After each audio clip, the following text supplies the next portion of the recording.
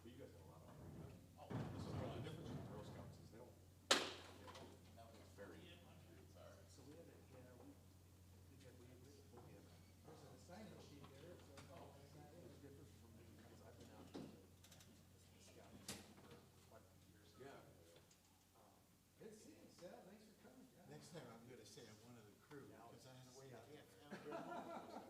So, the scouts, explorers, whatever they are, elements of the Yeah, yeah. So it's really neat to see that. This is good because the other farms, the screens are small. So that you can't see. Yeah. That's really cool. Yeah, so it'll be interesting to see. And I've had like different parts of the community reach out, because originally it was Tech First that reached out trying to do it. And then I was talking to her, and then she had reached out to the cyber reserve. And then lo and behold, it comes back to me and Tinny.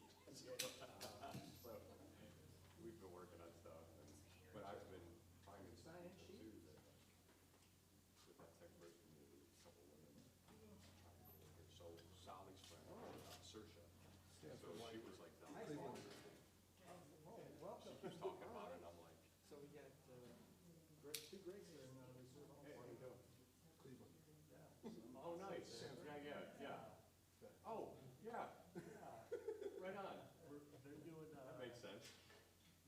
they're doing drill this day down in Cincinnati and up there in Cleveland. So Right. they're actually calling in, I think, the riddles and they're doing a meeting up there. Of course it is. That's awesome, dude. Well, yeah, Of course. Are you going to the Guardian? What? Are you going to Guardian this year down in July? Not sure, I have to, It's the big cyber exercise. yeah, Okay. because I can't do things on Saturdays. Gotcha. So, the colonel said that like I could participate outside of Yep, that, that but makes I sense. haven't had a chance to. Awesome. There's a sign-in sheet? So, That's awesome. Optional. It's nice to put a face to the name. yeah, it's like at, Sign-in Black sheet? Hat DEF CON, it was nice meeting some of the other region people last year. So, Oh, yeah. anyway, but I was very excited when you guys, when I saw that you guys were doing something here. Well, Yeah. I'll be pointing to you quite a bit. Yeah. Yeah, but, Hopefully they got yesterday's. Sanford's really good. Oh, so you're gonna lie?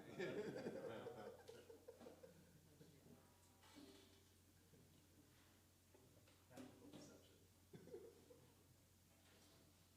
I'll just, plant those softball things. Yeah. Be the plant in the audience. So what does the cyber reserve do anyway? I'm still trying to figure that out. Oh, you ain't alone. Ask Greg, he's been here for years, he still doesn't know what they're doing. Sign-in sheet?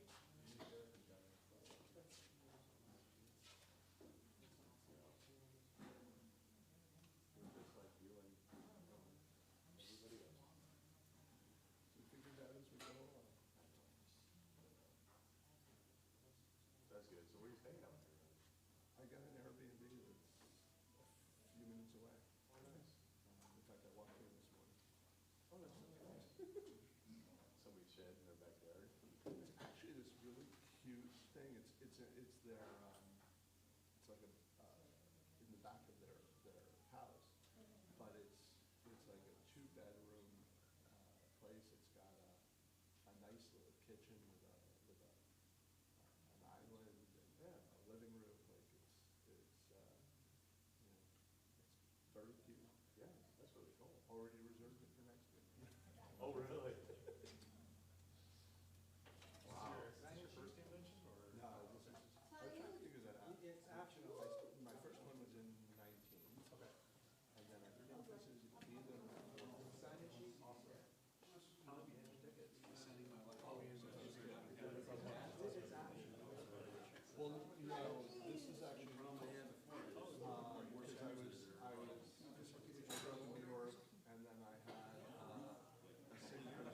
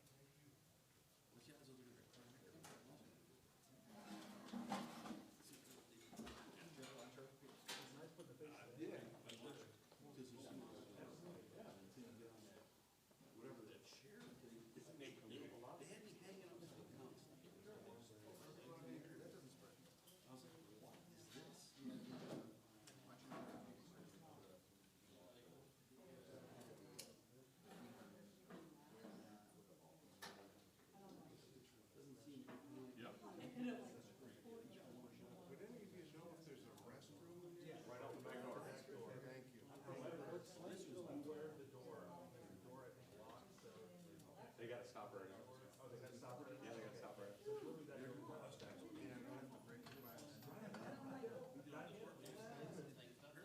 Hopefully the grass doesn't break when the door slams shut now because there's a rock in it.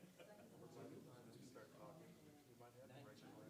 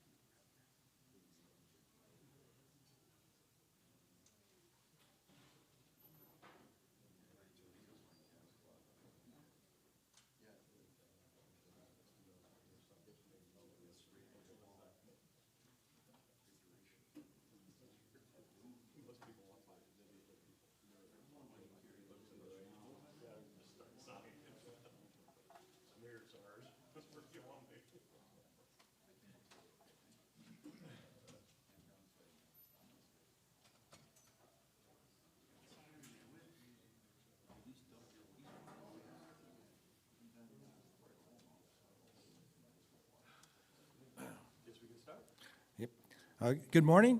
Thank you for coming to the Securing the Airways Cybersecurity for Radio and Beyond Forum. We have an optional sign-in sheet over there if you'd like to sign in. We'll use that to send additional information about cybersecurity. So the purposes of the briefing today is just to provide everyone a foundational overview of cybersecurity, common attack methods, and details of some past attacks. We're going to describe in some detail the 2024 cyber attack on the ARRL. It was a ransomware attack, and they ended up having to pay $1 million. Explore some common amateur radio cyber vulnerabilities, help you in your normal operations avoid some of the common cyber pitfalls, and then explain some educational opportunities. There's a great opportunity out there for our youth and adults to learn about cybersecurity and obtain a really good career path. So here are the topics we're going to go through. Just as introductions, we have a real outstanding team of presenters. I'll let each of them introduce themselves. So first up is Greg Yingling. Hey, good morning, everybody. Thanks for coming. Yeah, I'm Greg Yingling. My call sign is KE8YMA. I'm just a general class. I'm not as awesome as probably most of you out here yet, but I'm working on it. I'm working on getting my extra. Fun fact about that is that I've actually both my technician ticket and my general class ticket I've gotten here at Hamvention each time, so I've enjoyed that. I'm also a VEC, and again, I can only do technicians, VECs at the moment, but I do help out with that. Been doing 25 plus years experience in the IT field. I have my bachelor's in information technology from Miami University out in Oxford, Ohio. And for most of you techies in here, I've got numerous certifications here, most of the CompTIA ones, and working on my CISP at the moment. I work for the Department of War, doing cybersecurity out there. And I'm also the Ohio Cyber Reserve Cincinnati Dayton Region Lead. And we'll talk a little bit more about that here at the end. And we've got a couple folks here that are also with the Ohio Cyber Reserve that are in attendance today. And lastly, I'm also a cybersecurity education volunteer at the National Museum of the United States Air Force. If you guys are from out of town and have not visited that, please do that at some point while you're here, because it is a epic time. And I am also a amateur radio cybersecurity and resiliency advocate. So I'm here for you. I'm going to take the knowledge that I know from cybersecurity and try to help apply that and help you guys be more secure through your day-to-day lives. Okay, next is Michael Kraus. Michael's actually over helping with the test sessions today, but he is an extra class amateur radio operator. He's reviewed all the charts, provided some really good comments. He's spoken at some of the major cybersecurity conferences around the country, DEF CON 33. He's a volunteer at the Air Force Museum. He leads some of the summer cyber camps. Just an exceptional person. And next up is Rich Cutter. Hey, good morning, everybody. I'm Rich, KB8 LOE, been a ham since the 90s.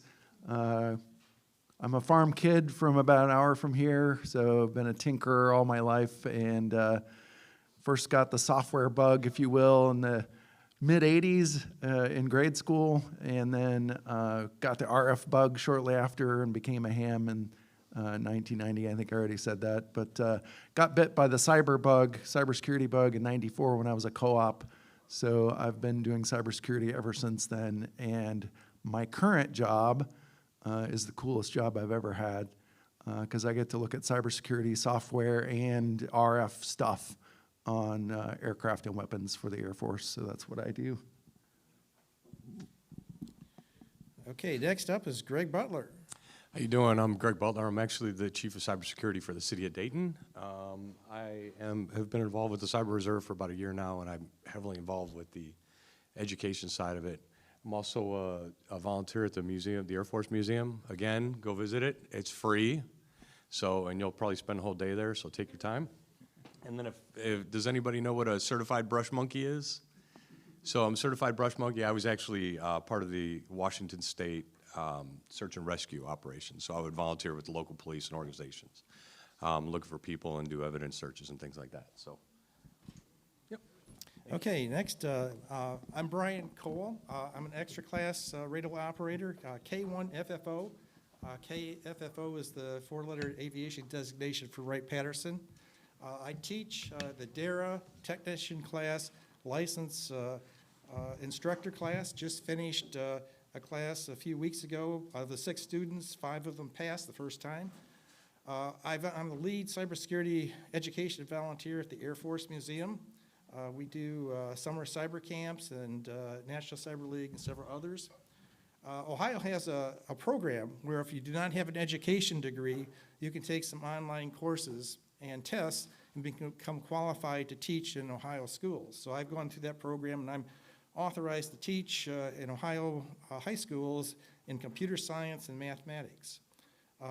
Member of the Ohio Cyber Reserve and lead the Educate mission. Some additional contributors, Dr. Cusimano, why don't you stand up? Retired AFIT professor, former Engineers Club director of the Tech Ed Committee, works at the helps at the Air Force Museum, does an outstanding job, and then Michael Bott and Brian Mork couldn't be here today, but they've done an exceptional job. So the first talk is just an introduction to cybersecurity. Rich Cutler, I can do the charts for you here, or you can come up. It's up to you. However you want to do it. Okay. All right, well, maybe I'll go up, because Okay. otherwise I got to look over my shoulder. All right, so from like a definitional standpoint, what is cybersecurity? It's the practice of ensuring confidentiality, integrity, and availability. That's sort of the textbook definition. By protecting your digital systems and networks from unauthorized access or usage. And I would also add making sure they're ready and useful for whatever it is you want to do. I'm going to take a step back from the slides for a moment and say that when you're doing cybersecurity, my first piece of advice to people is, what's most important to you? You know, if you're a 19-year-old kid without a lot of assets, what might be most important to you might be your hobbies. So, you know, if you're a Summits on the Air or a POTA guy, maybe your logs for all those events are what's most important to you. If you're somebody that's a little more gray, like myself, maybe what's important to you is the security of your retirement accounts and things like that. So I would, you know, before you start into your cybersecurity journey, if you're on one, which all of you should be to some degree, what's important to you? I would answer that first, because if you're in my job, there's way too much stuff to do. You got to figure out what's important and prioritize. So with that as a backdrop, so the CIA triad, again, we're going to jump into some of these definitions. Confidentiality is a protection of information or data from unauthorized access. Ensures that only authorized people can view that information. Ways that you might enforce confidentiality would be encryption, access controls, passwords, things like that. Integrity is the next leg on the triad. Basically ensures that the data hasn't been tampered with and hasn't been altered by a third party.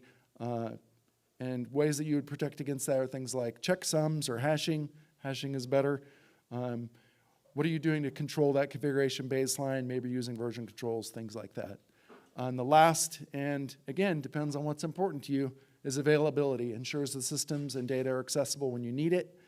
Minimizes your downtime and disruptions. Things you might do are having redundancy, failover, backups, protection against denial of service, things like that. So basically the three things are keep your data secret if it needs to be, keep it correct, keep it accessible. So as a weapon system guy, I'm more interested in availability if you're walking out to an airplane. If you're developing a weapon system, probably the most important thing is confidentiality, making sure the bad guy doesn't know what it is you're developing. So amateur radio service is basically availability in action. We're the failover guys for when the world goes crazy. You know, our mission directly aligns with cybersecurity availability, as I said, and it's right there in the code of regulations that establishes the amateur radio service. So a few terms that people use. I'm not going to go over each one of these. Threats could be actors, or they could be sometimes lumped by some people as part of vulnerabilities.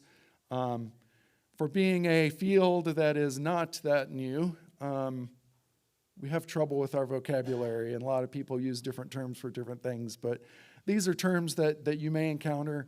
So an exploit is a method used to take advantage of a vulnerability. Malware is malicious software. Phishing is a trick that people use to steal your info. A firewall might block or protect different security domains between each other. And I'll jump on incident response is definitely an important thing for handling an event after it happens. So the modern threat landscape. Cybersecurity is becoming more and more important, as many of you probably already know, as things become more and more connected. I'm guessing if you walk over there and look at Yaesu or ICOM or Kenwood's greatest whiz-bang radio, it's probably got an Ethernet port in the back, or can talk Bluetooth, or can talk Wi-Fi.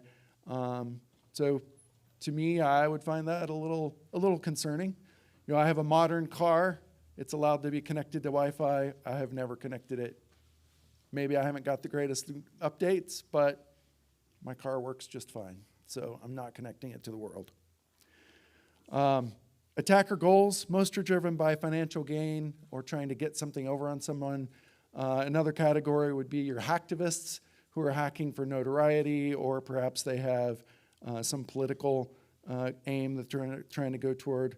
A layered defense, otherwise known as sort of defense in depth, the things that you use to protect your information.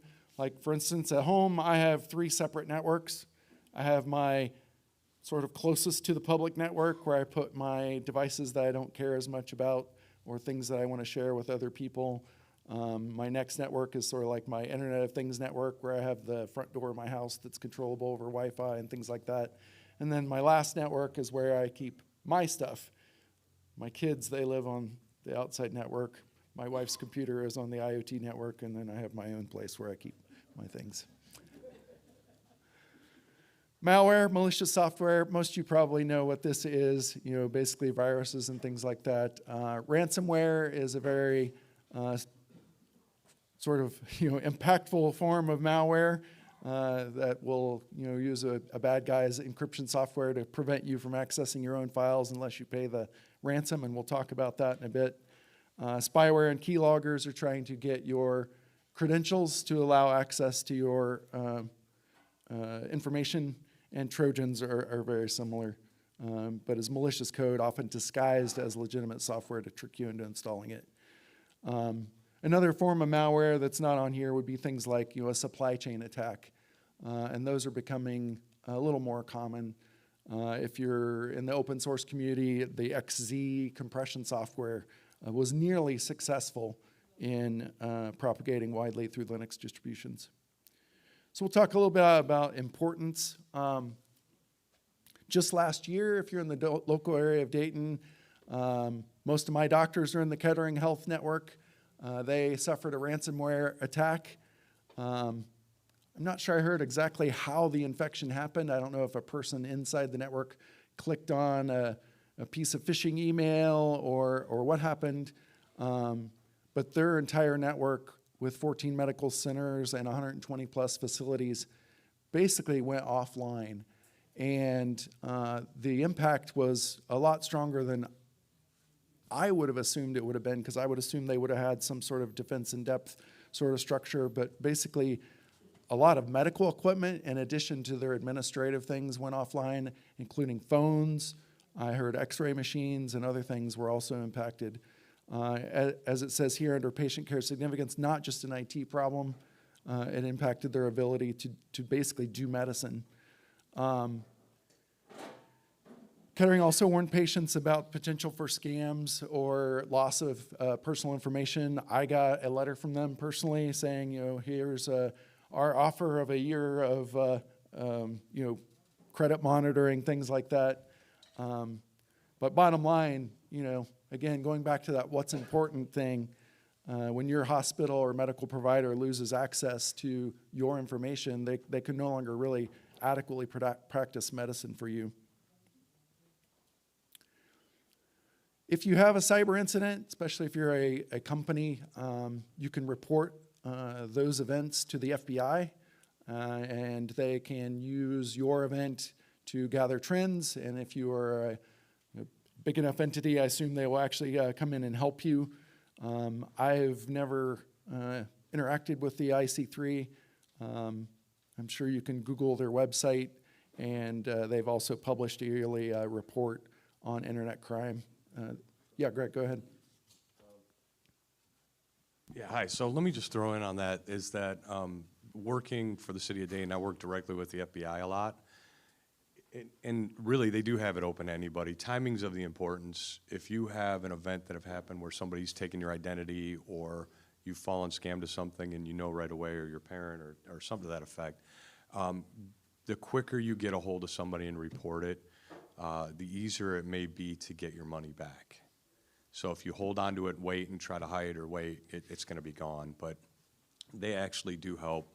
Local everyday people like you and I, you just got to make sure you report it pretty quick and get on it too. So that is awesome to hear. Cybercrime costs? Yeah. How would you report it? You just don't call 911, do you?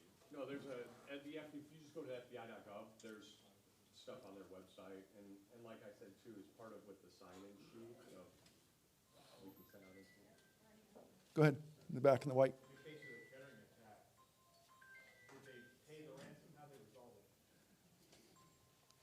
I do not know. I don't think they, I don't think they've publicly said. You don't think they paid? Yeah. Did anybody get fired? But yes, well, that's what I've heard. And in this type of field, we sometimes like to call that a resume generating event for, for some folks that's in there. To answer the question, no, I've not heard publicly whether they paid it or not. My assumption is no, due to the amount of time that it took for them to do recovery on their end. I agree with that assessment. Yeah.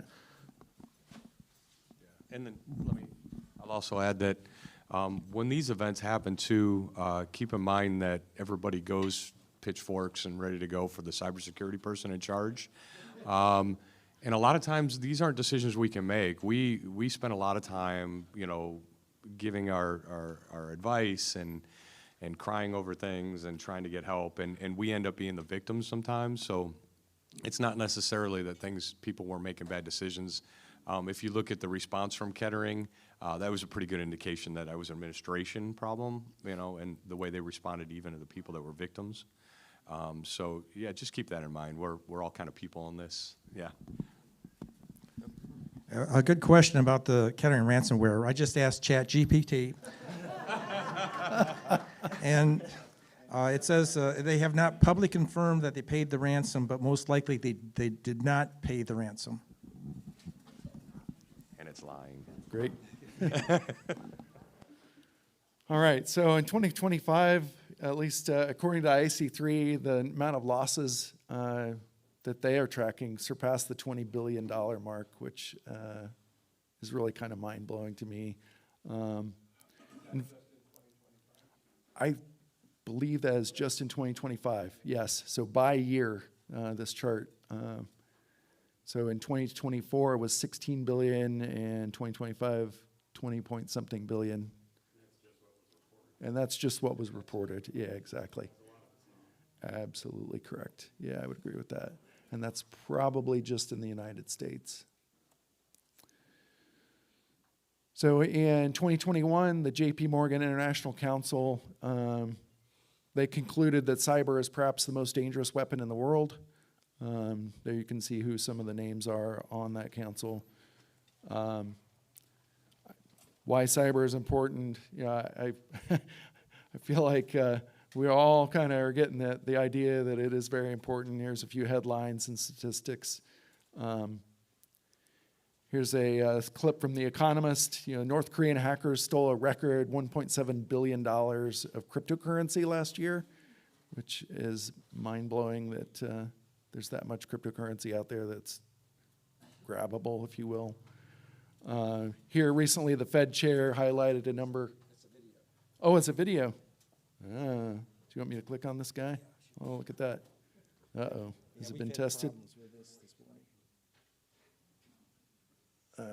How great is the threat of a cyber attack on the American banking system? A lot of attention and a lot of spending and work goes into protection of financial institutions, not just banks, but financial market utilities, all kinds of financial companies, to try to assure that this doesn't happen. Is the Fed doing enough to help these banks? We do have a role with the banks that we supervise and regulate to assure that they have good cyber defenses in place. And your level of confidence is what? It's day by day. I mean, the attackers are always improving their game, and the defenders have to be improving their game all the time. And you got to keep investing and staying caught up or getting ahead.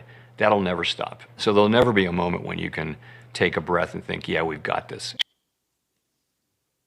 There you go. I survived playing a video in front of public people. So cyber attack fatalities. There's probably more than one example of this, but here's an example from Germany, where a patient died due to a delay in getting care due to a cyber attack. It says of 88% of healthcare organizations that experienced cyber attacks in 2023, roughly 20 to 30% reported more fatalities as a result. So this is getting real. Well, let me go ahead, and then Greg, so- you're up next. Yeah, great. So let me just add too that I met a young lady recently that's just finished her cybersecurity degree over at Sinclair University here, which is local. Her mother had cancer during the Kettering event and passed away because of it, because she couldn't get care. And she's on a revenge mission right now. So, and we've actually tried to connect with her and bring her in too. So that's good to have. But yeah, I mean, it affects people you know. It's bad. Awesome. So I'll talk to you about cybersecurity attacks, and we're going to kind of talk about how these are going to be protections for you as amateur radio operators. So thank you again. Good morning for coming. And you're in here on a rainy Saturday morning, so what better place to be in here in Forum 4 at Hamvention. So what I'm going to kind of go over is, talking about why cybersecurity matters to amateur radio operators, what is a cyber attack, how it applies to your shack, and some common types of cyber attacks encountered by some operators, ransomware, and we'll talk about the case study for the ARRL as well. So why does this matter to you guys? So cybersecurity is basically no longer a problem, and it's not limited to large corporations anymore or large government agencies. It's increasingly relevant to you as an amateur radio operator because you're relying on computers, you're relying on software, you're relying on internet connectivity as part of your stations out there. Modern amateur radio often blends that traditional RF communication, and it's now moving into things like digital modes, your FT8, your JS8 call, your logging software, log of the web, items like that. Where's my mouse here? Sorry, coming back. And other internet connected devices like, WinLink and EchoLink. So this is a big deal. It's a big portion of your day-to-day lives out here, and we're just going to kind of talk about how you can defend through that. So the main thing to understand is that these attackers are really like to get into systems and be in there for an extended period of time. The stealth really makes them particularly dangerous, and the damage might already be done by the time that you, the ham radio operator, kind of notices something's going wrong. So cyber attacks can originate from, a whole variety of sources, including organized criminal groups seeking financial gain, automated scanning tools that exploit for known vulnerabilities, or even opportunistic attackers who might stumble across an exposed system that's on the internet. So the systems that are often used are pretty low tech from a, human perspective, I guess you could say, but relying on social engineering rather than some advanced hacking skills, which we'll talk about here in a little bit of what that is. So an example that you could have would be, as Mr. Cutter talked about earlier, for phishing, you might have a convincing email that is claiming to be a software update, maybe for log of the web, or maybe it's a convincing email from your amateur radio club that they want you to click on something. And once inside, that attacker could download some additional tools like keyloggers or other types of malicious files that's going to capture keystrokes or encrypt your files, as we talk about with ransomware. So the main thing to know is understanding what constitutes a cyber attack is going to help you recognize that security threats are not abstract concepts. So several types of common types of cyber attacks that amateur radio operators are probably going to encounter, often in the same form seen by the general public. So phishing attacks are among the most prevalent, using deceptive emails or text or messages to trick users into providing credentials or downloading malicious software. As we talked about earlier with the Kettering attack, ransomware is another significant threat, encrypting your files or demanding payment for your release, or sometimes even affecting years of logs like your digital QSO files or records or configuration files.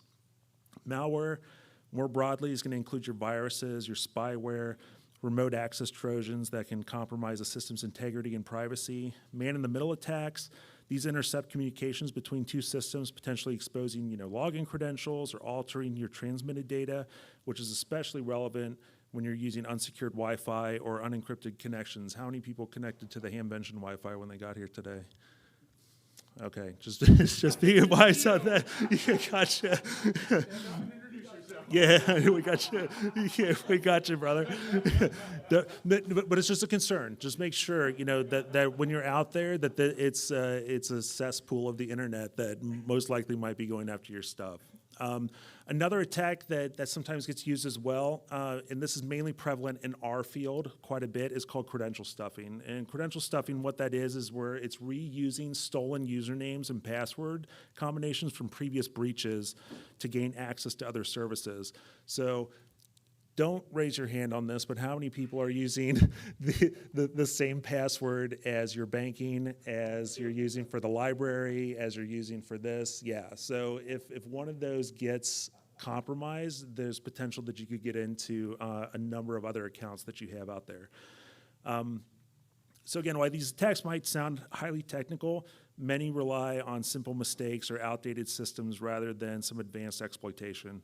So recognizing these categories helps you as a ham radio operator better understand warnings from antivirus software, from browsers or operating systems, and by knowing what types of attacks exist, you as a ham radio operator can more easily connect preventative measures such as strong passwords, updates, and cautious behavior to the specific threats that they're designed to stop. So let's talk about ransomware. So as we kind of spoke about with the FBI a little bit earlier that you can report to them, ransomware is a form of malicious software that encrypts files or locks systems and then demands payment, usually in cryptocurrency, in exchange for a decryption key. Now, for you as an operator, a ransomware infection can be devastating, potentially wiping out digital logs, your configuration backups, antenna modeling files, and contest records accumulated over many years. And ransomware typically enters the system through phishing emails, malicious downloads, or unpatched vulnerabilities in operating systems or applications. Once executed, it works quickly, often encrypting your files in minutes and leaving a ransom note explaining on how you need to pay that. So a critical misconception is that paying the ransom guarantees recovery, and that is not the case. In reality, many victims either receive faulty decryption tools or are ignored after they get the payment. So beyond the individual impact, ransomware has caused widespread disruption in hospitals, utilities, nonprofit organizations, demonstrating its ability to affect your critical services. And in our world, in the amateur radio world, such attacks underscore the importance of offline backups and system separation, as Mr. Cutter kind of talked about before. So operators who keep your backups disconnected from the main systems can restore that data without paying attackers, and understanding how ransomware works, you know, it's going to kind of help you prepare for that as you move forward in the public. All right, so let's talk about the ARL ransomware incident. It's a pretty compelling case study for the amateur radio community. So in this incident, if you're not familiar, attackers gained access using some compromised credentials that had been obtained from an external source. That external source was the dark web. If you're not familiar with the dark web, don't ever go there. It's the worst cesspool of the internet that you can be on. It's a lot of hackers. There's a lot of crime. There's a lot of information that goes on there that is just not pleasant at the same time. So once inside, those attackers remain undetected for weeks, and I'll emphasize, for weeks they were in there. And they were carefully kind of exploring all of those systems. They were laterally moving, trying to see what the crown jewels would be of that terrain, and then preparing some payloads on systems to detonate at a certain time. And then when the ransomware was finally deployed, it impacted all the internal IT systems and some of the online services such as Logbook of the World, their membership portals, educational resources. But here's the thing, is importantly, as we talked about earlier, you know, over-the-air amateur radio communications were not affected by this. And this kind of reinforces us and our resilience towards RF-based systems. However, the disruption to supporting services was significant and long-lasting, and this incident illustrates how cyber attacks can bypass the radio layer entirely and still have major consequences for the amateur radio system. Let's move on. Bear with me here. Yes, sir. And ChatGPT says it that way too. Yes, sir. So that's the understanding that we had, that they had backups for everything and they were able to restore it. Hence, there wasn't too big of an impact with the Logbook of the World moving it. Yes, sir, in the back. So, yes, sir. So they had both. So they paid the ransom for it, and then I think the idea was that there were some incidents where there wasn't data that was fully able to be decrypted, and so they still had backups that they were able to use for that. That's a very interesting question, but I think it's just. Oh yeah, 100%. Totally agree with you on that. The risk with that from the backup standpoint is the fact that, okay, here's your decryption key, here's the stuff that's decrypted for you. However, they weren't aware of how far back that the actors were actually in their backups for that. So they reverted back to an even earlier backup from that to make sure that they were clearly contained from the environment. Yeah, and let me also add that time is of the essence too. So to fully wipe every device, every location, all of that stuff, the quicker they can get back on, the quicker operation's gonna happen. It's just sometimes you're serving the public, you gotta do what you gotta do. To a point, yes. Yep. Yep. So did they recover it with a key? Did they unencrypt things? I'm not sure all we know that there was a payment that was done for it, and we do know through some other channels that backups were used in a way. I'm not sure if it was just provided a key or if they were given a piece of software that would do the decryption for them that had the key embedded in it. So I'm not sure. It's a good question. They're very, very good questions, and we don't have complete information. But with ransomware, there's two concerns: one, losing the data, and one with publicly displaying or releasing sensitive information from an organization. So there's really the two concerns. ARL has a website page that explains this, but we don't have the complete information. But I suspect there was some sensitive information. Yeah, good questions. Yeah, very, very good. So some lessons learned from this case kind of include some credential hygiene. That was part of the issue that was done on how the attackers actually gained access in there. They were able to purchase these credentials off the dark web. Network monitoring and incident response planning. At the time, our understanding that we've heard from some back channels that there really wasn't a cyber incident response policy that was put together. They had an incident response policy, but not a plan on how to execute a cyber incident response plan. And the other thing too, a big takeaway from this, as we've already just discussed here, for most of us that are paying ARL members, transparency was a big thing as well that kind of came out of this. You know, that was a good question. I don't know.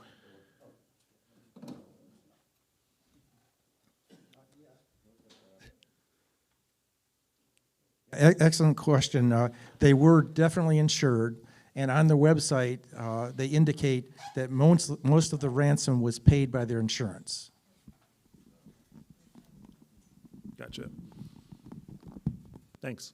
So the takeaway for you as a ham radio operator, just make sure that you're using strong passwords, using multi-factor authentication when available, and just know that these aren't optional luxuries anymore to use. This is kind of a way of life that you need to start looking at for some things, just to kind of encrypt and protect most of your data. All right, so let's talk about some cyber risks that are unique to the amateur radio stations. So as you're aware, you know, your radio station in your shack is going to face a unique blend of cyber risks due to your hybrid nature. So combining RF equipment and general purpose computers and specialized software. I'm a big FT8 guy. I'm a big FT4 as well.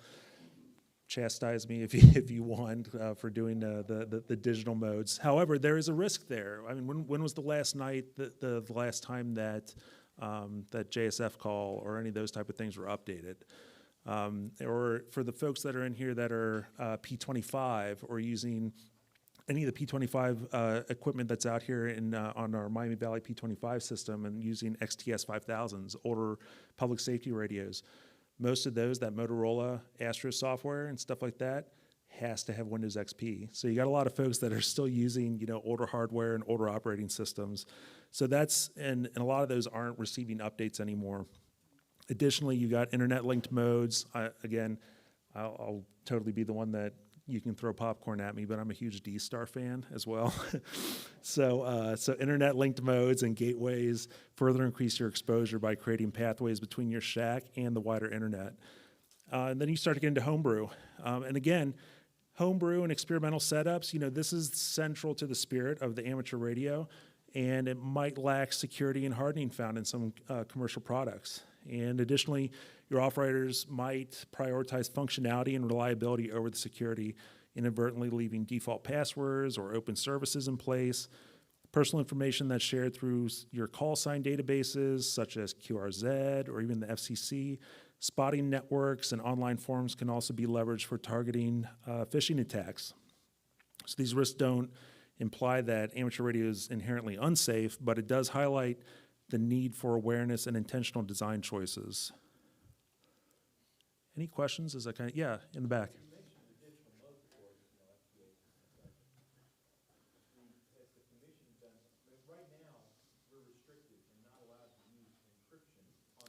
Yes, sir.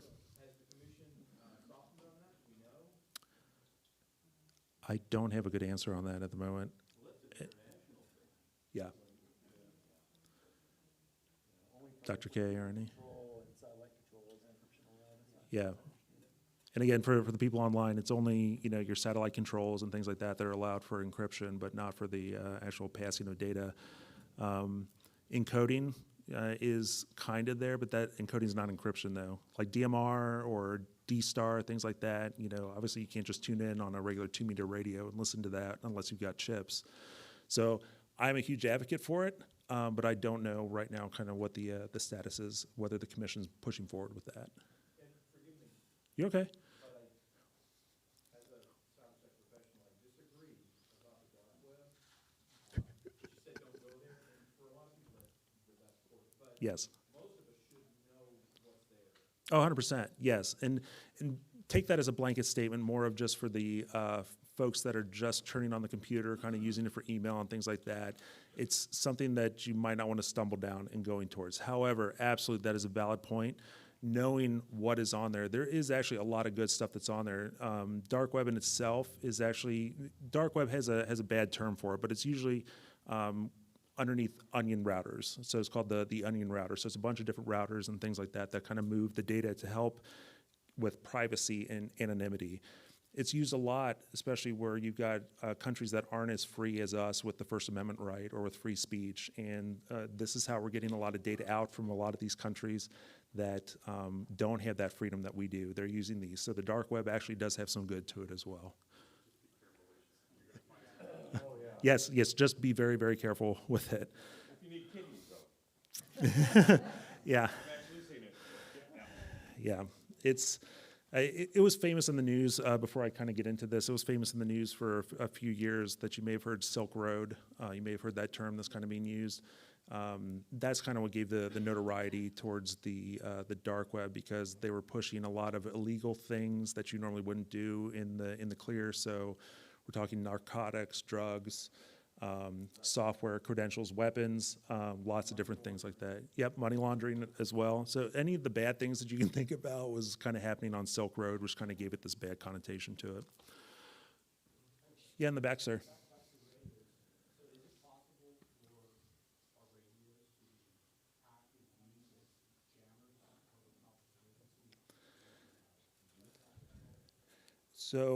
So I'll give the blanket answer, and maybe if anyone in the forum wants to kind of jump in on this. As a blanket answer, anything is possible with that. And I know that's not the answer that you want to get. However, judging by what we've seen, especially after the, going back to the October attacks that had occurred over in Israel, and seeing how Mossad was able to infiltrate ICOM and be able to, whether they were actually through ICOM or whether they were through a third party, but able to integrate into those explosive devices that they could send a certain frequency to and detonate on a lot of high-ranking Hezbollah folks. I'll say that the possibility is there. I mean, it's not something that's out of the ordinary. As you look into like data, as we're working into digital modes like FT8 or looking at even D-Star modes or DMR, the capability is there.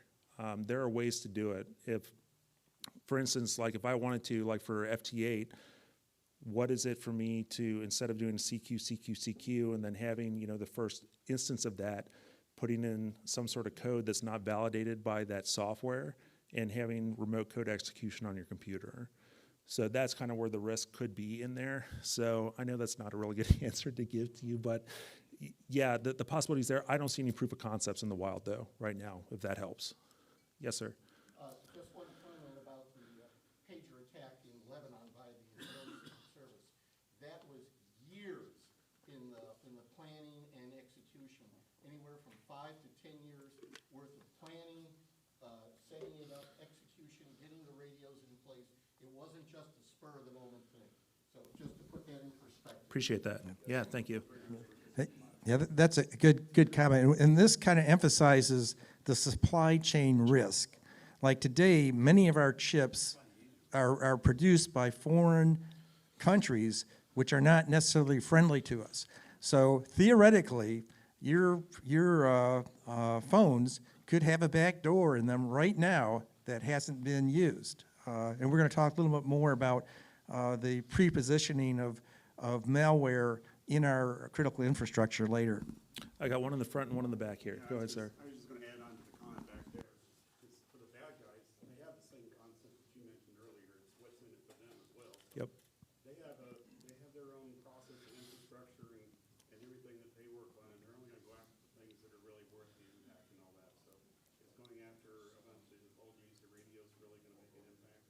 Right. But it's pieces of information, and that's the thing, is a little from you, and a little from you, Yeah. and a little from you builds a story. And that's how they tend to piece Would things you together. happily give up Facebook? Gentleman in the back. Yes, sir. We have 4 System Fusion repeaters, and just recently they upgraded their WiresX software to a 2.0 version because of security. They went from an IP version 4 to an IP version 6. Now, they just generally said it's more secure, but could you elaborate where the security is and transfer from IP 4 to IP 6? All right, and I'll be upfront with, I am not a fan of IPv6 to get into it. And again, this is just Greg's personal opinion on this. I think it's more security by obscurity with that. If that's all that's being said, and the reason why they're updating it is because we're securing it more because we're moving to IPv6, you're looking at security by obscurity. All you're doing is you're changing from an IPv4, which is going to have, a certain set of octets within there that's pretty easy to remember, to where now you've got something that's actually at a hash level almost, of where you've got much more items to remember that most people aren't used to using IPv6 with. That's in my opinion. Go ahead. I was expecting your opinion, but the space in IPv6 is so huge. Yeah. Beyond mind-boggling compared to standard internet. So it does help with security through obscurity, but also IPv6 has inherent IP security stuff. Yes, sir. The downside is you don't have to turn it on. So IPv6 Yes, sir. I'm a big fan of those. Yep. Not a knock on those, but they're going to IPv6. I don't know that it had anything to do with security. It had to do with compatibility because Okay. our ISPs are all going to IPv6. So And that makes sense too. where they want to continue to remain relevant, they've got to support it. And like you said, that there are security features can be implemented. Also, too, it takes out setting up manual port forwarding. Yes, sir. In a way, is security. Correct. So you don't have to set up port forwarding anymore on IPv6. So that's a good thing and a bad thing. 100%. Yes, sir. Yaesu gave a presentation yesterday. They talked a lot about Wires 2, and there's more security in it than just going to IPv6. Okay. If you go over to the Yaesu booth, they'd be more than happy to tell you about Wires 2.0 and all the new security features. Perfect. Very good stuff. Yeah, thank you. I'll kind of breeze through this real quick. So MCOM, is another big portion of what we do as amateur radio operators. But the really big part that I wanted to stress here is literally stress. When you're doing this and you're working in an emergency, operators might be under stress. And in that case, you could be more susceptible to mistakes, which could increase the risk of you, doing a security lapse, maybe clicking on an email that you normally wouldn't click on, or doing a certain thing that's a little bit more insecure just for that moment that could inherently make your entire system more at risk. So again, the main thing that I wanted to get across here from an MCOM period is just, maintaining your updated software, verify your backups, and document your recovery procedures.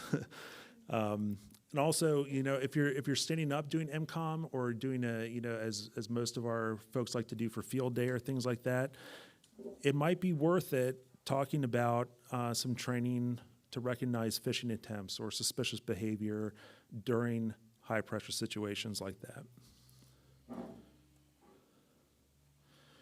All right, so again, we're going to talk about my favorite stuff again. So digital modes, we got APRS, FT8, JSA call, WinLink, tremendously efficient, tremendously capable, but also depend heavily on software. And as we've already kind of touched on here, a lot of software can contain vulnerabilities, and particularly if they're outdated or no longer actively maintained. So in some cases, like we talked about a little bit of risk here from it, malformed packets or unexpected input can trigger some crashes on systems, or in rare instances, allow for remote code execution. So more commonly, that risk is lying not in the radio protocol itself, but it's in the operating system or the libraries or supporting tools that are used by those applications. So running digital mode software on the same computer that you're using for personal email or banking or web browsing is going to increase the potential impact for an infection. So best practices are going to include keeping your software up to date, using reputable and actively supported applications, and isolating your radio systems from sensitive personal activities. For me, all my FT8, JSA call, I try to join the Hellschreiber one that's done in October. I have that as a simple, just janky laptop that I use for everything on there. I make sure that I don't do anything else that's on there. All of that is just focused specifically on amateur radio. If you're really talented like Mr. Cutter here, you can do virtual machines on a dedicated shack of computers and some additional separation from there too. We talked about a little bit the segmentation of your network. We've got our IoT stuff on one segment of the network. We've got our personal stuff on another one. We've got one that's just open to the public. A quick fix that I've kind of talked about, even like to my parents, instead of buying a whole bunch of really expensive hardware, most routers or most Wi-Fi routers that you get, I know Linksys, Netgear, they have a capability to where you can do a public network or like a guest network that's on there. And that's kind of what I've set up, because on the guest network, you can have that completely isolated from your internal network. So on the guest network at my parents' house, I have it set up to where their Ring camera and all that type of stuff just goes onto the guest network. It doesn't touch anything on their internal network. It's a completely separate password, completely separate SSID. So that's a quick kind of fix, or I don't want to say a fix, but it's a quick, mitigation there that could kind of help out when you're looking at trying to segment out your network. Let's talk about some linked modes here. So DMR, just know, like we talked about now with YSF and things like that, these are going to rely on gateways and servers and remote administration interfaces. So if you're an admin of like a D-Star repeater or a D-Star gateway or a Yaesu System Fusion system, make sure that you're not using just generic passwords. If you're using SSH going into that, try to use key pairs.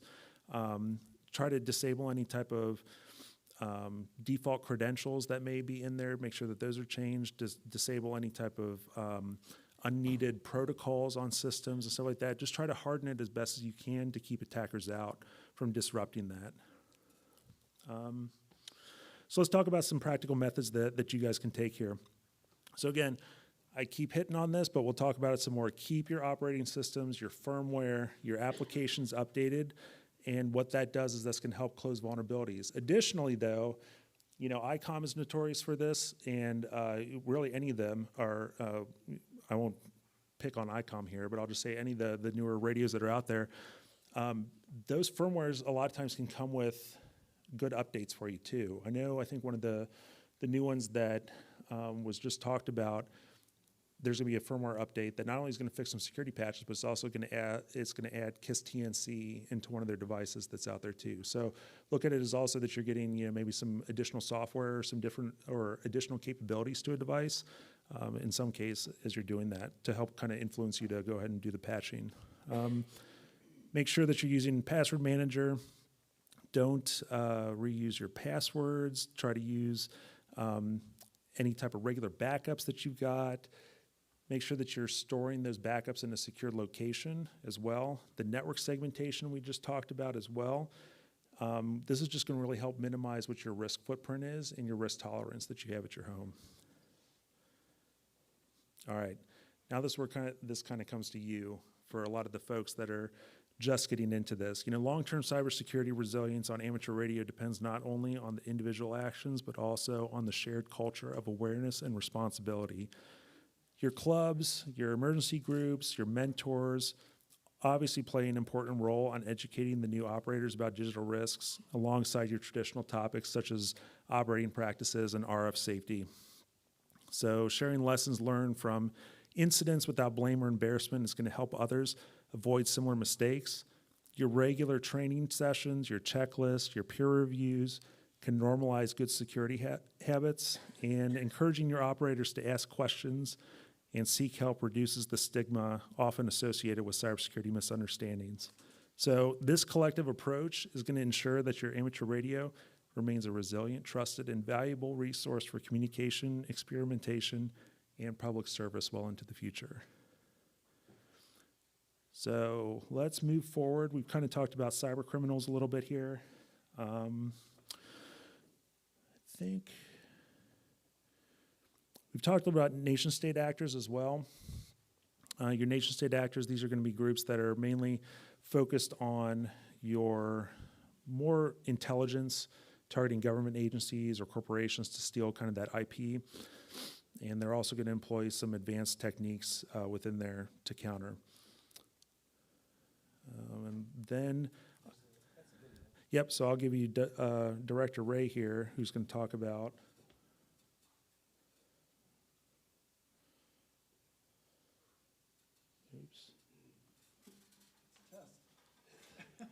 Here we go. Look at this.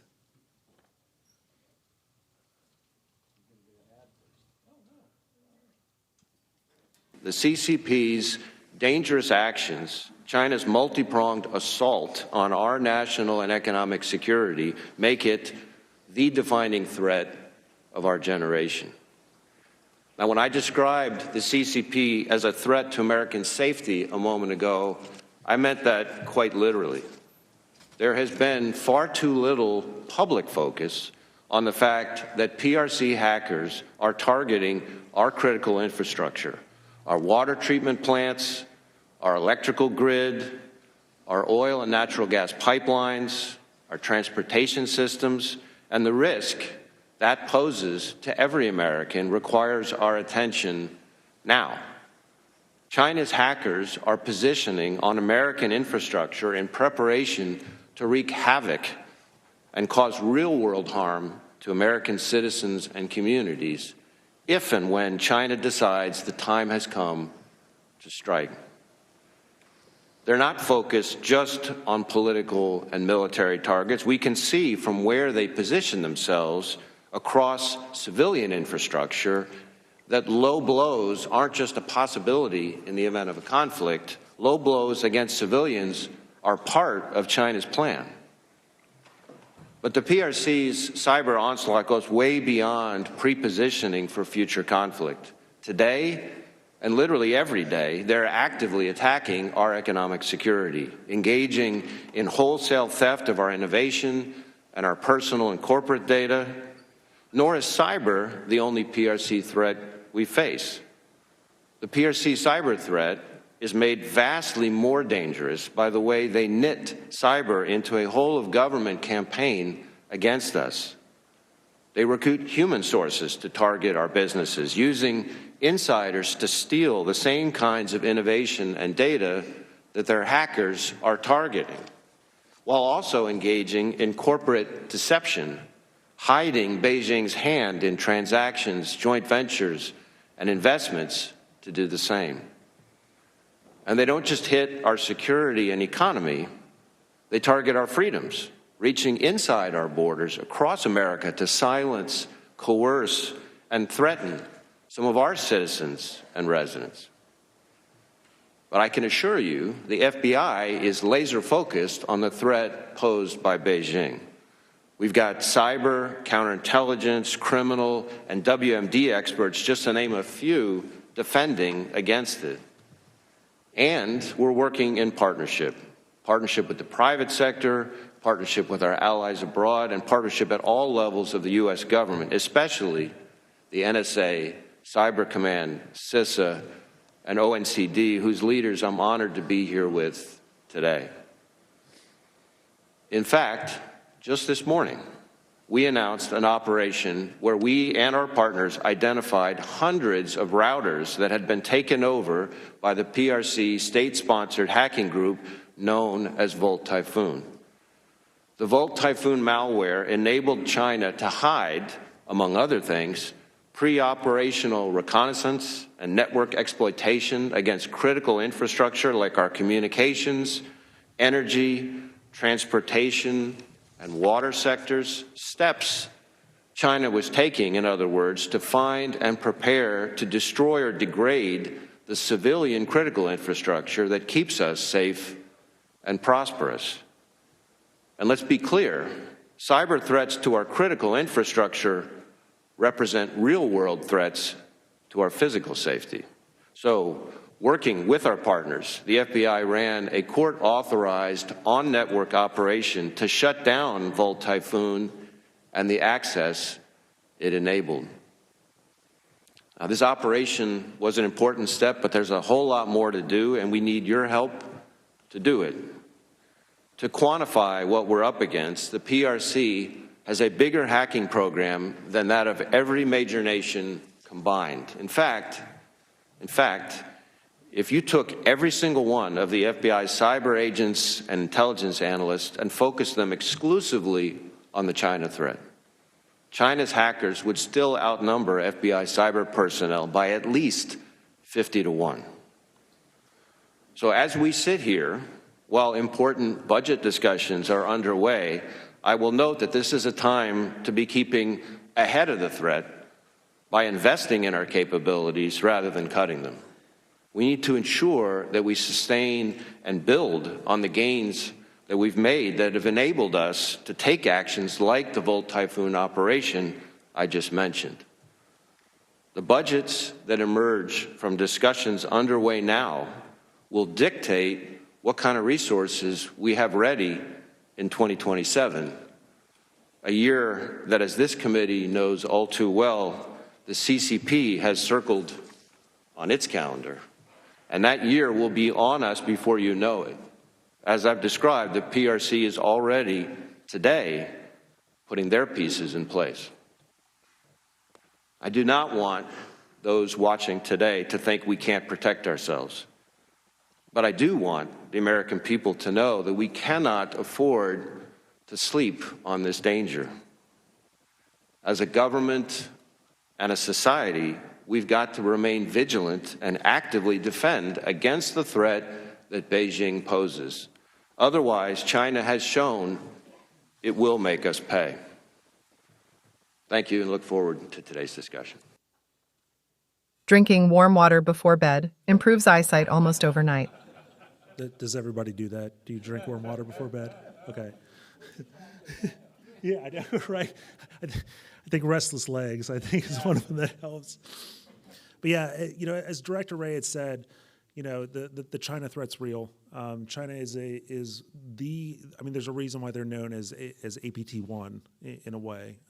Yes, there's many other facets that are within there, APT-41, like that, but the threat is real here. And if I recall correctly, the operation that was done that the FBI had done on kind of ripping out Volt Typhoon out of most of your small office and home office routers was both due to a exploit that was in the firmware that was updated, and then I believe also default passwords were also kind of used initially. So just another thing to further reinforce, just don't rip something out of the box and plug it in and go, try to get in there and make some configuration changes and change those passwords. Yeah, go ahead. In Let me add to that too, that just because you have one of these devices, they may not be going after you. They could then turn that device into a bot and use it for nefarious purposes to then turn around and attack the government. And it's not a good thing when the FBI comes to your house asking you why you're attacking, federal services. Yeah. So keep in mind that just changing an administrative password, takes away half of your threat right there. So. Yeah, very good. In the back, yes, sir. About a month ago, I was in Singapore and Malaysia, and their society, they're trying to get the kids to start at about the age of 8 to learn about artificial intelligence and remote intelligence for robotics. But those societies are very influential under China's umbrella. But they're starting the kids out at about 8 years old. Absolutely. Yeah, and you're seeing that a lot too, even in the European countries as well. Estonia, for one, is huge. They suffered a cyber attack back in 2009 that really just completely did a 180 of their country of, okay, we need to lean hard into this now. So from a quote-unquote STEM perspective, this is something that, they're starting them now. It's, 7 years old, trying to get into that field. And it's really shown since that cyber attack has happened to now that they are just really at the top of their game. Yes, sir, over here. This was in January 2024.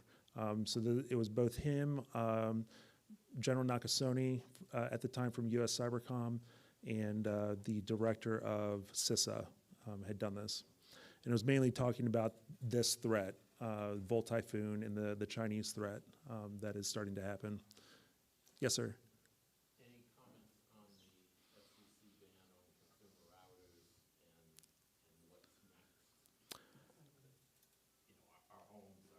Yeah.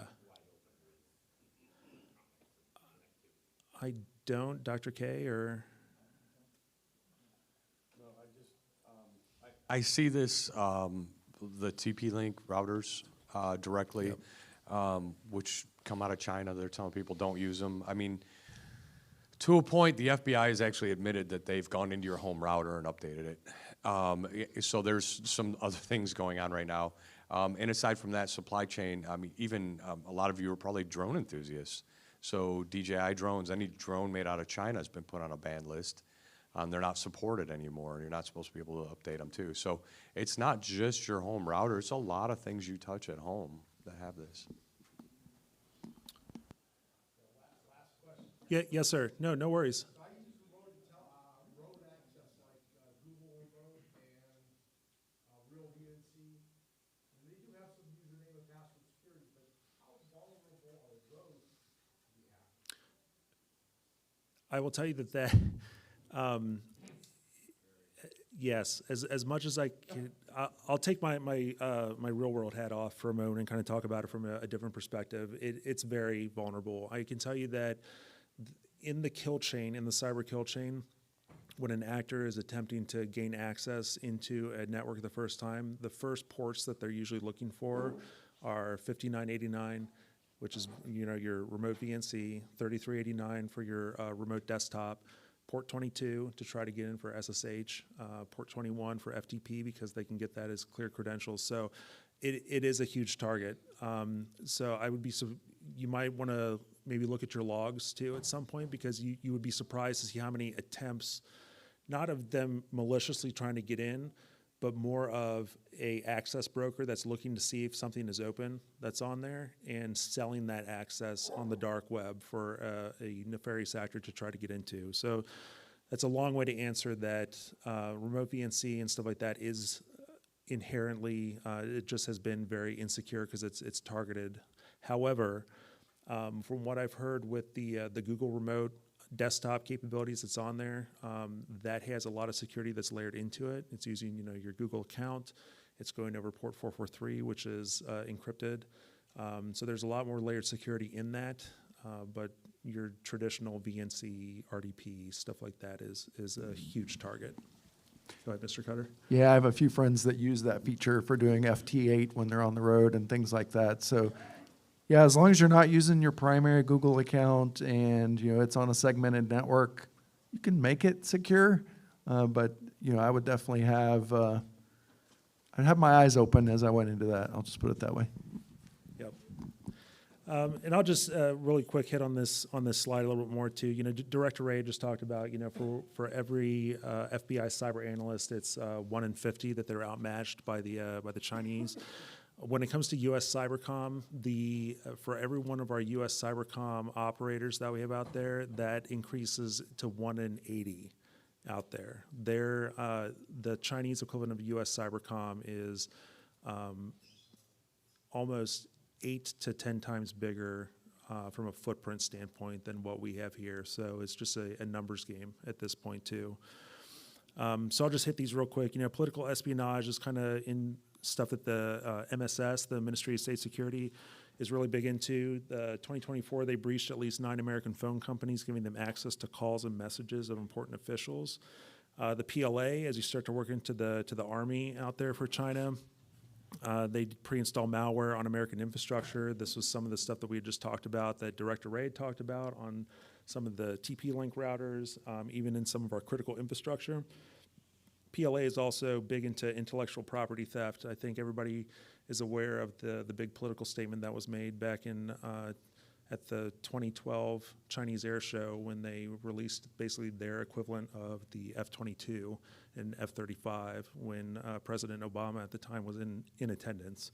So it's out there. There's stuff that you can Google on the internet to where you can see that there's exact copies of the stuff that we are building here in the United States in the armed forces level, and there's exact duplicates of what the Chinese have basically taken from our cleared defense contractors and are just using that intellectual property because they're saving money on the research, the development, and they can just put it in at that point.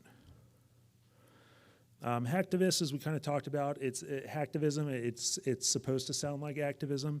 You got individuals or groups that are driven by an ideological or political motivations. You could argue that Iran has a lot of hacktivism components to them. One of the things that we saw for the folks that are local here to the Dayton area a couple years ago, it made the news that a lot of water treatment facilities were starting to get hacked, and one of them was actually the Montgomery County water treatment facility, and it was done by an Iranian actor. And the idea behind it was, it wasn't everything that was being attacked. Specifically, Iran was targeting an Israeli PLC manufacturer to make a statement from there. So any systems that were running this specific piece of hardware was targeted by them to get in. So it was mainly trying to make a statement. You'll see DDoS, website defacements. Another example that's on here is Anonymous. And then your emerging threats. This is my last slide to talk, but AI-powered attacks are just getting unreal right now. You know, even from talking about a year ago to when I was talking with a master's student out at the Air Force Institute of Technology who was working on this, the main issue that he was having of building a model that could actually hack into a system and using that data, learn from it, and start to laterally move across was the hallucinations. That was the issue because, all right, you have an issue where I try a device, I get so far, but then I have to go back to another device because of the fact that I can't get in too far. The model itself couldn't go back and remember what was talked about, so it was trying to hallucinate and think that there was more information than what it really had. That was just a year ago. Now that is almost completely gone, to where the issues that you're seeing now, the AI-powered attacks have just grown exponentially. So that is the next big thing that's going on, and it's just so fast. Now, luckily, the defense side is also using AI power to where we can use that from a defensive mechanism, but it's just going to get worse as it moves through. Supply chain attacks, we've kind of talked about. This is where, you know, a third-party vendor is actually compromised. ASUS was a big one a couple years ago where their BIOS update server was compromised, and a malicious actor was able to inject malicious code for people to download so it looked like a legitimate update. SolarWinds is another one that people have heard about back from our COVID period. IoT is another one. Your refrigerator probably doesn't need to be connected to the internet, but it's one of those things that it's an easy way for groups to get in and use that to laterally move across the network to a bigger target of opportunity that they want. And then 0 days. The reason that they're called 0 days is because of that. They have literally been out in the wild for 0 days, so there's no defense that's against them. There's no patch that's available for them. You see this a lot with nation-state actors because they've got some really hard exploit that they want to use, but they usually treat those as gold because once they're in the wild, then you've basically burned that capability at that point. So I will move this over to Dr. Cowell, who will talk about the cybersecurity education opportunities. Thanks, Greg. That was good. Okay, great discussion so far, and great questions. Keep them coming. So I'm going to just talk a little bit about some of the cybersecurity education opportunities for the youth and for adults. I'll go through Cyber Patriot, and there are some all ages opportunities.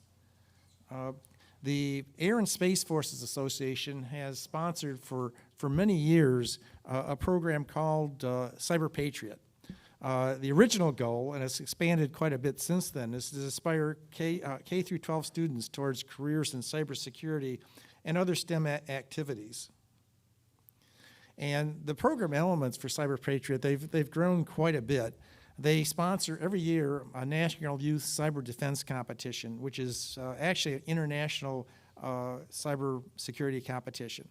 Every summer, they sponsor summer cyber camps. They actually have 2 programs for elementary school kids. They have an education initiative. They can go online. You can take your elementary school kids or grandkids online, and they have scenarios about passwords and threat actors that they can kind of walk through that'll reinforce some proper cyber hygiene concepts. And they also have programs for older folks like ourselves, cyber generations and tech caregivers, where you can get online and go through these programs and get really smart about cyber hygiene. So I'll talk a little bit about the National Youth Cyber Defense Competition. I've done quite a bit with that. It's a very, very active and very, very good program. It's the world's largest cybersecurity competition. It's open to all schools and approved youth organizations. We have Civil Air Patrol units involved. We have Scout units involved. So just about any, and even homeschool. So virtually any youth organization can be involved in Cyber Patriot. And here's some of the skills they learn. They operate in teams, and not only do you learn about cyber security, but they also learn how to work as teams. We've had kids in these competitions. They're often in a room with 6 of them, and they just have to work together to solve these problems.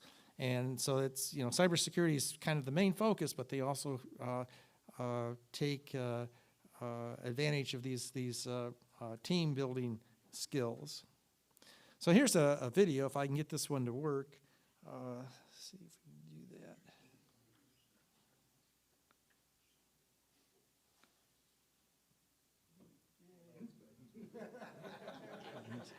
So it's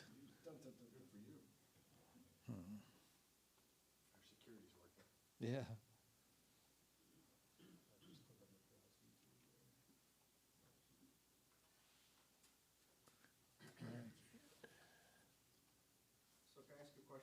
Yeah, definitely.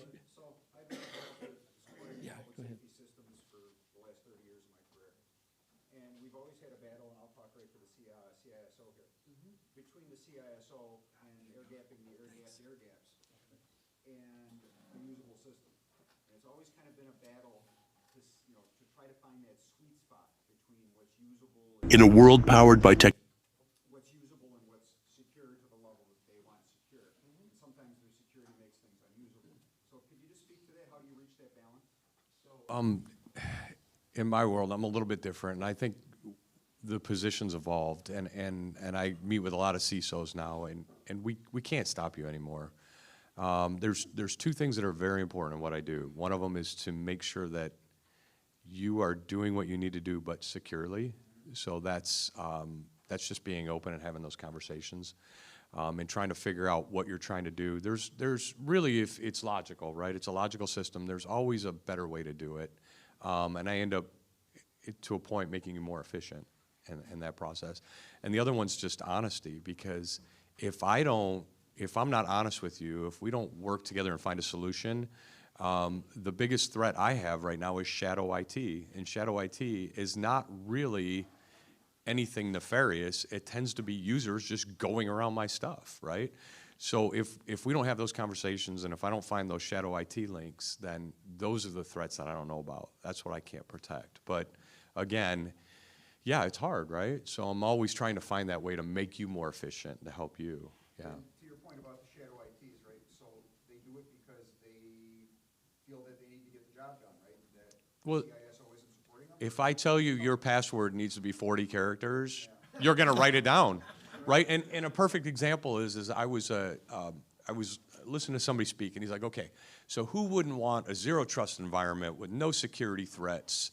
You could have all the passwords that you wanted, and yeah, that's what we want, right? And his picture was a notepad, was an actual handwritten notebook that you wrote all your passwords down and you put it in a safe.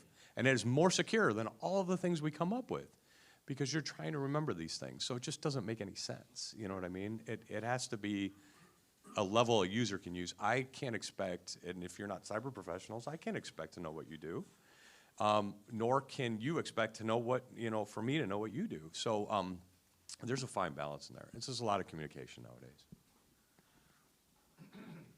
Technology, where every system is a target, a new generation must rise. Cyber Patriot, the National Youth Cyber Education Program, is where that journey begins. Created by the Air and Space Forces Association, it prepares students to defend the digital frontier. At its core, the National Youth Cyber Defense Competition, the largest in the nation. Here students become cyber defenders, securing networks, stopping threats, protecting what matters. But the mission goes further. Through AFA cyber camps, students train.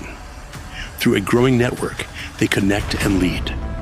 Early education sparks curiosity, while outreach programs strengthen entire communities.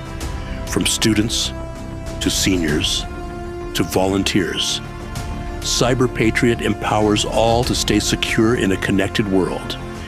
Because the future isn't waiting, it's being secured right now. Congratulations on getting this far. Every team here is a winner. Our nation is in a critical crossroads when it comes to cyber. Everything we do evolves around cyber, and the enemy is getting more and more sophisticated. We look at the cycle time for cyber education today to be 6 to 8 months, which means every 6 to 8 months, new rejects, new threats is being identified. So for you, I want you to be trained to be agile, resistant, resilient.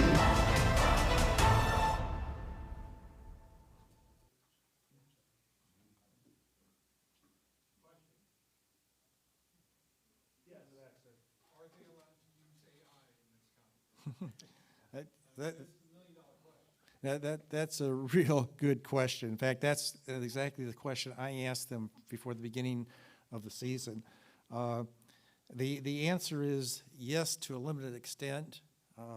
They've had some kids try to interact the problems directly with AI. So to a limited extent, yes, they can use AI.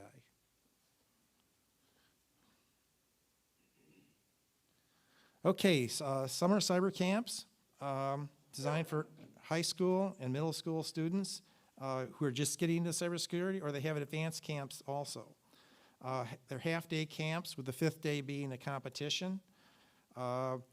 Here's kind of you probably can't read this chart, but it's basically the difference between standard and advanced camp is the networking, Cisco Packet Tracer. One thing that's probably really important is that we do a lot of work with the Air Force Museum, and the Air Force Museum sponsors 2 on-site camps, July 13th through the 17th for the standard camp this year, 20th, 24th for the advanced camp.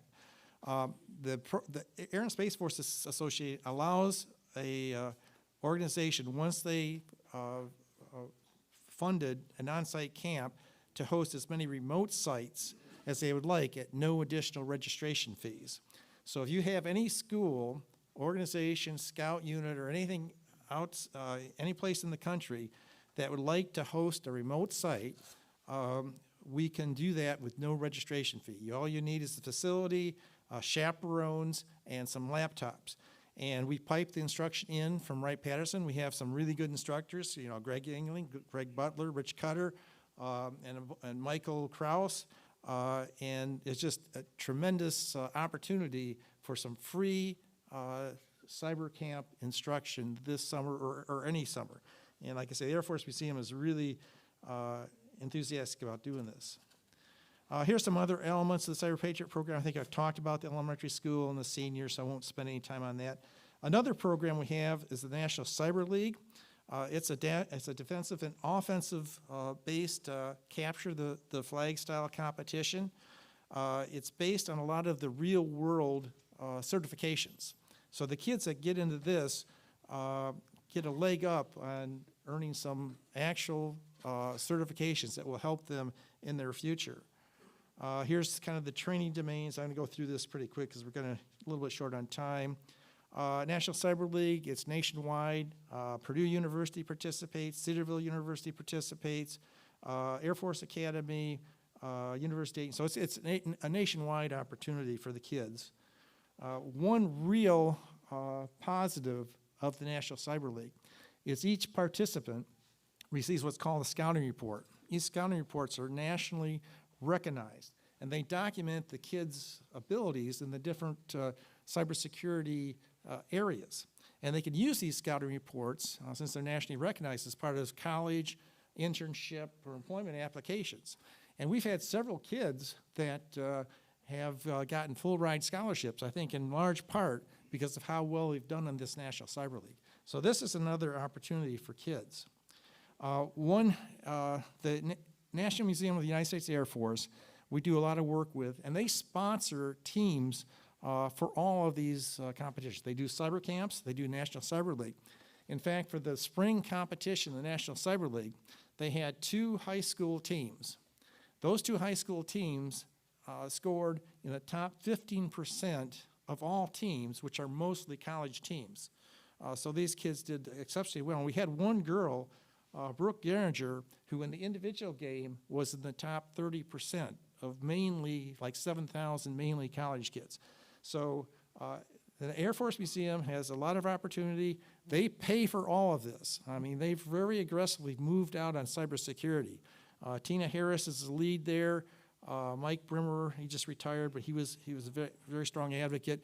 They have come up with funding. I needed $300 in about 2 weeks. They were able to give us $300 in 2 weeks to fund some of these programs. So if you're interested in any of this, put your name on the sign-up sheet, and I will send you some information about how to get your kids or grandkids involved in these programs. I don't think we have time to do this, unfortunately. There's some online games I had, but I don't think we're going to be able to do it. So I just wanted to give a kind of a closing summary of the Ohio Cyber Reserve. The Ohio Cyber Reserve is an actual military unit attached to the state adjutant general. We can be called active duty. It is the only military unit I've ever been in that has no age or fitness requirement. We have people, which could be a good thing, but we have folks that are actually in wheelchairs that are members of the Ohio Cyber Reserve, and they can be called to active duty. So we have 3 missions. We have it was founded in 2019. Ohio Senate Bill 52, the government signed off on it. Civilian volunteers, critical infrastructure defense. Our 3 missions are assist missions. We will go to schools, water treatment plants, any other organizations, and do a cyber resiliency assessment of that organization for free. We also are restricted to only share the information with that organization. We sign non-disclosure agreements, so if they come to your school, and most schools are really in pretty bad shape just because they have no funding for cybersecurity, we will give you a very detailed report of how to improve your cyber resiliency, and you are the only ones we can give that information to. So it's free, and it's quite an advantage. Same thing for water treatment plants. Cyber response, we have several incident response teams that can go help with an actual cyber attack. They've gone to Columbus and Cleveland. And then we have the Educate mission, which is the one I lead, and we go around to schools and we help with the education curriculum and. Can I add something real quick? Sure. For the Cyber Assist, Dr. K really hit on that for our schools, but this is also open to any political entity. So if you're a CISO or part of a city or a township or anything here in the state of Ohio that receives, public tax money, you're eligible for getting this. Great point. Okay, I think I have.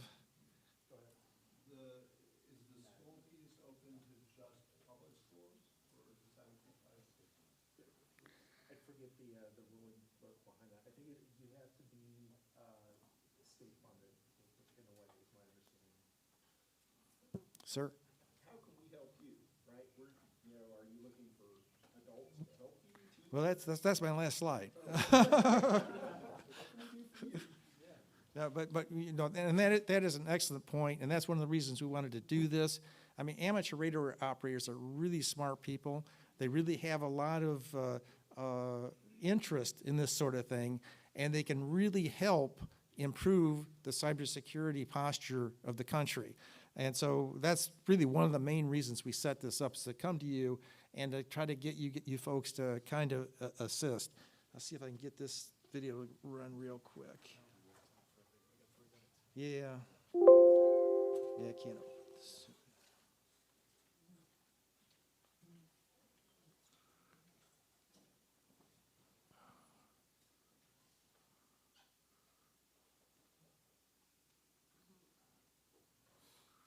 Yeah, well, I think we'll just skip that, but in case.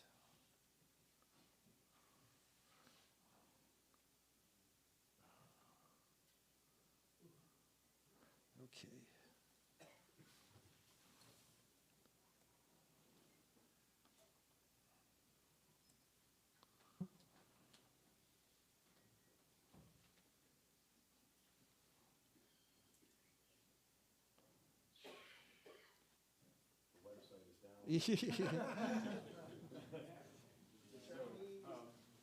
So from, we're a small organization. We're an organization of volunteers. We have around 220 active members right now. We mostly focus on cybersecurity professionals that can help in that mission. However, we're out here in the community because we need to spread this awareness. We need to talk about how these things affect everyday people. Like I said, I deal with a lot of things all the time from the city. And you have AI, we have these deep threats that are coming up. The one thing that I can leave you with is that with the advance of AI and your family and these things that could affect you, is try to come up with a keyword that you have in your family. So if somebody calls you and says it's an emergency, they need money, they need help, get that keyword and say, okay, so ask a question and look for what that answer is. And that's how you know that's something that nobody can pick up. You keep that, internally to your family. And it's just being vigilant and being aware. If we can get everybody to start thinking like this, most of the events that I have happen from the city point of view, somebody clicks on something for some reason, every event that's happened, I've talked to somebody and they said it didn't feel right, right? And I tell people, if it feels icky, right, that, you wouldn't go into a stranger's car in the real world, but for some reason in the digital world, we let everything go. We just go do it. So think about it. If it doesn't feel right and if it's too urgent and it just feels off, don't do it. Wait. Yeah, so, okay, good points. We're just about out of time. Here's just the summary. Just a few things to emphasize. Free vulnerability assessments, educational opportunities. We have a website. If you want any assistance with anything, go to the websites. And volunteer opportunities. If you folks want to get more involved, we're always recruiting more folks. It's a lot of fun. We have annual training. It's just a great group of folks. Any last minute questions, sir? For those of us that might be from out of state, do you have connections with other organizations out of state? There's not too many states that have what we have. What state are you from? Oklahoma. I'm not familiar. Yeah, at the moment, I don't think Oklahoma has anything. Indiana is starting something at the moment, to our knowledge, and so is Kentucky and Wisconsin. Yes, sir? North Carolina is actually aggressively doing something with their National Guard right now, too, to do something similar to this as well. So I'll leave you guys with two things. If you're interested and you're a citizen here of the state of Ohio and would like to get involved in the Ohio Cyber Reserve, you can go to ohcr.ohio.gov, ohcr.ohio.gov, and we've got a whole site on there to where you can sign up. Last thing that I'll leave with you is just what Mr. Butler said. Think before you click. Take a look, make sure that it feels right, and then click. Thanks so much for coming out, everybody. We really appreciate it.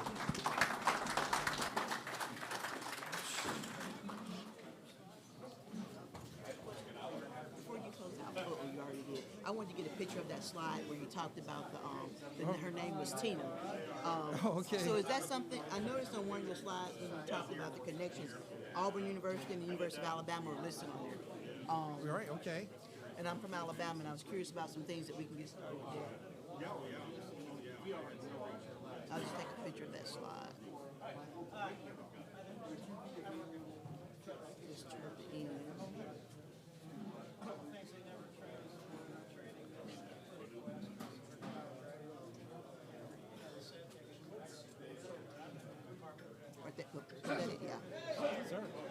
Two resources you didn't mention, IC Squared. They have the Center for IC Squared. Yes. CISSPs will go out and do it for CPEs. Okay. And you didn't mention it. Oh, I remember it forgot. So, yeah, we didn't cover it, but that's a good point, yeah. Thank you. Yes. Thank you. You're welcome. Let me cut right in front of you here. Fast way out. Sanford wine. Yes, Sanford. Yes. But the actual physical things to it. Right. Right, but thanks for coming. Yes. It was exciting to see that, everybody will be here. So very good. It's also nice to meet in the region. It is. So this was a good opportunity. I think it was received really well. Yeah, yes, thank you. Hey, Brian, do you want me to send pictures? Yes, please.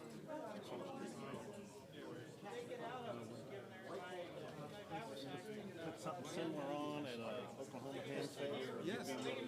Share your slides? Yes, yes, definitely. Okay. Just put your email address over there, maybe write a comment at the sign up. Did you use the sign up sheet? No. So put your contact information there and then put Oklahoma. Okay. All right. Thank you. I got your name from off the slides there. Thanks for coming. All right. Thank you.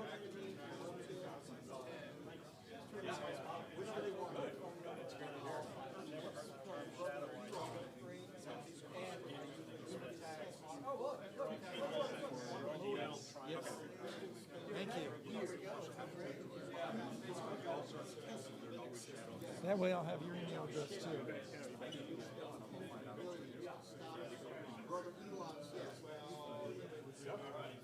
Yeah, have a good one. Ooh, good job. That was great. Thanks for doing that. So, that was a small enough one. That was an interesting thing, but there's just so many. Yeah. But the benefit to that one there wasn't a lot of personal information involved because everything is hidden behind. This was a third party. User information was kind of abstracted to the account number. Roger that. So the third party got captured. All they had was we have basically a name.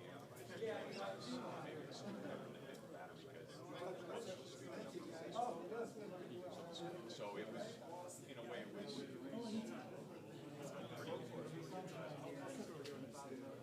And that's why I came back up to it.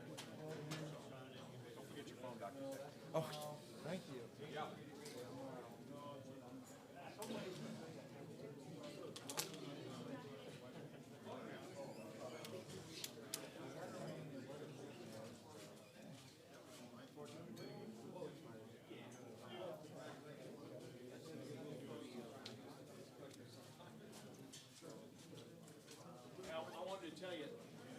more than I expected.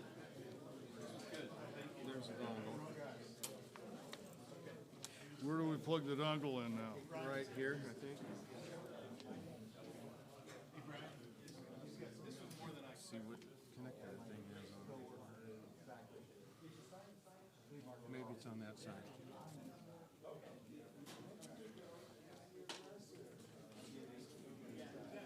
Is there a slot on there? Yeah. Okay. There you go.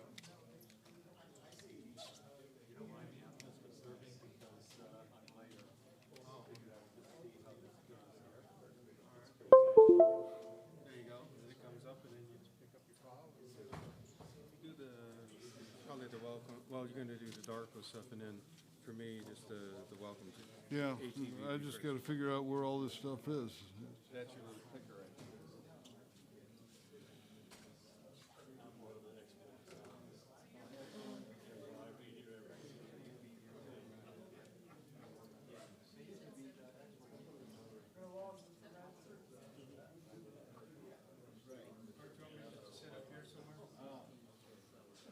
Good. Come here a minute.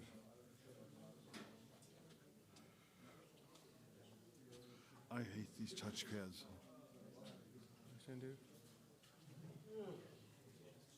Yeah, but you're not on the right window. Well, I know, it went all the way out. Well, click out of this, and I think that's the window you need. Don't you need to be on this window here?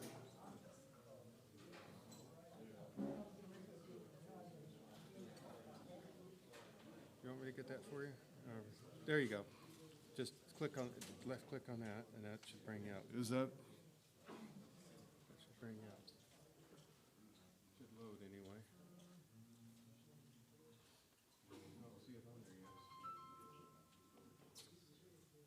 Which would?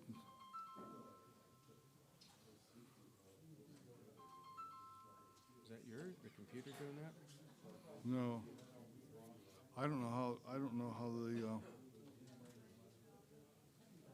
hit open. Hit open, open.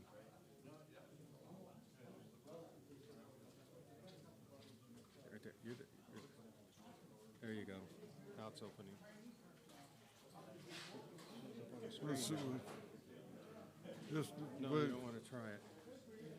No, just click that off. Click that off. Well, I will if I knew how to get to it. Here. I don't know how to get to it.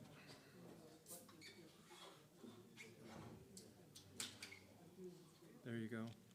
And then click start slideshow. It should say Slideshow click that.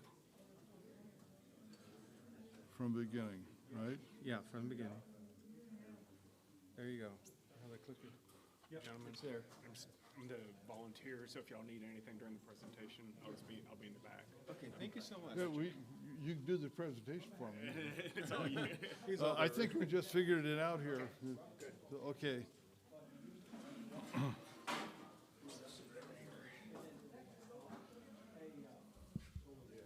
Hello. Hey, it works.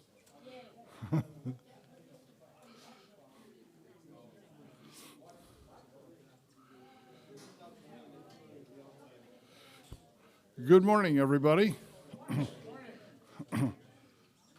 This is the ATV Forum, amateur television.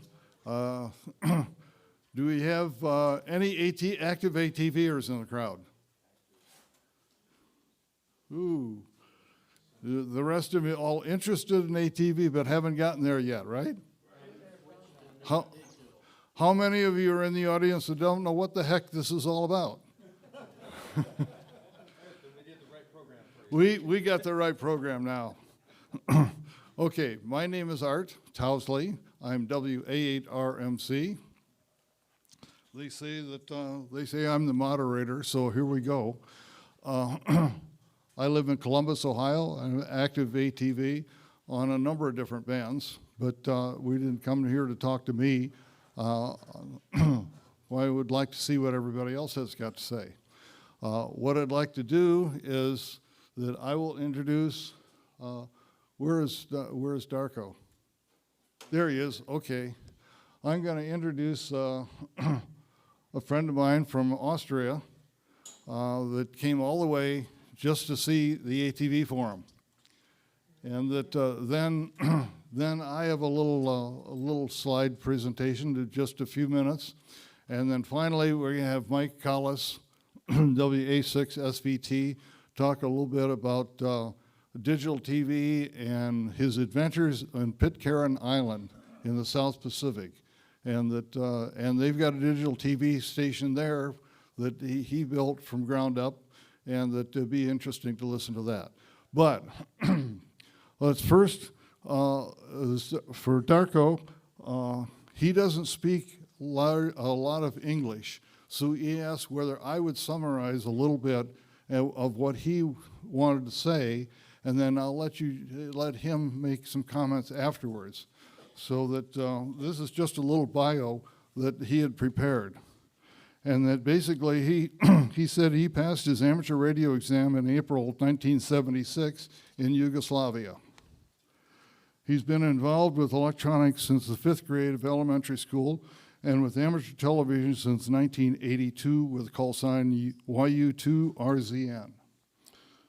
In 1991 in Austria, he installed the first mountaintop FM TV repeater, OE7XL, at over 7,000 feet. Over the next 15 years, he built 4 more FM TV repeaters and the 9A, DL, and OE sites. He's socially minded and always helped those interested in ATV. However, he was focused mostly on helping unknown radio amateurs. At the time, there was only one manufacturer worldwide of DVB-T receivers and transmitters with a bandwidth below 6 megahertz. They were overpriced, and the receiver PCBs cost US $400, and transmitter PCBs over US $1,000, and still had to be installed in enclosures. He wanted to be a more affordable receiver around US $100 with the capability to receive signals down to 1 megahertz bandwidth. After many Skype meetings and inquiry emails with China manufacturing brokers worldwide, he received a crucial email pointing to a very young HiDes company. As a volunteer, he supported HiDes for almost 14 years, practically since its founding, advising and recommending things that would be interesting for amateur radio operators. He's been to HiDes in Taiwan 5 times, known the people there, and is the 18th team member. When he started advising, HiDes had only the UT100 and USB stick, which was their initial product, I believe.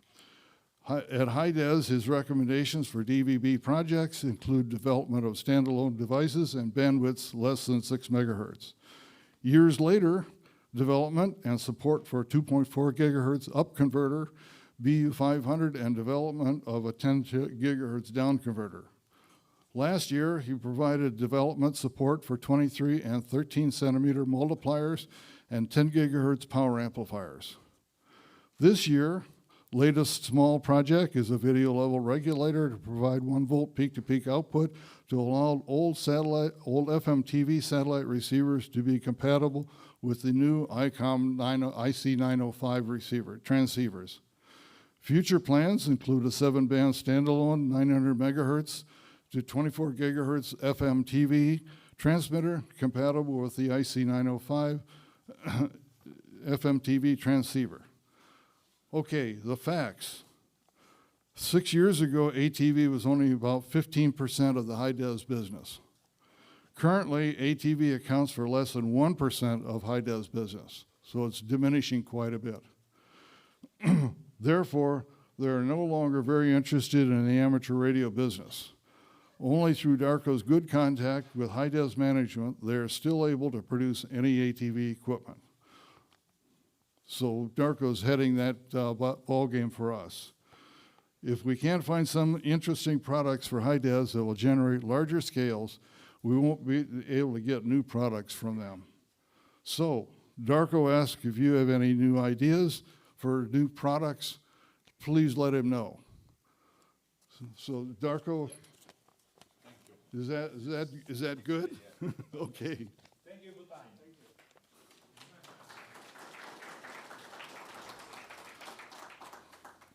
Thank you. Thank you very much. Now, what I've got is that he's working with Taiwan on some new products. I've built a new receiver that I won't go into any detail here, other than the fact that I've worked with a company here in California, a company of Silicon Dust. They make the HD home run box. If some of you may have heard of that box, it's commercially available for use with regular commercial television when you've got the connected to your home antennas. It's an antenna coordinator. I even have the home run box here connected to my TV, but there is a possibility of using the home run box as a custom DATV receiver. And so they've worked with us. The owner of the business who said that he'd work with me on producing that. He changed the firmware to the standard box, and I would add an app to it to make a product that's useful for 70 centimeter DATV equipment of low bandwidth, 1 to 6 megahertz bandwidth. Let's see, how can I change this here?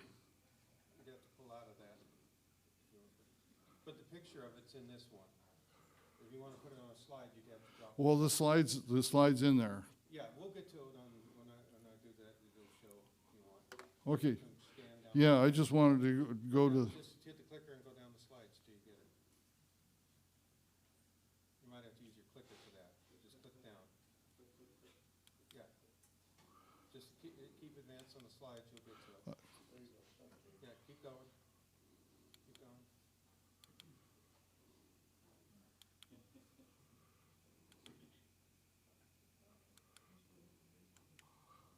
Okay, now it's stuck.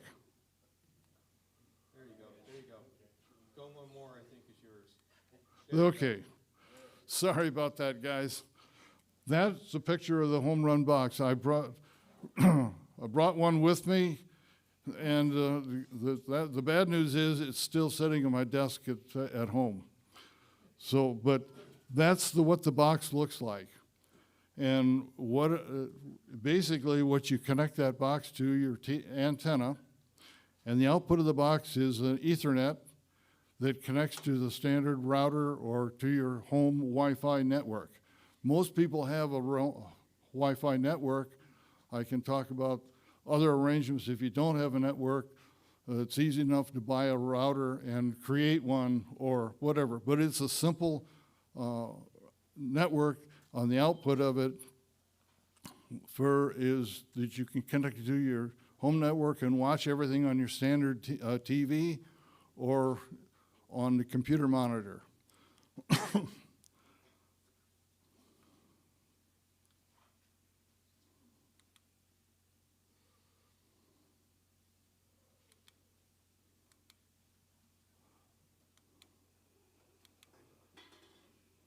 Okay, why doesn't it? There. What essentially is a real simple block diagram. It got an antenna that goes to the home run box. The home run box output goes into the Ethernet port of your computer, and you've got a computer that connects to it. That's the whole thing right there. Now, the good news is that when we have that, it needs to have a special app to work with it so we can do it a custom app. Now, as it turns out, here comes AI. What I was able to do with AI is tell AI and Gemini, here's what I want, and give me a receiver that is on one display and give all the parameters that I want. Hit the go button, and it took about 5 minutes, and AI generated all the code required to run that receiver, and it ran. I didn't have to write one line of code. The whole thing ran as is. I said, okay, AI, now we've got a picture on the screen. I'd like a signal report bar, and put a bar below the screen that tells me what the signal level is. No problem, sir. Done. 30 seconds, I've got a bar down there that shows it in percentage of signal. I said, uh-oh, AI, I really want this in decibels, in dBm. No problem, we'll do it, and 10 seconds later, I've got a bar that says the dBm. Now, would you do this in multiple colors? For real low signal levels, make it red. Higher signal levels, make it yellow. Strong signal levels, make it green. Okay, you got it. Now, the message here is this is customizable with AI at the consumer level. Well, I don't have to write any code for it. It's automatic. So I won't go any further than that as I present this. I'm working this with the development. Be more information later. You can check it with the at booth 103 and 104. We can describe it a little further, but I'm at the preliminary stage. Price, you must ask. Don't know yet. It'll work down to minus 105 dBm, which is better than some of the high-des stuff is today. So it's very, very sensitive. And so now we're getting into a cost situation. Not going to try and quote anything, but they said that to buy that, we're going to try and make it under $200. So you end up with a complete receiver that's customizable with AI for less than $200. So that's it from me. I want to go on to another one and let Mike handle that with his experiences at with Pitcairn Island. Yeah, and the ATV. And Yeah, the ATV, the welcome to ATV. what do you mean? Well, Yeah, it's starting with the ATV program because that's what they're here for. Right. There's time left, I'll do the Pitcairn stuff.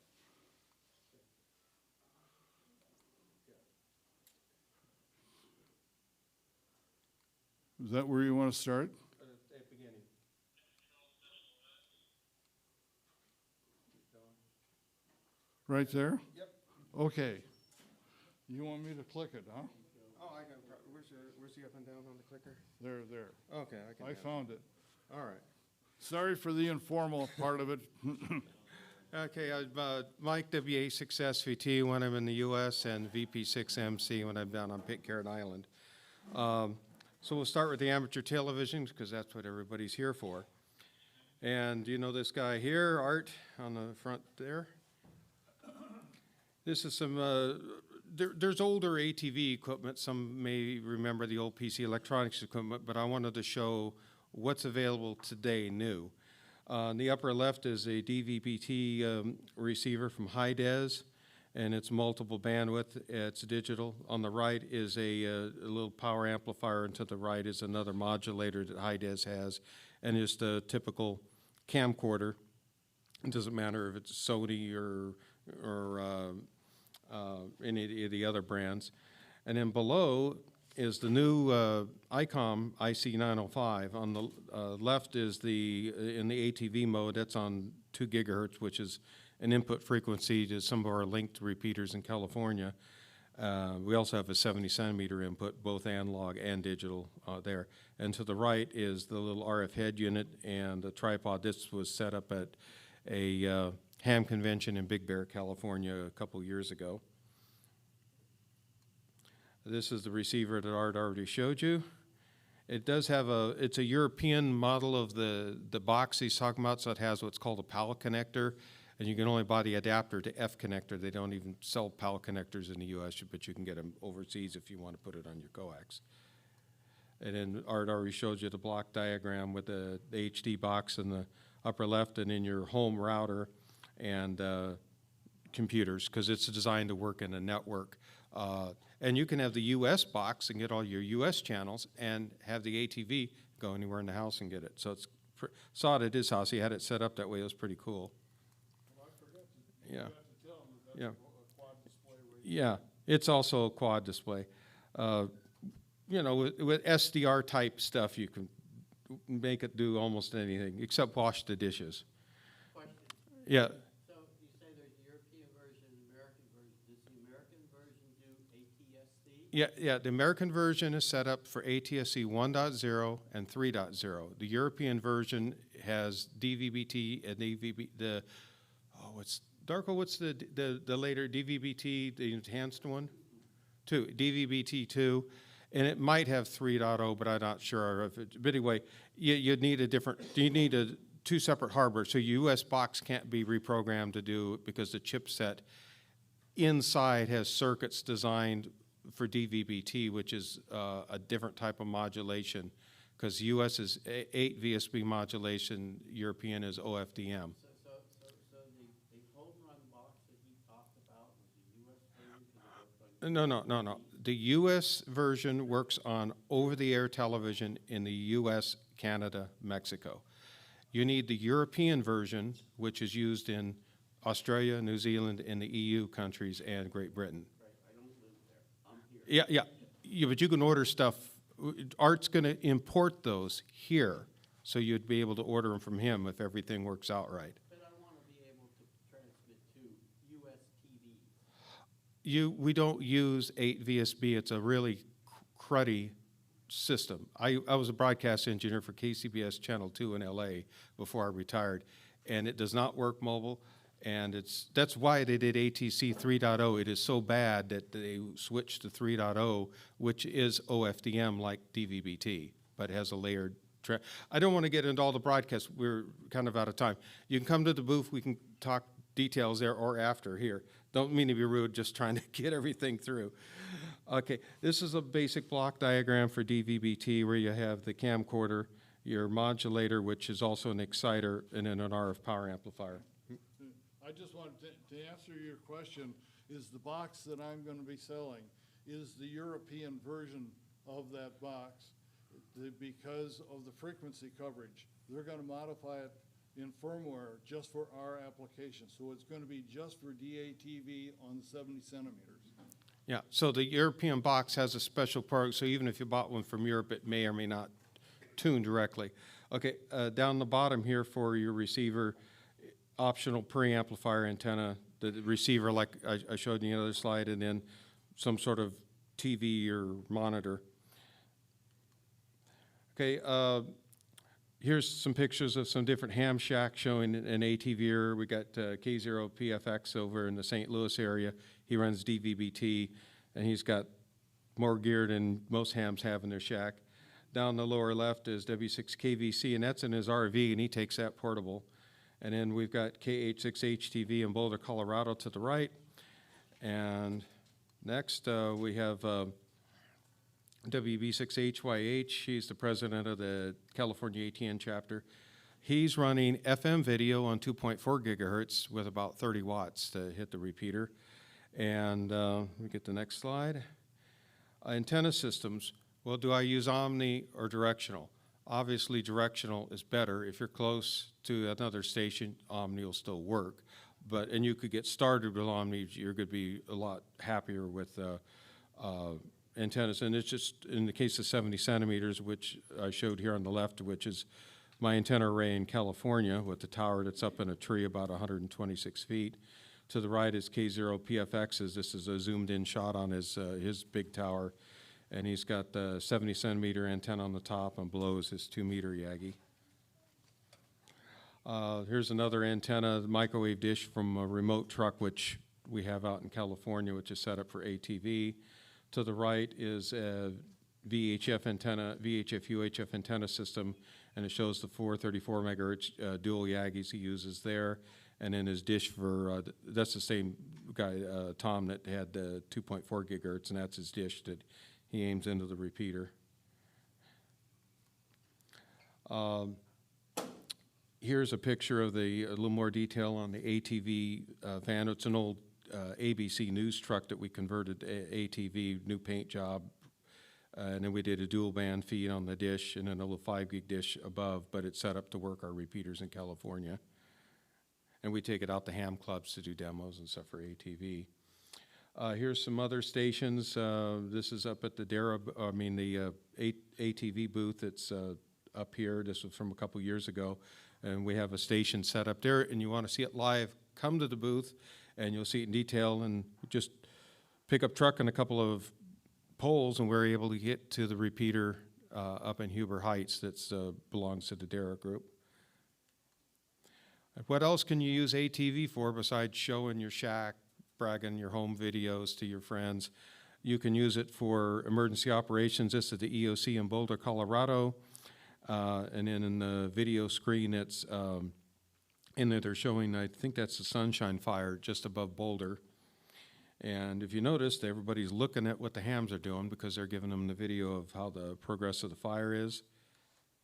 Here's some fires out in California, and the lower screen is Mount Wilson, and that's a feed from the Mount Wilson Observatory, which I picked up and put on the repeater for the fire folks, and the fire is burning up. That kind of bluish light is where the ATV repeater is at. It's getting close, and that's the TV station where I worked.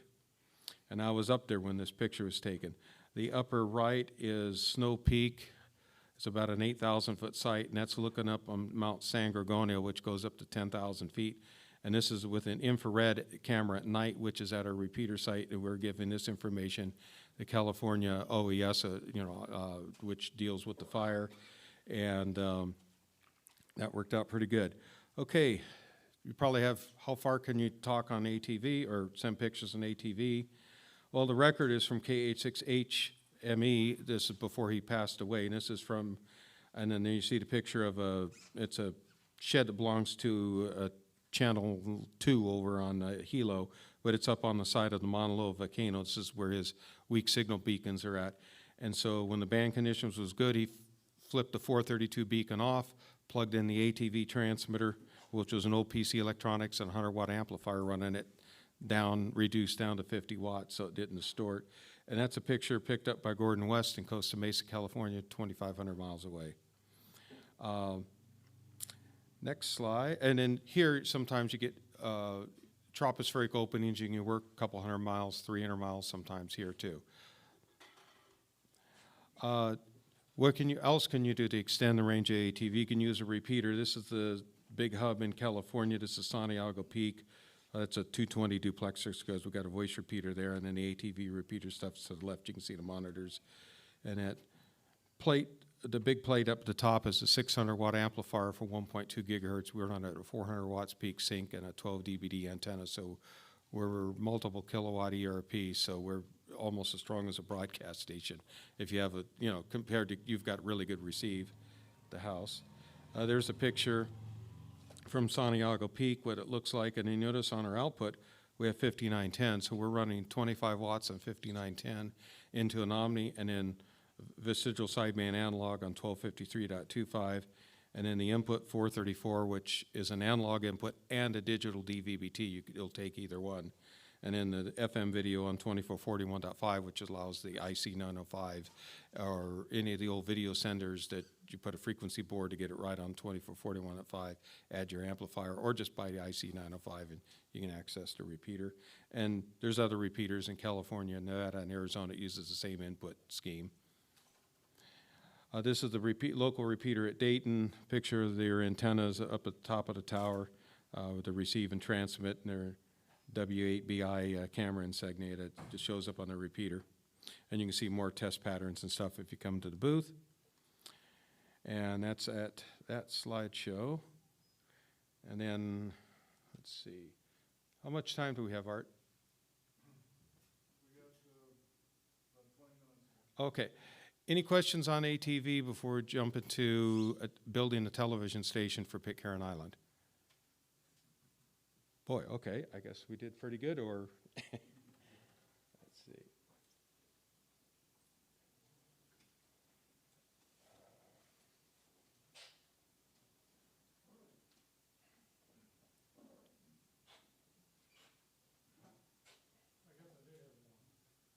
Yeah, let me get this started here.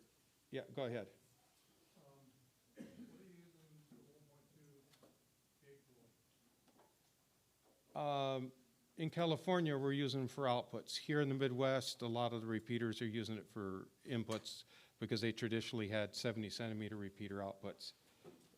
Although there's some repeaters that also have a 1.2 gigahertz output. It all just depends on the local area on the repeaters. How many ATV repeaters are there in the Southern California let's see, in our system, which includes one in Las Vegas, we have 8 linked by microwave.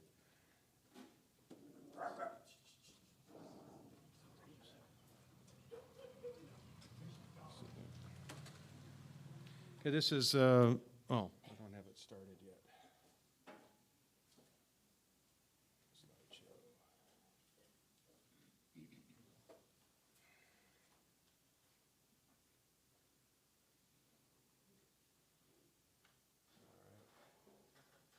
From beginning.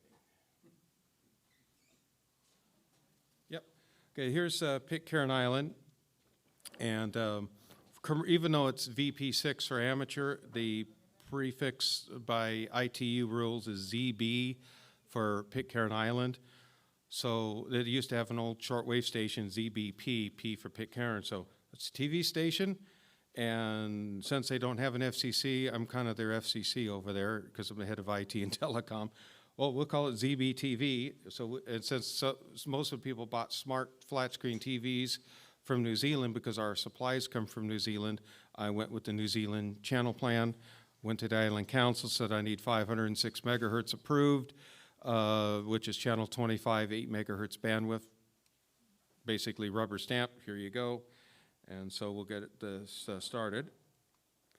This is, our programming is ABC Australia, and we have the Pacific Island feed, which has 2 hours a day of shows from different Pacific Islands that produce television, in addition to all the ABC. And it's not connected with ABC America, it's Australia Broadcasting Company.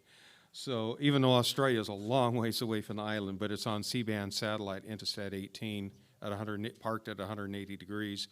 I feed that into a high-des exciter, the same one you see on ATV. So some of the pictures you see here, if you want to build your own amplifier, is exactly what you're going to do with ATV. This shows the programming on our regular TV set. Here's a C-band dish up at Chip's landing point to pick up the satellite, and it's where we're located. We're down pretty low on the horizon to hit that satellite. On the right is the high-des HV320 modulator. On the left is a homemade amplifier, and that used to be an ATV amplifier, and I changed RF brick to the next frequency range up to get up to 506 megahertz. Say again? Looks like it came out of a No, that's, I built it. I had heat sink and a die-cast box. It's not anybody else's box. Now, I forgot to take a picture after I cleaned the flux off the board. But anyway, this is the brick, and if you do it in ATV, there used to be a brick, it was 1 digit different. Instead of 440 to 520 megahertz ATV, you typically use the one that goes down, was it 410 or whatever, up to 440 or up to 450. But the brick looks exactly the same. But if you want to build your own, that's how you put it together. And your RF comes in on the left, the output comes on the right, 12 volts, good heat sink, cooling fan. I put some protection stuff in there, a Zener diode in case the voltage spikes too high, just to protect stuff. Okay, years ago, they used to have a minister on their Seventh-day Adventist church who was an electronics guy. He had bought an old ATV transmitter and converted it to channel 21, but lightning hit it and burnt it out. That's how I got involved in it. So when I first went to Pitcairn as a visitor with my family, I heard that they had it and I found out it was broken. Oh, I could fix it, I could fix it. Then I thought later, Mike, you idiot, you don't even know what's broken with it. What parts are you going to take? No, I built, let's just build a digital transmitter, throw it in the backpack, and take it out there and put it in. So that's what I did. Oh, I did fix the analog transmitter. I had a bad fuse.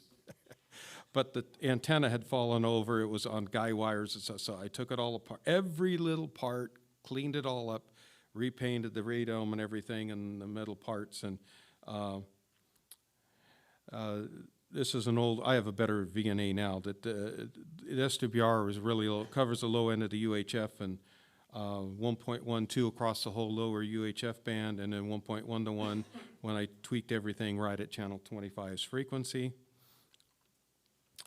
And there's me with the floppy hat, and we have the antenna assembled. This is on a mast right up at Chip's landing point. The gentleman in the orange suit is the island engineer, Jay Warren, and he's one of the Mutiny Mountaineer, descendants. And me, and they do things different. They don't have a bucket truck, so we have a forklift with a platform and a stepladder on that. If OSHA was around, I would be dead meat. But we don't have OSHA there because we're a different country. Here's a view just standing at ground level at the edge at Chip's Landing Point, looking down over Adamstown. And so that's the coverage to cover the homes there. This is a picture, no, this is 8 megahertz wide. Your ATV would be 6 meg or 2 meg wide, but this is what a DVB, and this is why I put it, because now there's a little more technical on TV, but this is what a digital signal will look like. This is called a haystack, so your peaks of your signal are all up on the top. You got the grass down the bottom, and at about 150 kilohertz above the bottom of the channel and below the top of the channel is where it drops off. Next, and that's after the amplifier. So I try to make things very low distortion, which means if it's a 10-watt transfer, I usually drive it at 8.5 just to keep the distortion low.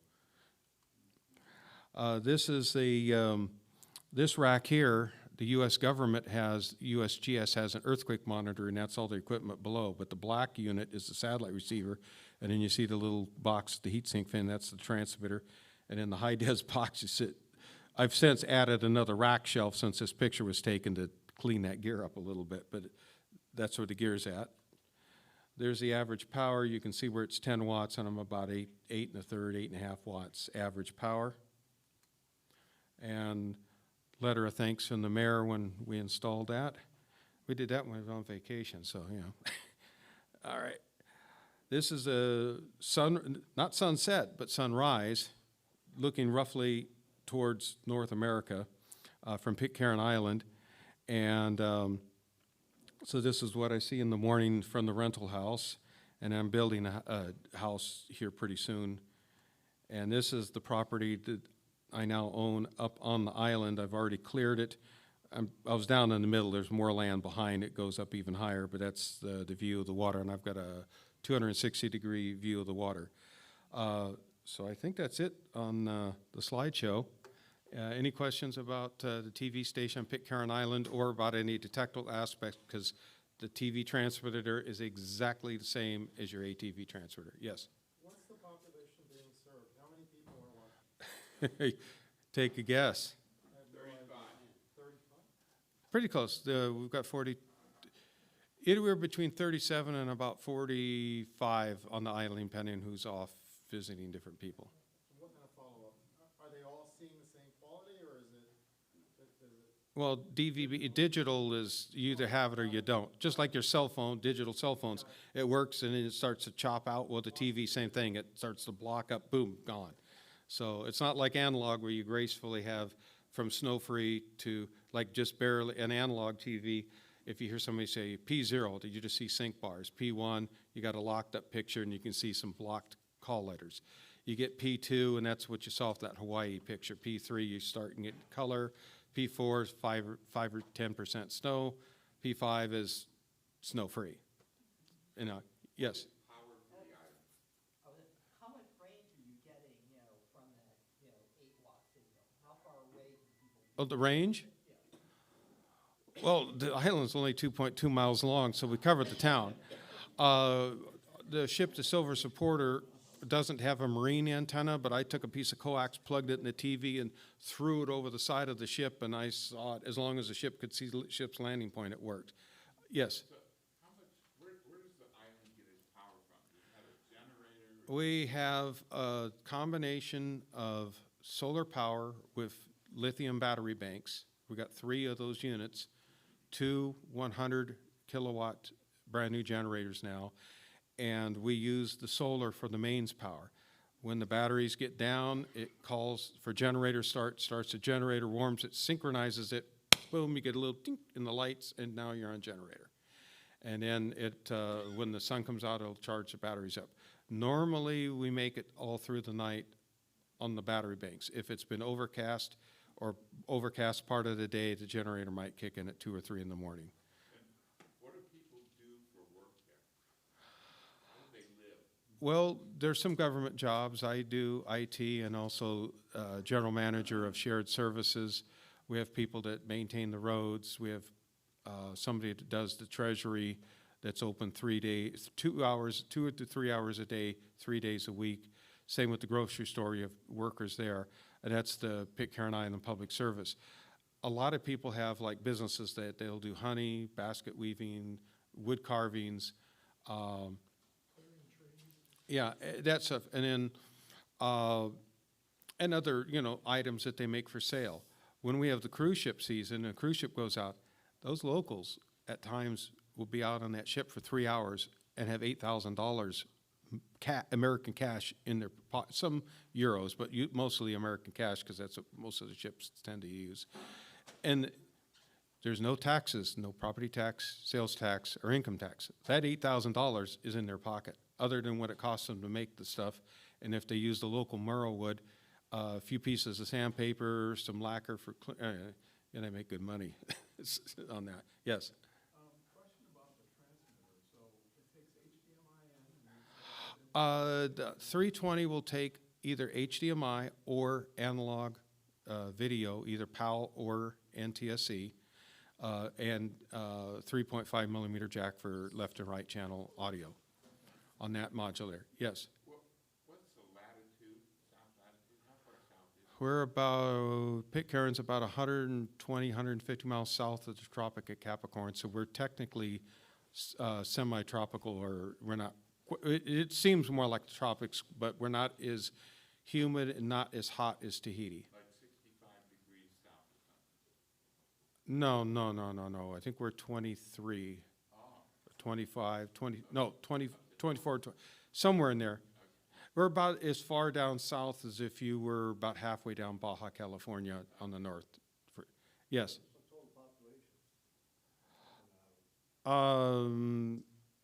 Between about 37 and about 45. When we have our visitors, it's more, now there's a lot of islanders live off island in New Zealand and stuff, so like last Christmas, we had 61 people on island and we thought it was crowded. Just to give you an idea, how much time we got? Okay, just to give you an idea, there's a picture that's in our new public hall building, and it says traffic jam on Pitcairn Island. And it's a picture of the dirt area where you park your quad bikes outside the church on Sabbath day. And you show them all packed up. It's like a spoof on, all the traffic that you have in the big cities. Yes? What's the geographic coverage area of the repeaters in California that you mentioned? Are they linked? And Yes. is there any linkage into Arizona?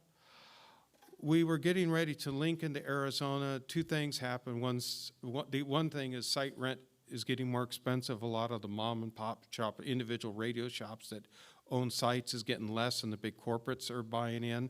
And nowadays, we're sending video to a lot of the other ATV groups around the country by IP video. So I think if we were probably going to do it again, we would probably switch all the video to IP and just do linking through the internet, and in some microwave links where you don't have internet available at a site just to get an IP channel. But that's the way the future. When I was at CBS, we still have an East Coast satellite, West Coast satellite feed. We got rid of the Midwest feed. We don't use that anymore. But to the affiliate stations and the CBS owned and operated stations, we use IP. We actually send the TV shows the night before, and then you add the local commercials to it, and it's broadcast off the server. Everything's changing commercially. Doesn't mean you need to do that amateur-wise, but it opens opportunities for that. Yes? Another socioeconomic question. As nice as it sounds, what do you think keeps it from growing? You said 35 to 45. Oh, you're talking about Pitcairn. Some of this is my opinion. It used to be in the old days, they learned secondary school on the island. Then they opened it, the British government opened it up and started paying for them to go down to a private boarding school, which is Longview School down in Palmerston North, which is just south of Auckland, about 70 miles. And it exposed the teenagers to life in New Zealand, like to the outside. I mean, you see the outside people, but you actually get to live in a city.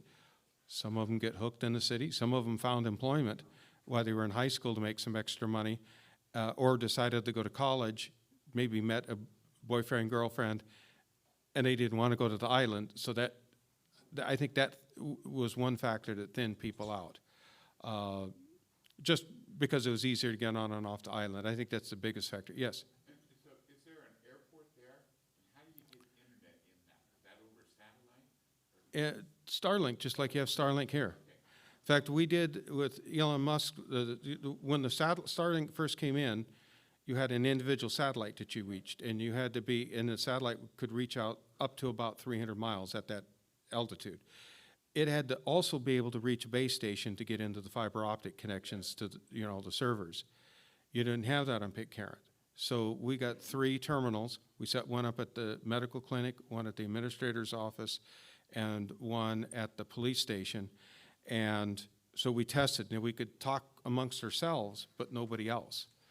And then, and that was free because we were getting ready, and then they were adding the satellites. They had the laser links, and they started doing experiments with our island with the laser link. First, they tied 2 satellites together, and we went here and over to the other, and they did all the testing. And then when they got to the 3rd satellite, then we could reach the base station in New Zealand. And after getting the bugs worked out of the system, they gave us half price for 1 year to actually have service. And then after that, then we paid a retail price. So that's where that started. Yeah. So we, Airport at all? okay, airports. Mangareva Island, which is in the Gambier Island group, and French Polynesia, 320 miles away. You take the service ship. Now, if any of you, how many fly private aircraft? Okay, so you will all know about short takeoff and landing craft. Others may have heard of it. You could probably land a Carbon Cub or an old Piper Cub or any of the other, Kit Fox or any of the other short takeoff landing planes. The sports field's about 500 feet by 400 feet. One of the roads coming to it going towards the edge of the island where it's relatively flat but going downhill slightly. The person doing the road, hey, can you get an extra foot or 2 wide on this side and this side? I now have about a 40, 50 foot wide strip. It's now, counting the sports field, it's 800 feet. Because I took flying, I didn't take enough hours to get my private pilot's license. I'm going to fly that, though, and land out there, but that's the whole other topic. Anyway, yes, any other questions? Yes. I stayed with Stephen Allen, Allen. Oh, over at their house at Big Fence? Yeah, at Big Fence, and that was back, I think, in 2018. Okay, what, At that time, they're still cutting the power at 10:30. yeah, they're still around. What year did you do that? What drove you there? No, what year were you there? I'm thinking 2018. Oh, okay, yeah, they're still there. Yeah, Stephen Allen, there's a lot of changes that have happened. Well, we had the road at Hill, the difficulty was paved. Well, back in those days, when they first got internet, when the U.S. government set up the earthquake system there, they went on a UHF satellite, similar to military satellites on UHF, and we had a 130, 140 kilobit line, and there was about 70 or 80 kilobit left, and that got shared amongst the islanders. Then they went, when we did Interstat 18, we had a 5 megabit line through Speedcast, which cost us $14,000 a month for that service. And then we had a LTE-4 cell site that we put in, but not to talk to cell phones, because it was rebooting the servers on it, so we shut the cell phones, so cell phones didn't talk to it, but we had a little antenna in each house. And that's how we did, and it was a big step up. Then I mentioned earlier about the test with Starlink, 100 to 120 megabits down, 20, 25 up, just like you have here. We shut that other stuff off, and so now there's individual unit Starlink units in everybody's house. Yes? Yeah, I'm using, on the picture I had here, I had an ICOM 706 Mark II. I still have that down there. But my main rig that I brought down the last trip was a Yaesu FT 1000 MP Mark V. And I've got a 3-element monobander. It's the old 20-meter beam they used on VP6R, the Expedition that was down there. So it gets out pretty good. Yes? Yeah, what booth are you folks in here for Hamvention? Uh, 1003, 1004. Thank you. Everybody heard that? Okay. Any other questions? Yes. Yeah, if there's time, I'll try to get back to it here. Any other questions while I'm trying to get back to it? Or did you need to wrap up, Art? Oh, we're gonna need to wrap up. Come to the booth, I'll put it on the laptop. If you want to see more detail, come to our booth and yeah, it's the building all the way out, the far building and near the corner. We're right across from Bridgecom. Yeah, the Maxim building. Okay, over to you, Art, thanks. Yeah, building, I think it's building number 1. No, building number 4. 4? Okay. Yeah, what, in summary, thank you very much for your attention. I'm working on that receiver. If you're interested in that receiver, I call it the Versatune Mini. See me at the booth 1003, 1004, and we can talk about it a little further. But, and I didn't mention when I was talking about that receiver is the fact that it's got 4 channels in this receiver. There's 4, it can receive 4 TV signals simultaneously and display them all on the screen. As a matter of fact, I asked AI when we got it first up and running, I said, well, this is fine, but AI, can you make this a 4-screen view? Yes, we can, and about 15 seconds later, up comes a 4-screen thing with a menu at the top that says you can select 1, 2, 3, or 4 views, and so that you can select up to 4 video sources on the thing, all generated by AI. And that, so it makes a real nice receiver for a very low cost. I haven't finalized the costs on it yet. Give us an idea. It's under, he told me at this point in the discussion, under $200 for a 4-channel unit. And that, that gives you a receiver that's more sensitive than anything else on the market today.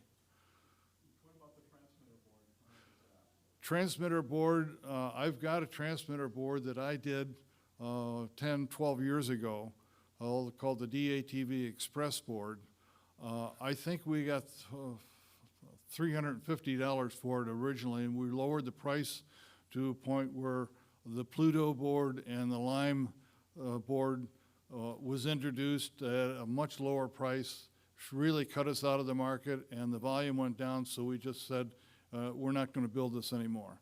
I am in some discussions or possibility of revisiting that issue to come up with a universal transmitter board for DVB-T and DVB-S combined on the same board, but not finished yet. And the high-des modulators, like the 320 is about $300 US, and then the 100, 102 series modulators is around $450 to $500.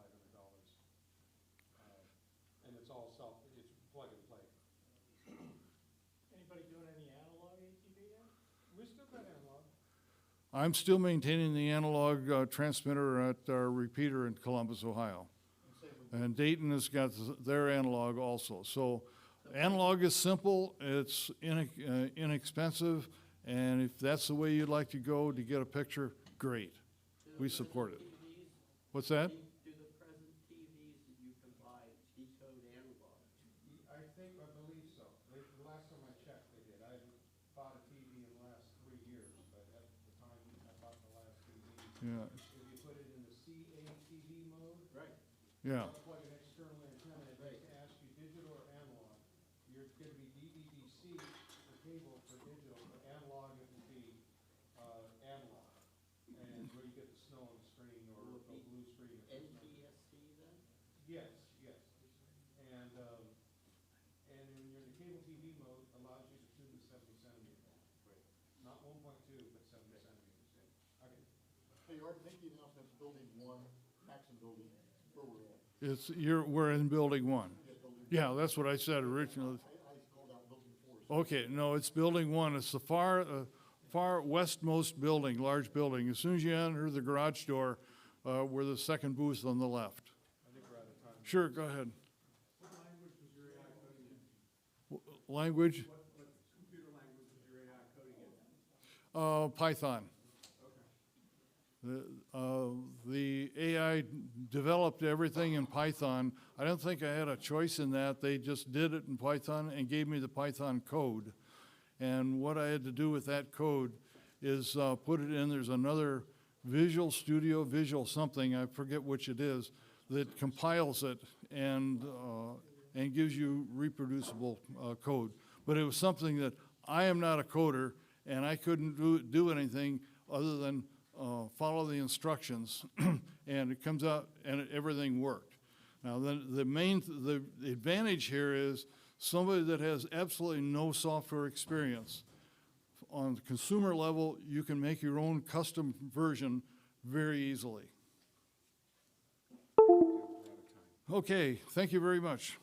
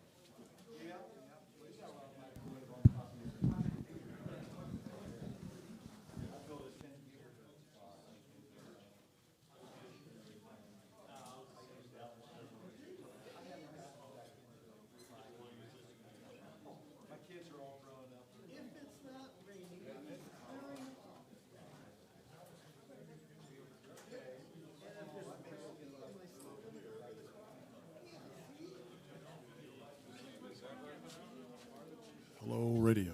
Let's, is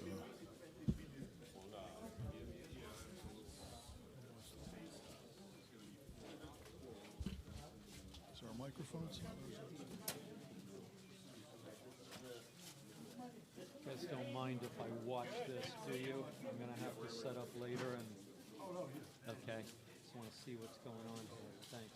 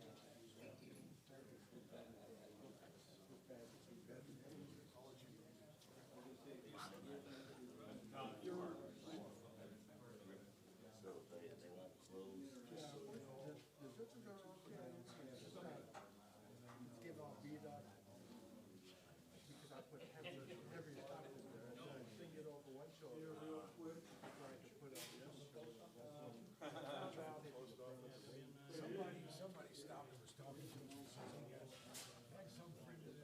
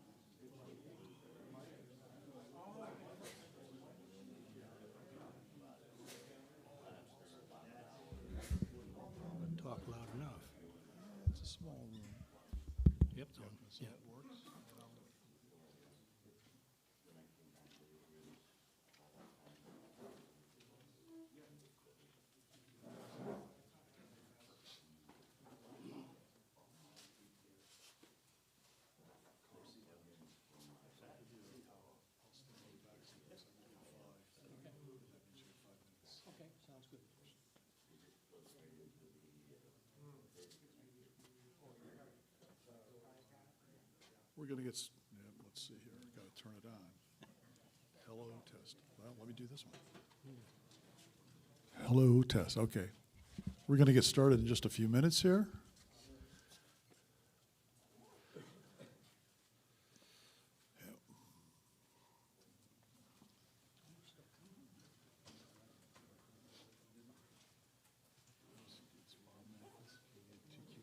Going in the back.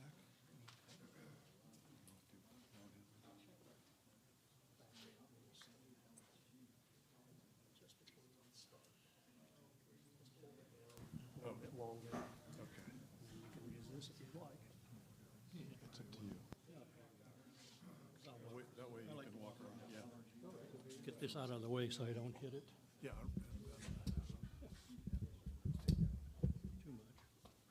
Mic test. Is there a, This is good. Should we turn this off? Just- Okay. okay. Thank you.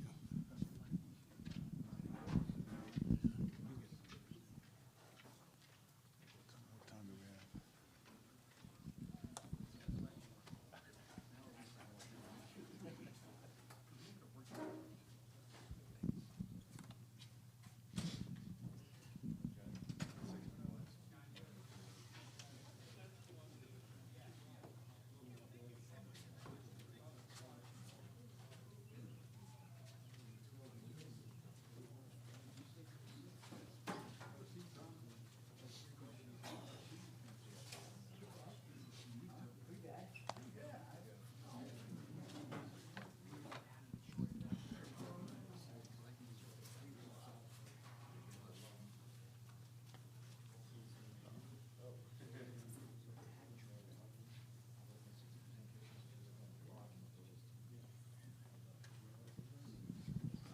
Just add my email to my.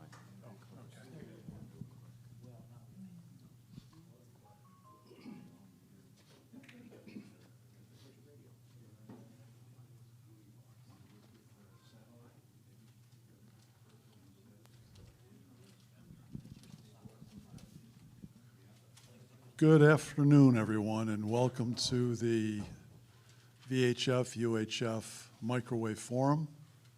My name is Tony Emanuel, K8 Zulu Radio, and I'm the moderator for this session this afternoon. Just a couple of announcements real quick before we get started. Just a reminder that the Central States VHF Conference will be held in Cape Girardeau, Missouri. That's the last, let's see, that's the fourth weekend, full weekend in July. And then Microwave Update will be held in Rochester, New York. And I think that's, the date is October 24th, plus or minus a day or two, so. Thanks, Russ, okay. Okay, let's get started. Our first speaker today is Carl, and I'm sorry, Carl, but I don't want to even try to pronounce your last name, so.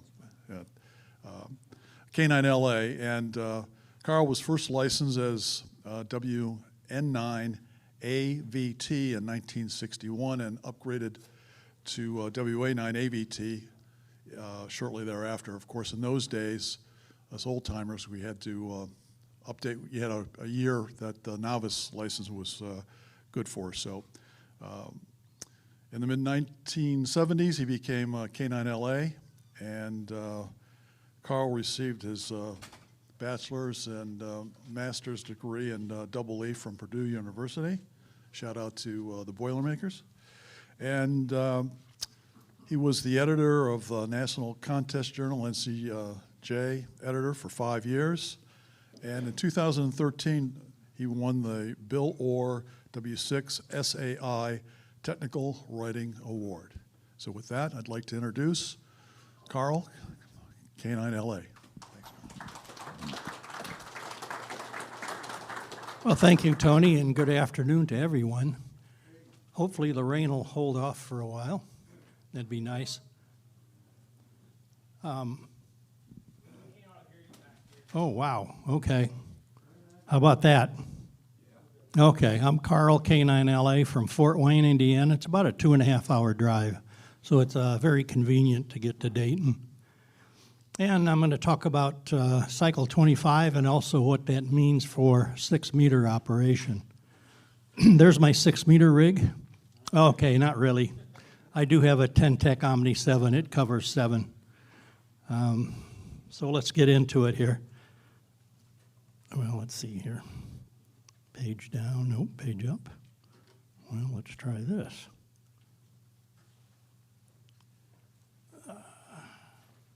There we go. Okay. It's always good to look at history to see if there's any patterns in something that you're trying to understand. So what you have here is an Excel plot of all previous 25 solar cycles. I included cycle 25 because I think the peak has occurred and we're not going to have a second peak. But there's 24 solar cycles, and each vertical bar is the maximum smooth sunspot number that was achieved in that solar cycle.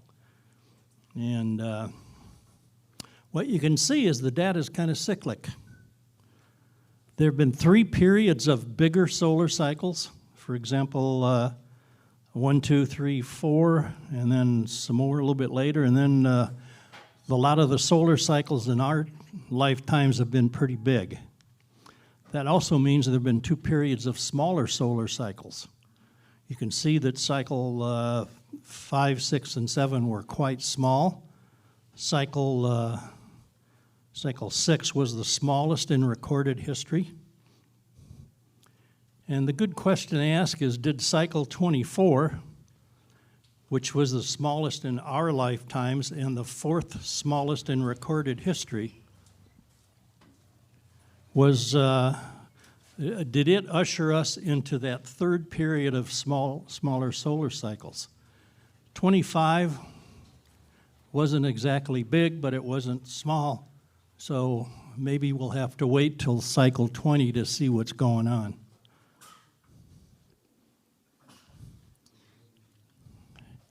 So here's the plot of cycle 25. That's the thick red curve. It also has cycle 24 in green, which is the smallest in our lifetimes, 4th smallest in recorded history.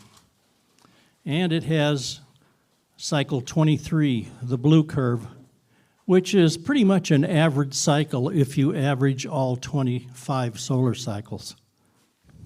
We have almost 6 years of data now on cycle 25, and based on historical data, I think it's just too late for us to have a second peak. So that's why it looks like cycle 25 peaked in October 2024, and it's kind of going down. Okay, one of the things I looked at, what kind of modes are there on 6 meters? And well, there's quite a few. Of course, there are non-atmospheric, non-ionospheric, that's ground wave and line of sight. Then we can get into atmospheric modes, tropo, scatter, tropoducting. I forgot the JA's call sign, but he had an article in, I think it was CQ many years ago, about summer short path solstice propagation, I believe. And then there's meteor scatter. For ionospheric, there's aurora, auroral E, ionospheric scatter, E-hops, F2, sporadic E, transequatorial, and there's some other ones in there. And of course, extraterrestrial is the moon bounce. I'm only going to concentrate on the hops via the F2 region, sporadic E, and transequatorial propagation. So, in order to try and understand what we're going to see from the F2 region in cycle 25 and its decline, we can take the prediction of the decline of cycle 25 from NOAA, and there it is there. The reddish purplish data, that's the decline. We don't have any data yet. That's their prediction. It is generally accepted that the amount of 10.7 centimeter solar flux you need for 6 meters is around 200. And that's not just a daily value, but more of a long-term value, so the ionosphere can kind of build up. It's quite obvious that the hopes of some normal F2 region propagation as we go through the decline of 25, it's just not going to happen. So that's the way it goes. But there are enhancements in the F2 region that if you're in the right place at the right time, you can take advantage of them. One of them is an enhancement from a moderate spike in the K-index, or a TID, which is a traveling ionospheric disturbance. And of course, use FT8, because that'll give you roughly a 10 dB advantage over CW. So you may have some FT8 on an irregular basis. And watch for low latitude paths. In other words, your path stays at low latitudes, below 30 north and 30 south. For example, VK to the southern states, that path is in the robust equatorial ionosphere, so you may have a chance of something. So what are the, what's an enhancement in the F2 region when there's a moderate spike in the K-index? Here's a good example. The top plot on the left is the K-index for several days, and the bottom plot is the MUF over the Wallops Island, Virginia ionosonde. So what you can see is 1, 2, 3, 4, 5. The first 5 days, the MUF was, boy, it's hard for me to read that, about 35 megahertz. And then the spike in the K-index. And what happened is the MUF went up to, looks like about 45, which, you know, that could open up 6 meters. Now, that's a short-term opening. It's not a, you know, all day probably. But it's something to just watch for, so monitor the K-index. On the right is a traveling ionospheric disturbance, and what happens there is when something in the lower atmosphere happens, it could cause a gravity wave to propagate up to the F2 region and cause the F2 region to be cyclic in nature. So it's going to have a low point, low, high, and that's kind of what that data shows. I've seen some other plots that are very more pronounced than that. So again, something to be aware and look for. Oops. Sporadic E. Of course, I think you all know it's best in the summer, morning, late morning, and early evening. And there's a lesser probability in December, but don't count out the other months. It can happen.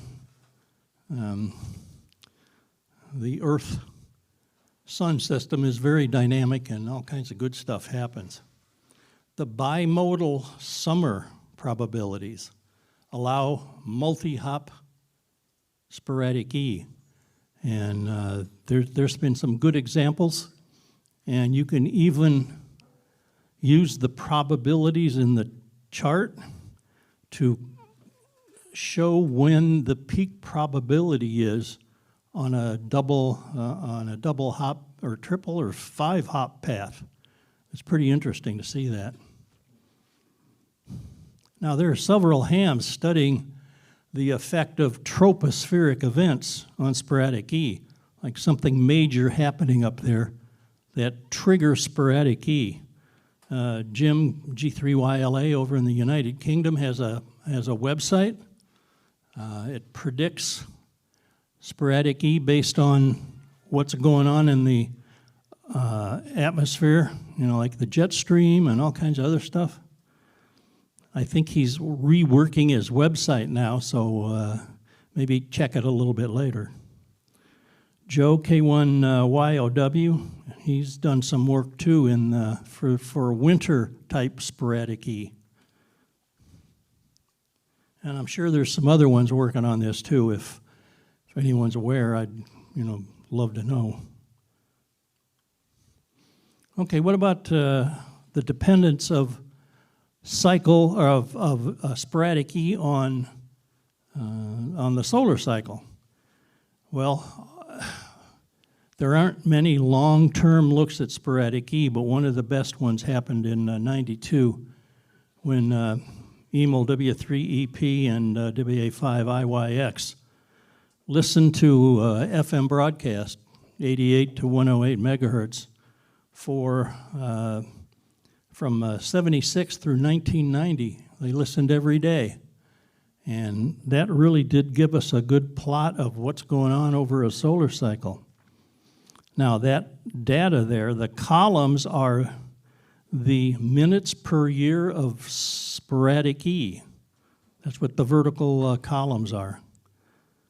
The dotted line is the smooth 10.7 centimeter solar flux.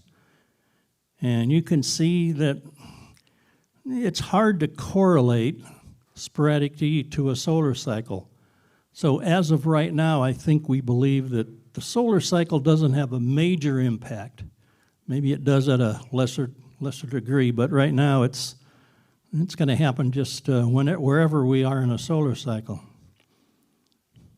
The solid line, that's the smooth A index. The A index is just the average of the 8 K indices each day. And again, you can't see much of a correlation to how much sporadic E there was based on the A index. So all you can do is just get on every day and listen, and that's the only thing you can do. What about transequatorial propagation? And there's a picture of the mechanism for what causes TEP. In the center of that plot is the magnetic equator. On either side of the magnetic equator, there's an area of enhanced electron density. They're called crests, the northern crest and the southern crest. You can see them in the plot very nicely, and I also added a TEP path in red. What it does is refracts off the northern crest. It doesn't refract enough to go back to ground, but just enough to follow the Earth till it hits the southern crest, and then it comes back down. Ray tracing suggests that the maximum usable frequency for TEP is about 1.5 times the MUF if you considered a 2 F2 path, 2 F2 hops. But of course, this is just one hop, so TEP is one long hop. And the image is from PropLab Pro, which is a full ray tracing program of the ionosphere. Okay, TEP paths, I've highlighted the biggies in the whole world. Generally, it's a path that's pretty close to being perpendicular to the magnetic equator, which is the dashed black line in the plot. You can see there's like the Caribbean and the southern states down to deep South America. Also the southern states and the Caribbean to ZD7. That's the one that, it's still perpendicular to the magnetic equator. Then there's southern Europe into South Africa, and Japan down into northern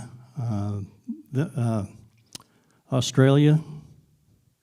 And then the one that I highlighted there on the left is W6 to VK, and W6 is just too far away to get into a TEP mode, so you either need a sporadic E mode or an F2 mode to get close enough to get into the TEP mode.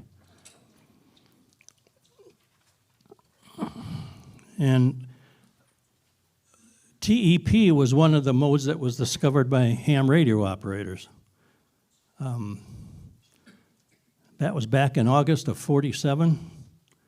And XE1KE and LU6DO made contacts on 50 megahertz, which didn't make sense with respect to what we understood about the F2 region at that time. So that's a good claim for us. Okay, what about TEP versus a solar cycle? How's that going to affect? The critical issue is the maximum electron density of those two crests.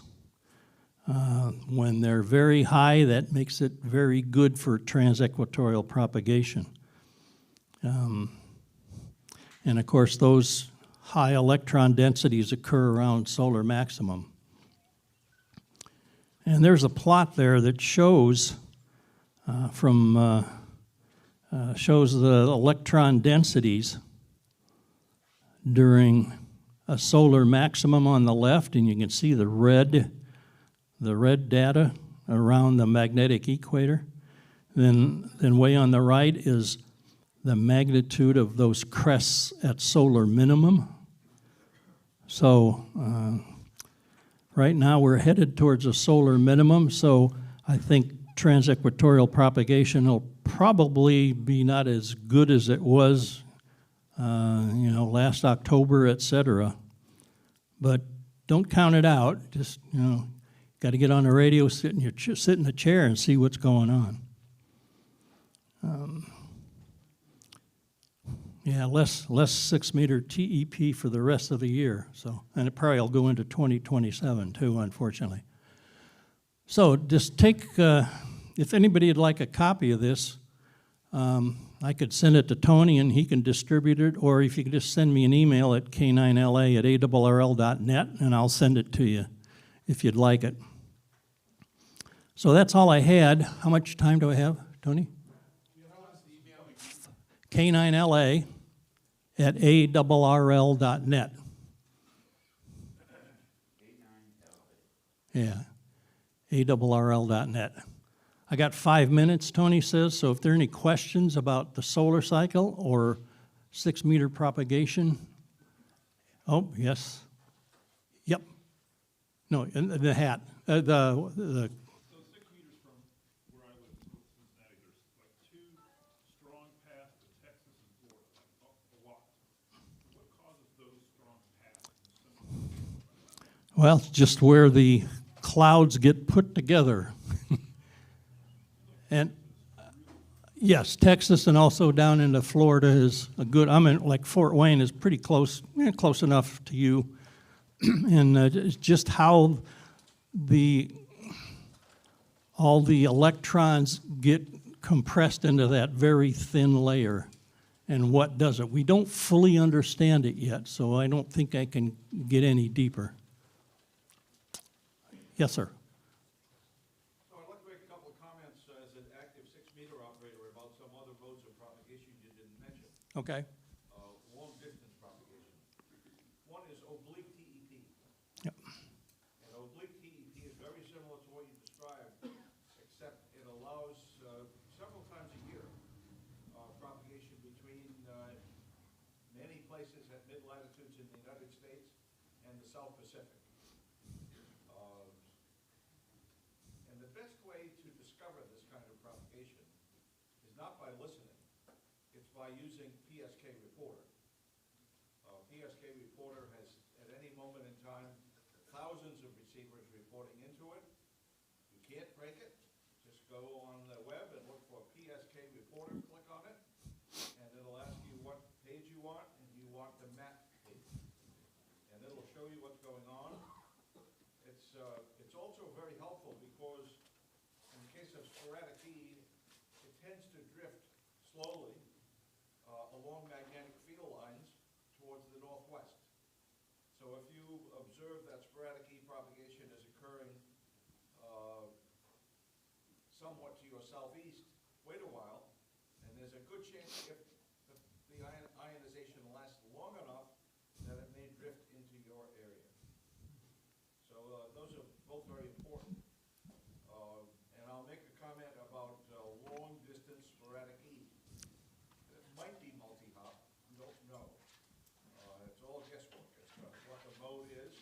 It tells you with absolute certainty on, and not only myself, but many other very active 6-meter DXers, that long-haul sporadic E across the North Atlantic, into Europe, the Middle East, and even as far as the Chinese border, occurs much more often during the quiet years of the solar cycle.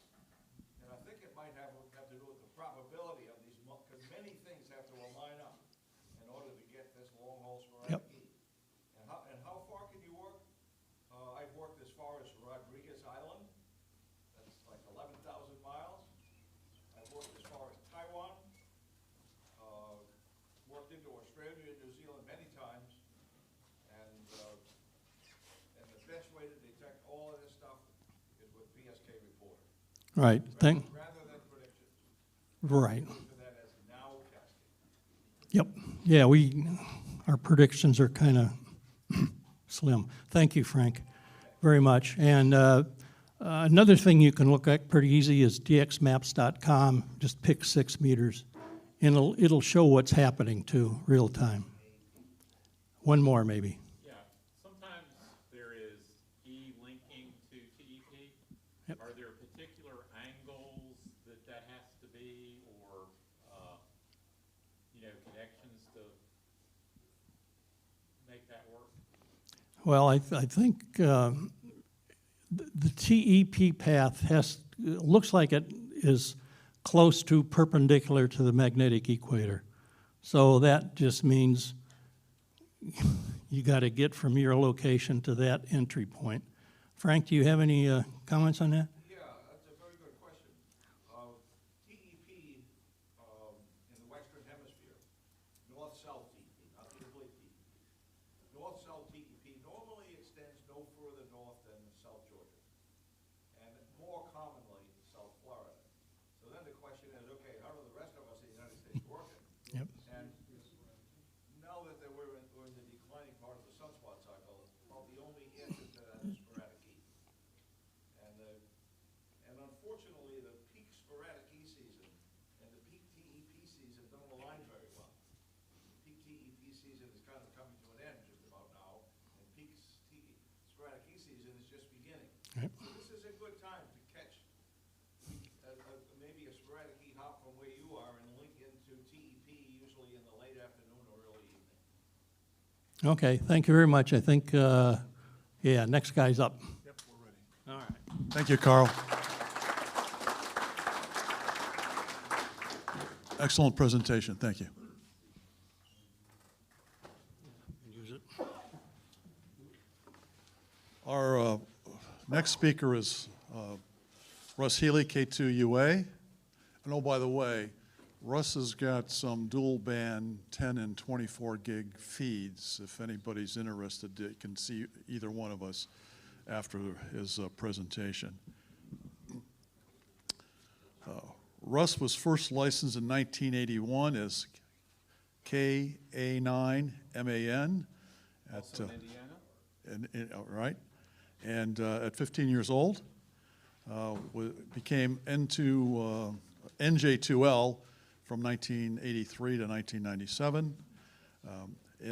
From 1986 to 1993, he was the ARRL technical editor for QST and the ARRL books. Currently, he's QRV on 160 to 122 gigahertz. And his first Hamvention was in 1987. I'm really excited about Russ's presentation this afternoon. So let me turn it over to my good friend. And thanks, Russ. Thank you, Tom. All right. Hi, everybody.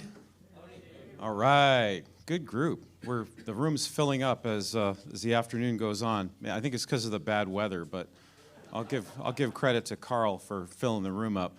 I want to make an observation about Carl's presentation, which I found fascinating. A couple things. One is I had the opportunity to work TEP from South Africa and work Italians. It was amazing because their signals were so loud. I mean, living where I do in Western New York, we don't really get TEP very much.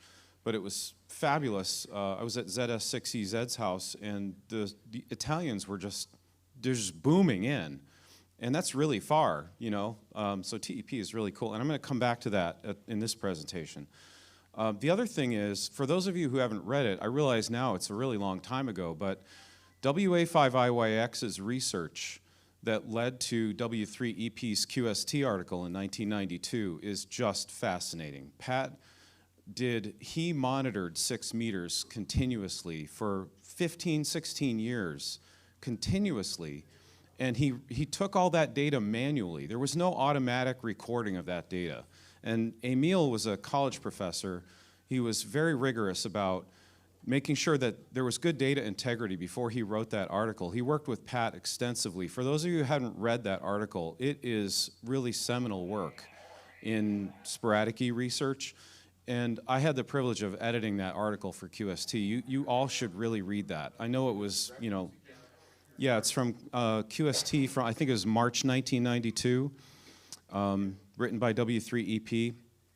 Really worth reading. I encourage you to take photos during the presentation here. Also catch my email address and send me an email if you want a copy of this deck too. My job here today is to inspire you. I think I'm going to just ask for a quick show of hands here before I get going. How many of you have used any type of generative AI to do anything? This is Claude, Google Notebook LM, any kind of generative AI. All right, how many of you regard AI as, or have used the term AI slop in a derisive way? Okay, all right, so we're about 50-50.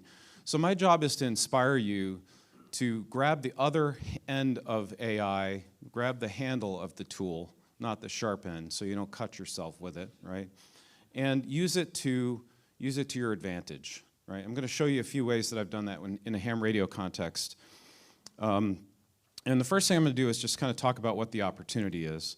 And then we're going to talk a little bit about prompt engineering, model context protocol, and then how to use your imagination to get started and share with the world. And I do encourage you, like I said, to take pictures. There's some links in the presentation today. There's a bunch of stuff that's available to you on GitHub. So if you want to download and use some of the things that I've done, even fork them and start to develop from there, you can do that. You'll see how. If you've ever had a really good idea, but you didn't have the skills to bring it to life, like for example, I'm not a software developer, but I have had the privilege of working for Amazon Web Services for the last 6 years of my career, and I learned a lot about generative AI and machine learning.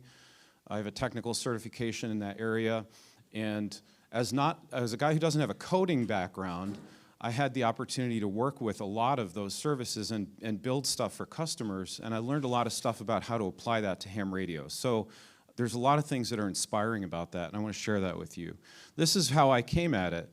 I had a lot of great ideas, but didn't have the skills to bring it to life. And in the last year and a half or so, these things have become mainstream. These tools that allow us to do that have become mainstream. So AI can unlock that for you. That's what I want to inspire you to do today, all right? AI is polarizing, but for the wrong reasons. People fear the unknown. And we see a lot of that, we hear a lot of that. We don't have to be those people, right? We're hams, we're builders, and AI gives us a massive new tool set to bring our ideas to life. That's what I want to encourage you to do today. So that's my mission. If you want to take a picture of this, that's fine, but I want to hit you with just a few key things. There's some key pieces, 3 key pieces here. Large language models, I think many of you have heard of them. They're basically AI systems that are trained from vast amounts of information, and they allow you to generate human-like text, right? They use prompts to do that, and I'm going to talk a fair amount about prompts because prompts are something you have to get good at to use these tools. And that's a way to guide models toward useful and accurate and creative outcomes that focus on clarity, context, and the intent of your request. And model context is basically resources that you provide to a large language model to get accurate output from it. And that's kind of the key takeaway from here. So let's talk about prompt engineering, just a couple slides on this. prompt engineering, and I'm going to compare this to, this is the new Google searching. I'm going to kind of put it in that context for you. So, you know, search engines have been around for 25 years now, right? Probably really closer to 30. And we're all pretty good at using search engines to find information we want, right? So you can compare this as to kind of the next generation of Google searching in terms of what you have to develop skills in.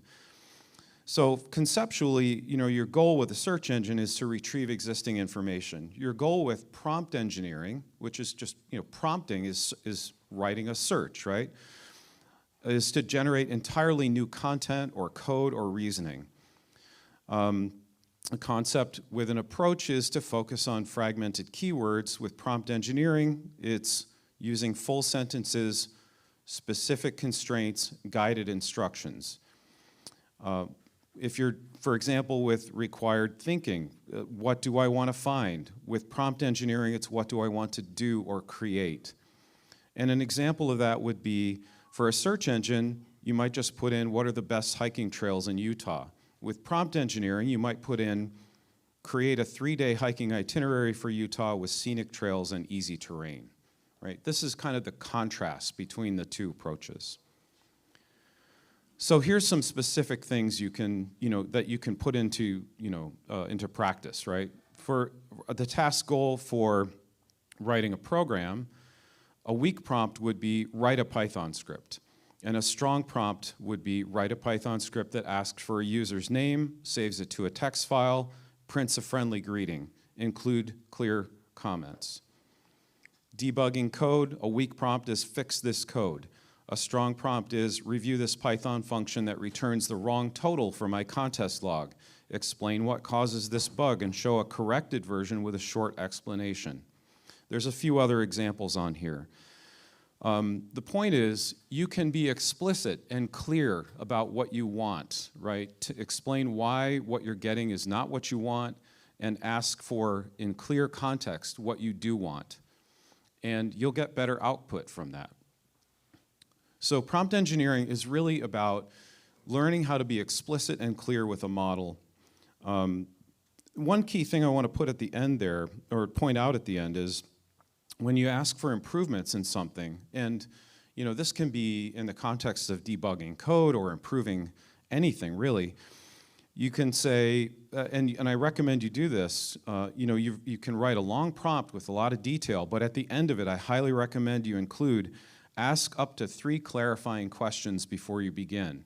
And the model will come back to you and say, okay, I understand what you want, and you know, here are some questions. It'll ask you questions for clarification before it starts. So you will get better output from that. And this is something you'll never get from a search engine, right? So it's important to be specific with an LLM about what you want from it and ask it to ask clarifying questions, and it will ask you really good questions about that. So model context protocol, this would be a good place to take a screenshot if you're so inclined. These are all a set of MCPs. So MCPs are a client-server context. You can find a list of MCP servers on the web, and there's a bunch of them that are ham radio oriented that I've listed here. There's a lot more that's available, but some of them that apply here, if you look at the right-hand column, let you do things like work with radio control software files, RF propagation calculations, antenna design problems, EME path loss analysis, real-time propagation data, check band conditions, EME scheduling windows. There's all kinds of stuff like that, right? And if you point a large language model at a model context protocol server, an MCP server, you can get it to retrieve data to help you do things like identify, you know, for example, EME pass windows for a particular location. And I'll show you how I implemented that in a project in a little bit. So for the moment, I would just suggest that you bookmark this in your mind, that there is a way to tell a large language model how to go and fetch data from a particular place. And model context protocol can both be from public sources, public resources, on the web, but it can also be from your own private data. If you have a database of information, like your own contest logs, for example, you can stand up an MCP server that gives it access to that private data, or club records or something like that, right? Or you can use it to retrieve information from the internet. So, you know, it's a really powerful way to get an LLM to provide more useful data to you. Okay, great, thanks for all this, but what about real, you know, how do you put this stuff to work? So this is what I want to talk about now. So here's a few projects. Again, I have some links up on the screen. I'm going to show you some pictures, some screenshots from these projects. So I generated a few projects over the course of a few months that all have to do with VHF, UHF, microwave, EME stuff. And they're publicly available to you on a couple different GitHub repos that I have here. One generates contest score reports for the 10 gig contest. So it takes, I'll show you, I'll walk through each one of these, but one of them is specifically oriented toward the 10 gig contest. I wanted to see, for example, you know, give me a day-to-day breakdown for each of the 4 days of the 10 gigahertz contest. What directions were most productive from each site? I want to see a map of that. Show me what grids I worked, what subgrids I worked on a map. And you know, I'm almost describing it, right, from a prompt standpoint, the same way that I'm talking to you right now. Show me all of these things. You know, what bands were most productive from what sites? Where did my points come from at different times of day and by site? But you know, and then I added on to it. I want to compare logs. I want to take 2 logs, 2 Cabrillo files, and compare scores, so that I can see, you know, who did better on a given day.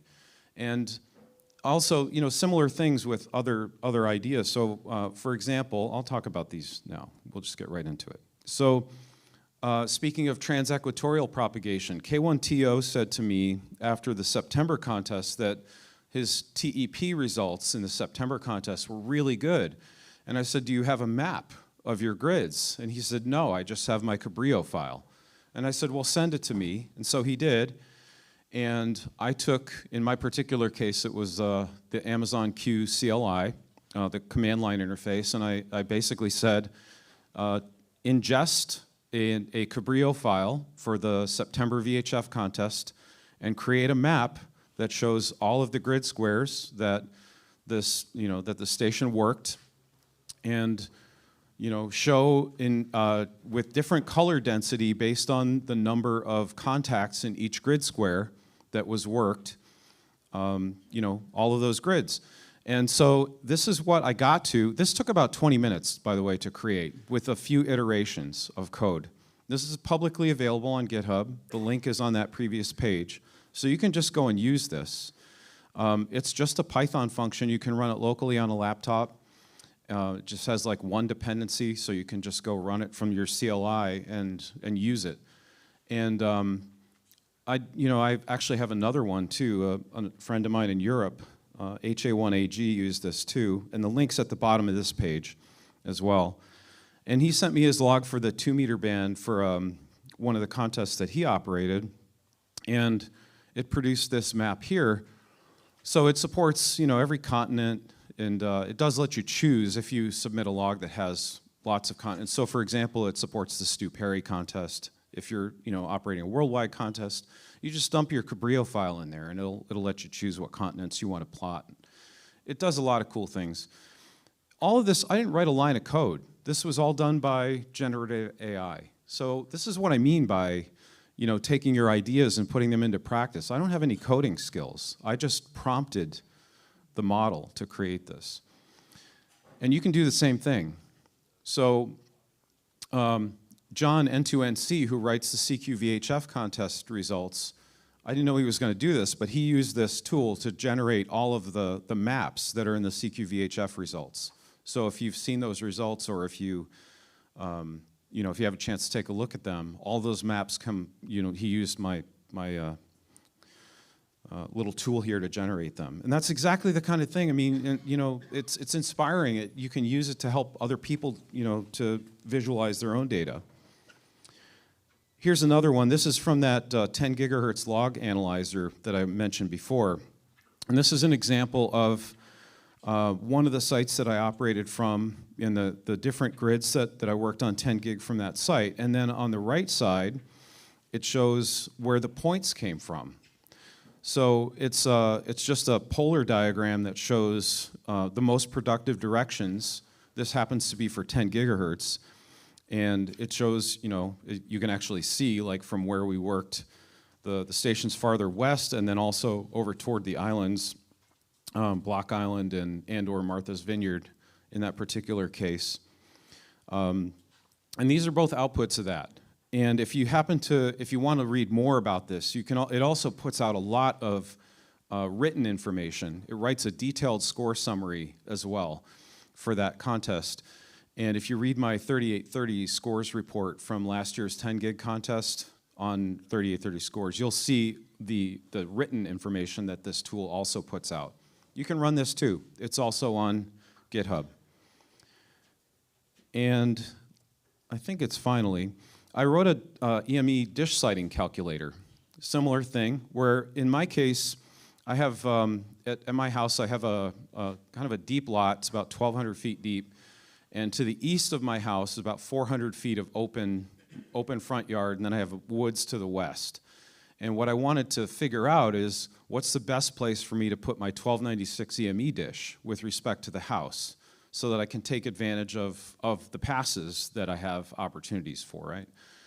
So, how many passes do I have for Europe and South America and the Caribbean and all of that? And, what's the best physical location for me to put the dish in?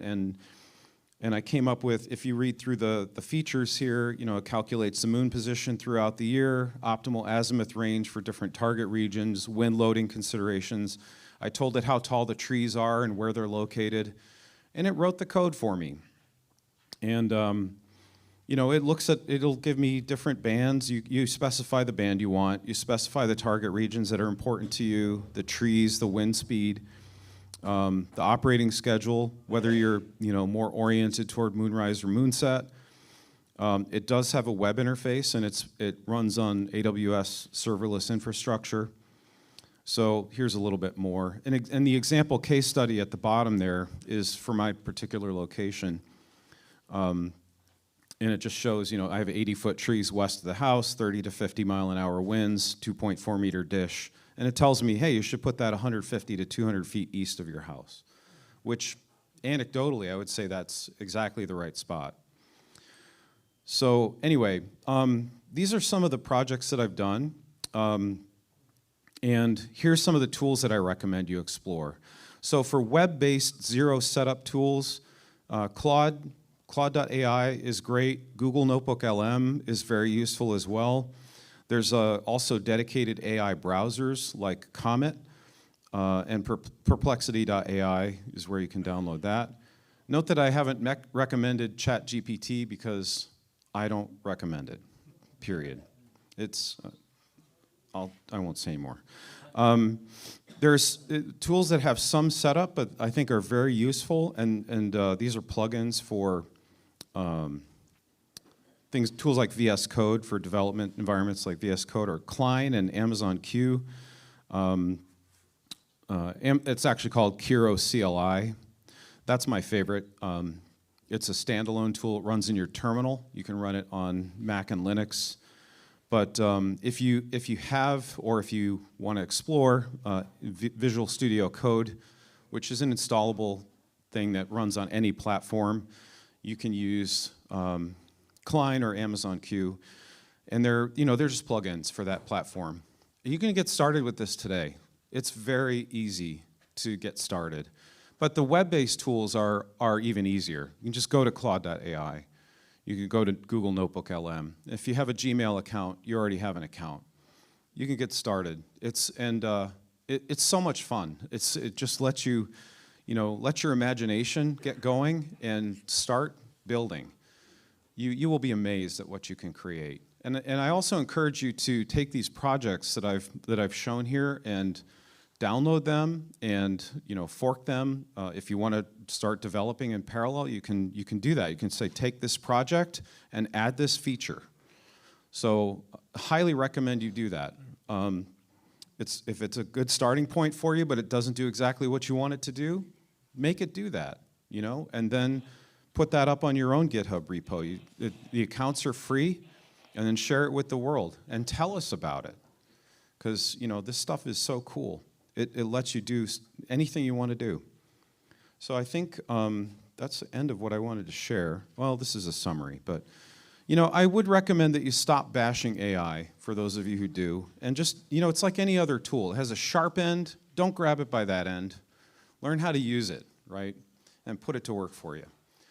Questions? I saw your hand, yes.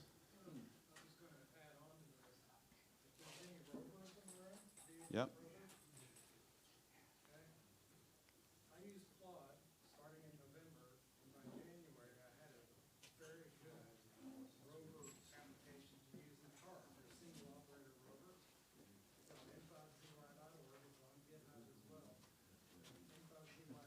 And N5ZY, is that your .org? And what do you use it to do?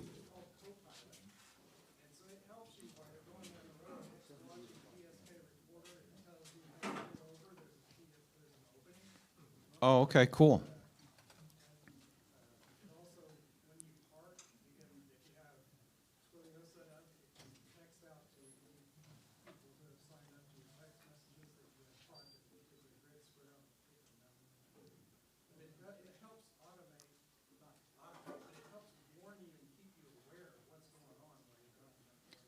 So that band opening tracking functionality is really cool. This is the kind of stuff I'm talking about, right? If you have an idea, you can just bring it to life. You don't have to necessarily be someone who writes code.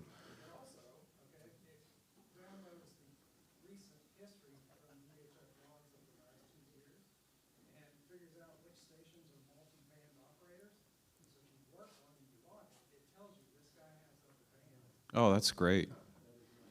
Awesome. Thank you. Yes?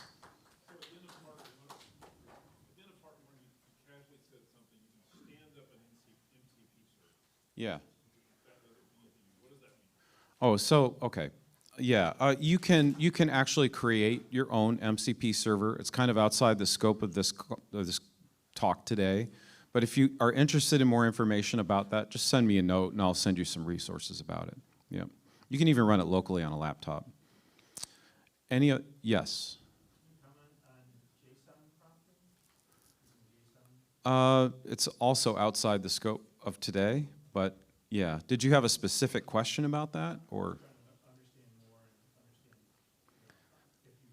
JSON is a specific file format, right? Kind of like XML is a specific file format. I mean, most of what we would do probably in our context is more natural language prompting. JSON is, you know, is a specific file format that you can also use for prompting. And for today, that's probably about as deep as I would go. Are we at time? Yes. All right. Well, I want to thank you all. I hope, and I specifically want to thank Tony for organizing this and managing it into a very tight time frame, and for inviting Carl and me to speak. We really appreciate the opportunity. Thank you, Tony.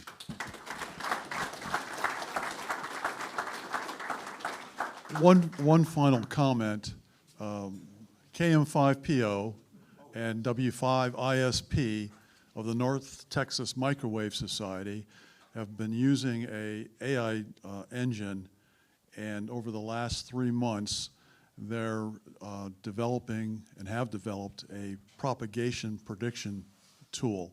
So right now, the focus is the immediate situation as it stands now, but as Jim McMasters put it, he'd like to know 12 hours in advance, or maybe even 24 hours in advance, so he could pack up the car and head out to a location and work some interesting DX. So check that out. It's on it should be on the NTMS website, and or check out NTMS meeting, which is they're online. So thank you, everyone, and Microwave Society. Thanks, everyone.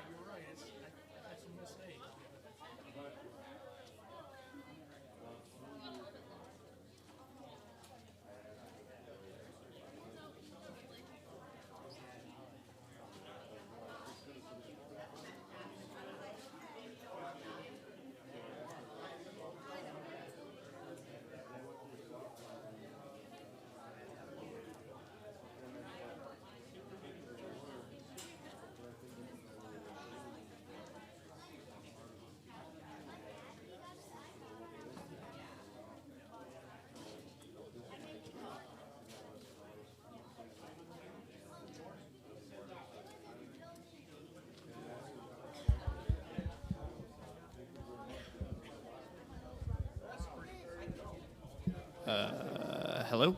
There we go.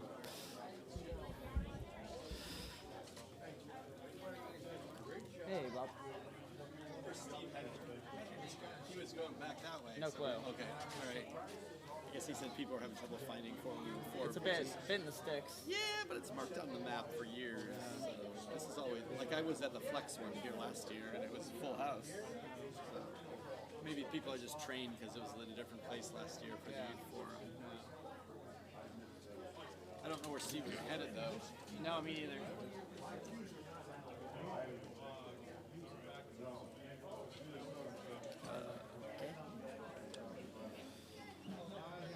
Huh? Okay. I think he was feeding them halfway because they have all the supplies Oh, right, and stuff. yeah. So I'm just going to make a quick announcement. Well, hello there, everyone. If you're here for the youth forum, you're in the right place. If you're not here for the youth forum, in other words, you should look 11 to 21. If you're not, we want to relegate you to the back of the room, and we're going to have the youth come up to the front of the room, okay? This is about the young people here at Hamvention. So again, come to the front of the church if you're youth, head to the back of the room if you're not.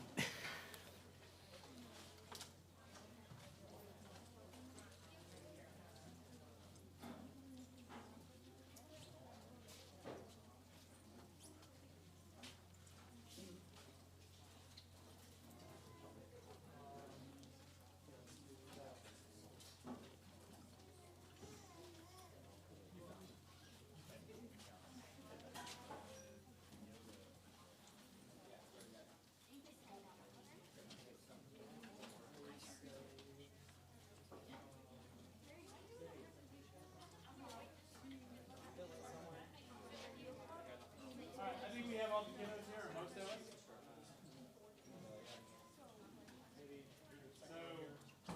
Hold on. All right, I'm Steve Goodgame. I'm K5AT. I'm the Director of Education at ARRL. Welcome to our youth forum. We're going to be a little flexible with activities today, depending on weather. Obviously, we're going to kind of shuffle some things around. Parents that are in the room, if you are making your way somewhere else and whatnot, you want to find your kids at 4 o'clock. Micro SD would also work. At the AMSAT booth, because the satellite pass is right at 4 o'clock. So. All right, then I've got the USB-A backup, but I'm going to have to make some quick last-second edits. Whatnot, that's where you can find them at the end of things. We're going to kick it off pretty quickly with a quick presentation from Yoda Cat. You thought, well, I'll let him tell you what it's all about, but. Or maybe. There we go. How many folks in here, this is your first time at our youth rally? Welcome. Quick raise of hand. People or youth rally folks, who in here already has their ham radio license? Nice, that's a bunch of them. Who in here has a radio with them today? And you know how to program it? Yeah, we can get to that. Perfect, because we're probably going to make use of that with our sprint, so that'll be a lot of fun. So you'll get a chance to use your radio. Also, those of you who aren't licensed for some of the activities, we're just going to buddy you up with somebody who is, so that you can still participate. So, you have a nice radio. Yeah, I got it at our presentation at our youth forum today. You got that today? Can I see? Yeah. I also have one, but I have not opened it. That's okay. She doesn't have one anymore either. Don't steal. Stealing's not nice.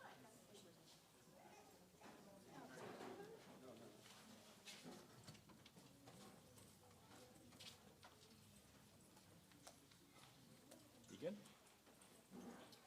Yep, we are. We're good. Beautiful. Is that yours? His time is very flexible, so take your time answering whatever questions.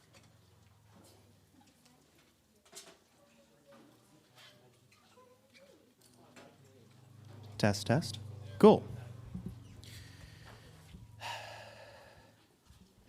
I should warn you all, I have a deathly fear of public speaking. Do you want to know the best way to get around that? Where'd y'all go? Of course, now I can't read the slides.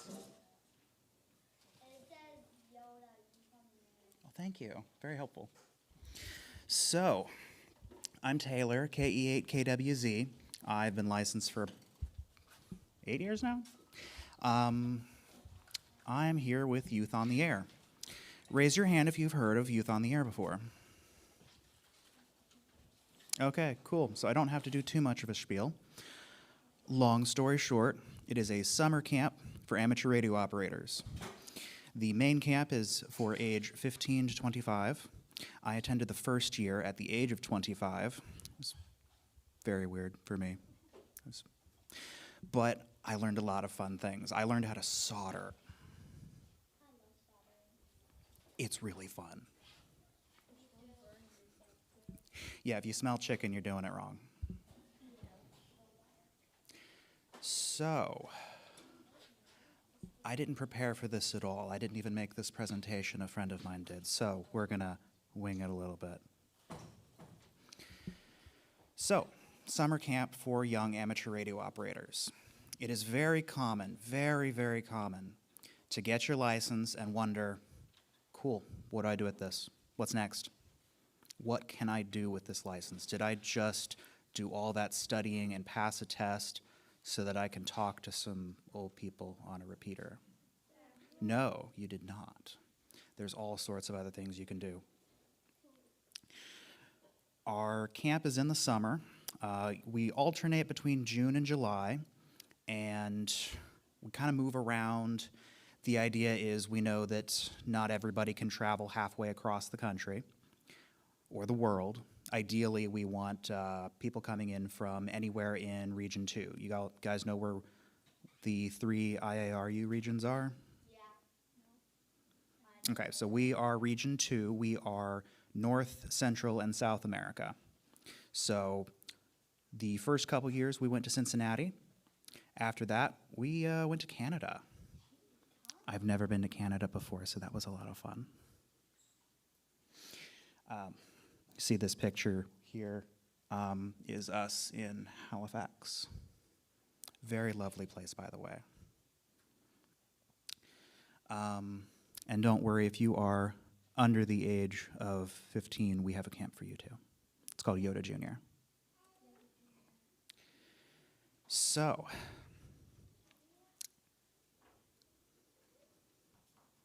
I forgot about this slide. What do I say on this slide? So you can sign up on our website if you guys are interested. We have social media and all that other stuff too.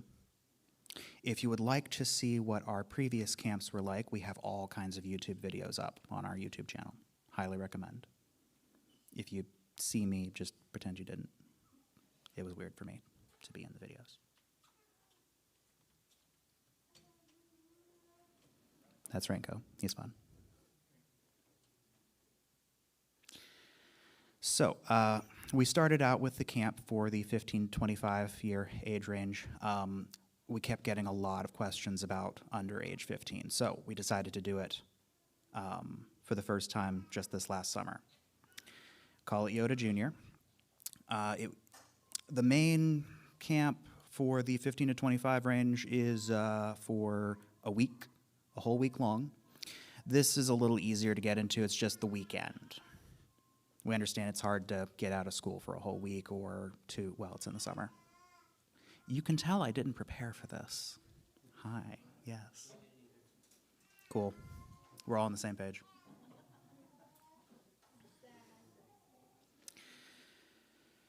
So, and we also do other things with youth, particularly the December Yoda month. You want a special event call sign that's 3 characters for December, and you want to talk to you want to be the center of the pile-up, that's the way to do it. I don't know very much about that part of it. I don't participate. So, going forward, this year we are going to Huntsville. Going to be our space-themed camp. Haven't heard official word on where we're going for 2027, but I hear we're almost sure on that. And then in 2027, we will also have our second Yoda Junior camp. So if you guys are interested, definitely, look into that. I feel like I probably should have started with this slide. Do you guys have any questions for me? Because I'm not sure what to tell you guys to start with. Yes? I'm just curious how many of us are going to Huntsville? That is a good question. Raise your hand if you're going to Huntsville.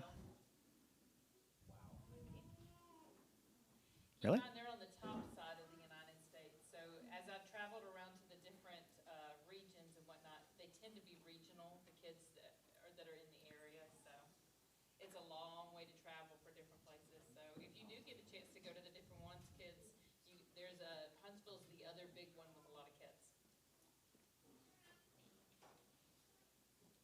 More questions now? Yes. How many years has this been happening? The first year was 2021. The plan was to do it in 2020, but we all know what happened there. We don't talk about that. So we've been doing this for 5 years now. This will be the 6th year. It actually started over in Europe. The Region 1 was the first to do it. They were doing it for a few years before we did. We sent a couple of spies over to figure out how to do it and kind of copied it.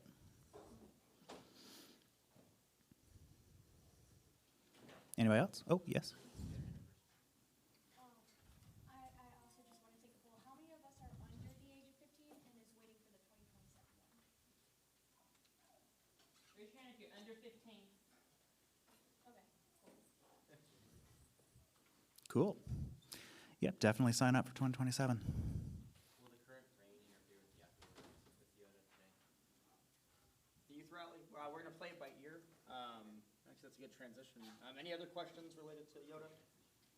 No? All right. Hey, thanks so much, and you did great.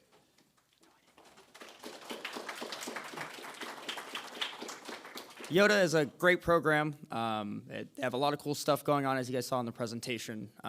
Get involved if it's something interesting to you. There's tons of stuff, even outside of traditional Yoda things that go on. A Yoda contest program. There's a Yoda contest for those of y'all interested in contesting. And yeah, just tons of neat stuff. And yeah, so by show of hands, just for my own, personal interest, who here has been to a Yoda camp? Okay. Who here would go back? Need anybody say anything else more? Yeah, he's going to hand out some bags, and as he does that, I guess I'll prep our next activity. So as you guys know, it is kind of crappy out there. It's been raining on and off, and so we're going to try to do as much of the outdoor stuff first, so I hope you're ready to be outside, and also be flexible. I guess, what? If it rains, we come back in here?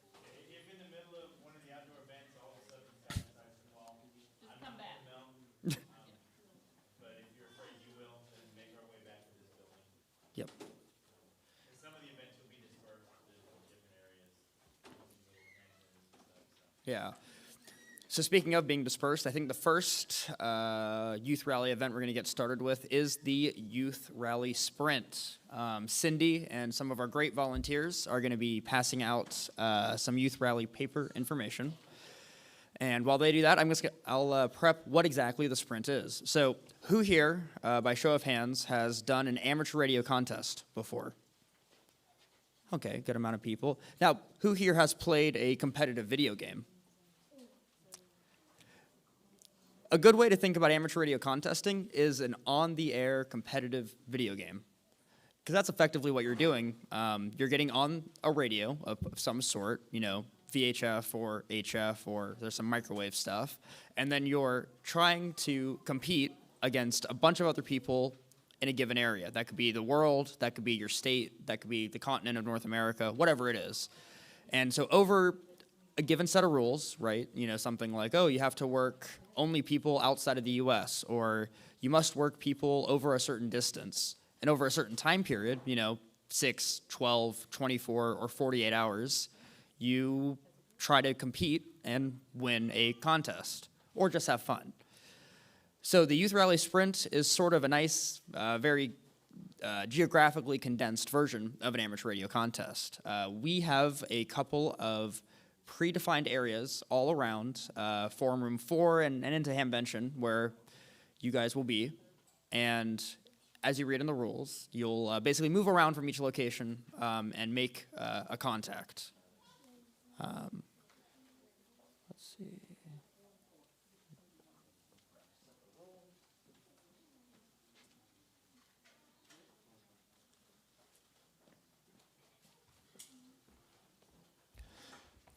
So, yeah, so just going over the rules real quick. It's going to be 15 minutes long, so it's not that, it's a sprint. And yeah, once again, the goal is you're basically moving around the whole time, right? It sounds confusing, but I promise it's pretty easy. So by show of hands, who all brought HTs? Okay, I'm going to pick...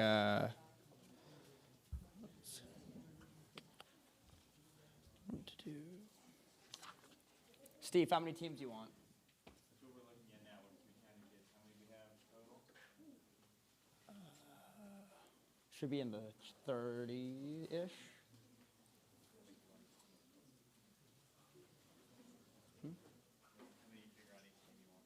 Like 5.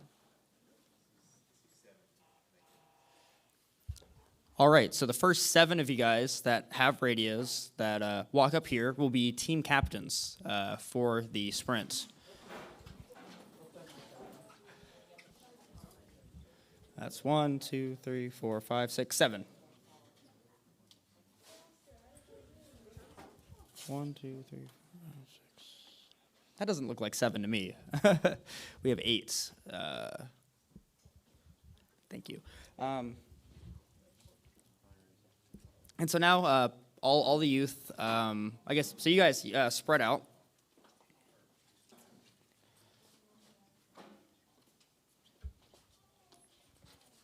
And we'll start with you on the right with the cool hat. Pick somebody, and then we're gonna keep going. And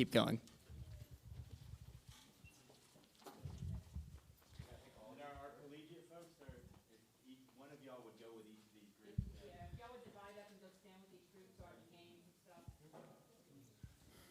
you picking or are we picking one at a time? One at a time. College kids, when you get with the group, I'm gonna hand you what location, I'm gonna explain the location, I'm gonna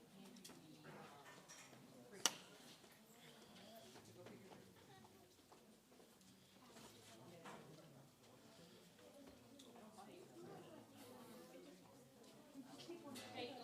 Yeah.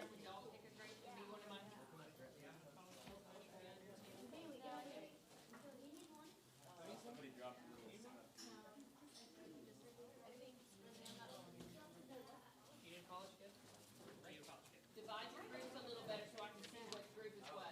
You're kind of meshed together, so squeeze together a little more. You will be.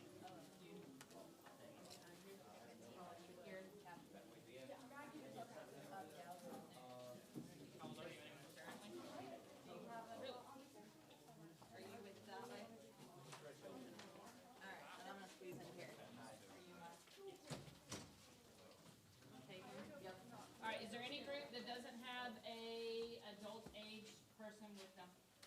Adult-ish. There we go. Now, parents, y'all can divide up and go with group 2, or you can stay here, that's up to you. Pick a group.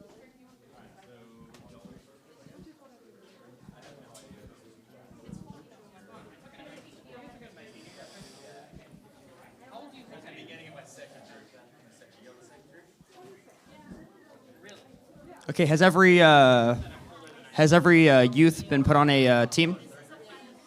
Yes? You think? If you have not been put on a team, walk up to one.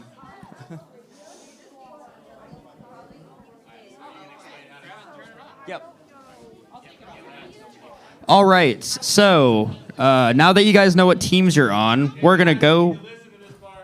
Yeah, this is we're gonna go over actually how you do the sprint. And then I will tell the zones when you're ready. Perfect. So yeah, those zones. Let's talk about that a bit more. So, Cindy, do you want to? Okay, so the way the sprint is set up, you're going to go with your group and you're going to separate and you're going to try to get the most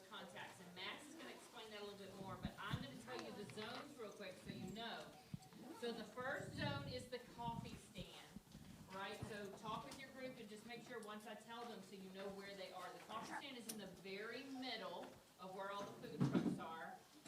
The coffee stand was where I looked for the first when I get here, so I know where it's at. So, and I know several of the kids have gotten coffees, so I know Hannah's group knows where it's at. She's got her coffee with her. But that is zone 1. So when you hear Max's instructions on how to go to the zones, you'll want to remember the zones. I'm going to be walking around with y'all, so if you forget what a zone is, just come ask me, say what zone is what, which one you're looking for. Zone 2 is the police tower. You passed it when you came here. When you came and you did the bend to come up this road, that tall police tower. Yep, you knew it. That is zone 2. So your group can go stand there. Zone 3 is 4 and 4. It's here. So you could start here, but you don't want to necessarily be with another group, but you could come back here. So this building is zone 3. Zone 4 are the flag poles. The flag poles are in the grassy area where the tables are. So right straight up in the middle of the whole fairground. Be careful, it's a little muddy there. Yeah, you don't have to stand in grass. That's also where we will do our balloon launch, just for information's sake. Wind doesn't look very easy. Zone 5 is the taco stand. The taco truck, it's by the information desk. It's the farthest zone all the way over. So if you get to the coffee truck, you're going a few more trucks over. I think it's the last food truck down there. It is. That is zone 5. Zone 6 is the pork chop truck, which is right across from the coffee truck in the grassy area. So the pork chop truck. And zone 7 is Hertz Hall, which is right beside the pork chop truck, the Hertz Hall. Okay, and I'll say these again right before you leave. And if you want to hold your own sprints when you're back home with your own club and whatnot, you pick your zones. It's kind of fun to pick on them, get kind of creative names. We do it here on the fairgrounds, but I hear a lot of people make funny titles for their zones and whatnot. So just keep that in the back of your mind if you want to do your own sprint back home, especially with your schools. It's a lot of fun. All right, Max, you're up. Yep. All right. So now we're actually going to talk about how this thing works. So each of your teams should have one of these youth rally sprint packets. I have one left, so one team probably doesn't have it. Who are you? Okay. Well, I guess everybody has one. Well, if you going from top to bottom, the first important thing here is the time. It's a 15-minute event. So once we send you guys going out, it'll be 15 minutes after that, and then we'll get started. The second most important thing on here is the list of frequencies. If you guys signed up for the youth rally before today, you got a packet with all this information and to say program your youth rally sprint frequencies. If not, not a big deal. They're here. These are the only frequencies that you're allowed to use. So whoever has the radio should probably start programming these in.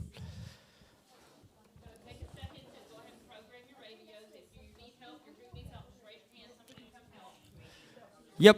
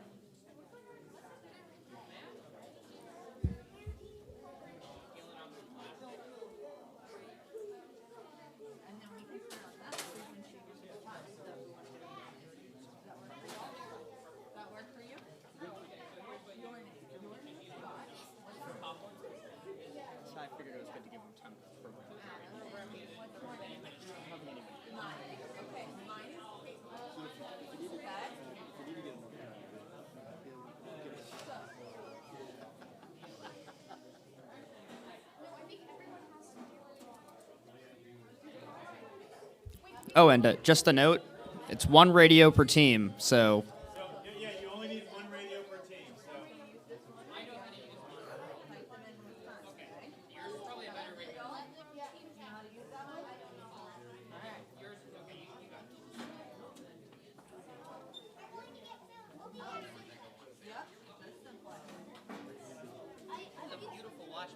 Thanks. That's a Speedmaster.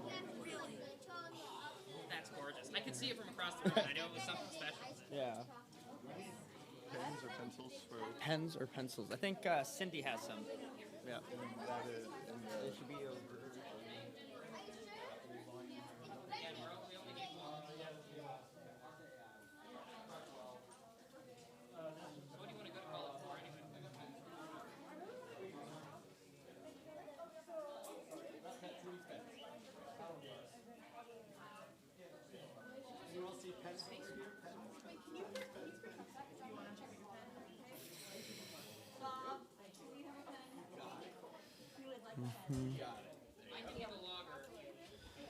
All right, how you guys doing? Do you need a little bit more time to program? All right, yeah, we'll give it another minute or two, and then we'll. It's the list of frequencies and the. If you wanted to.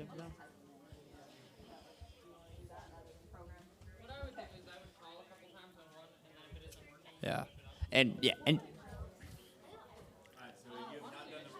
No. All right, so we need to listen to this part because this is the part that gets you points. So. All right, yeah. So if you still want to program your radios, you can do that while I talk. Do listen.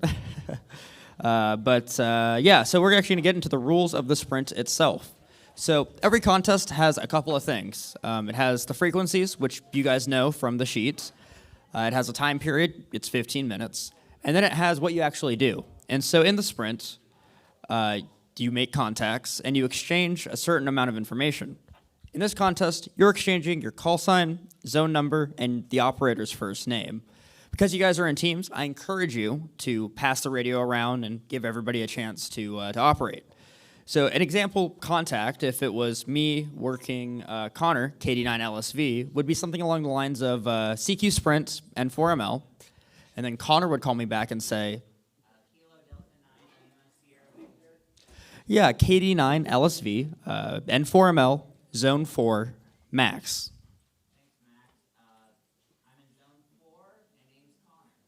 Thanks, Connor. 73. And so that's it. That's the whole contact. And so that's exactly what you guys will be doing. And whatever zone number is whatever zone you're in. Your call sign is whatever call sign you're using. I think everybody here has at least one licensed ham in their group. If you have multiple, just pick a single call sign to use. And then the name is just whoever's actually operating the radio. So now we're going to move on to the logging portion. So if you turn to page 2 of the summary sheet and a log sheet. So the log sheet is where you'll actually log all the contacts you make. So you'll put in the frequency that you're on, you'll put in the call sign you worked, the zone, name, and then who actually operated the station. So you'll do that, and then you'll fill out the summary sheet at the very end. The only other unique rule about the sprint is once you make a contact in a zone, you have to move. So if you're in zone 4, you make a contact, you got to move to zone 5. You're in zone 5, maybe you move to zone 2. You have to move after every single contact. I think that's it. 15. We can bump to what? 20.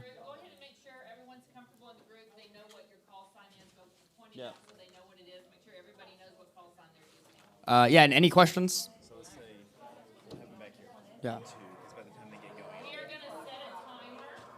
Okay, so at least one person in each group has some sort of timekeeping device, right? Yes. So once we let you go, we're going to say 2 o'clock is the official end. So as soon as my watch says 2, points are done and everybody needs to come back here. It's 27 minutes. We figure really we want about 20 minutes, so you get a few extra minutes to get some points. Grown up in the group, if you want to take a picture of the zones real quick, you can. Well, grown up-ish. Ish, you know.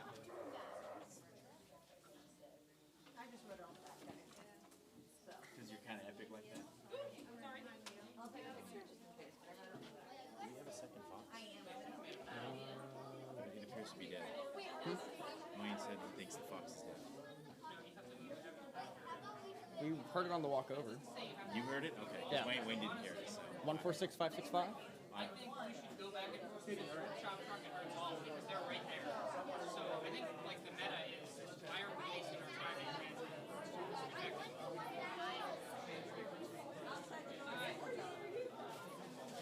Are we ready?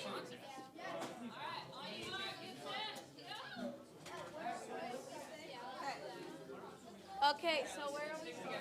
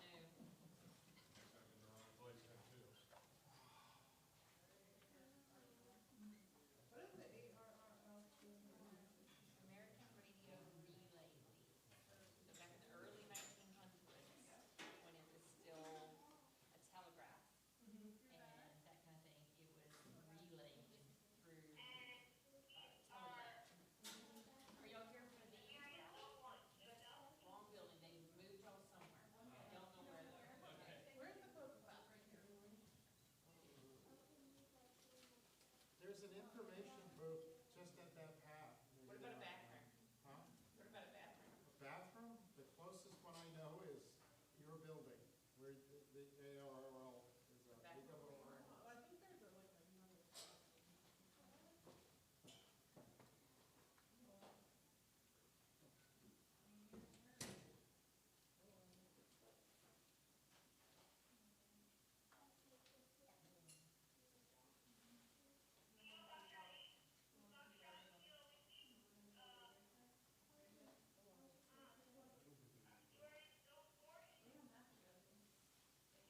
Is Carlos gonna teach us STEM?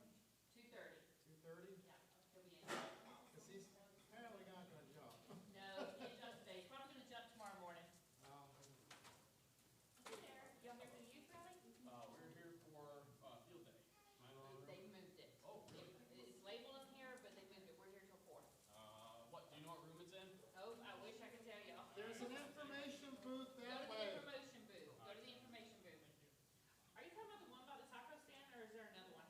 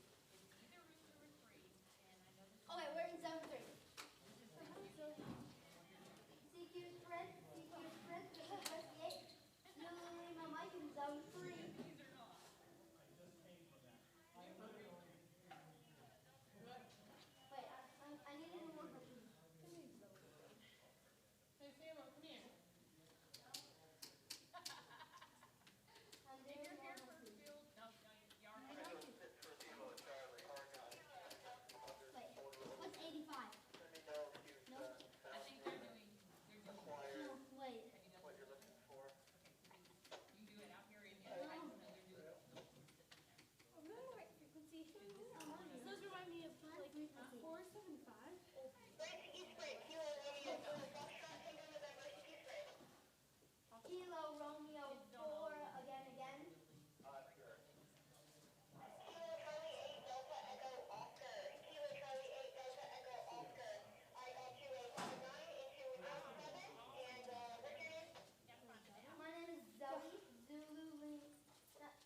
My name is Zoe Zulu Oscar Echo Yankee and we're in zone 3.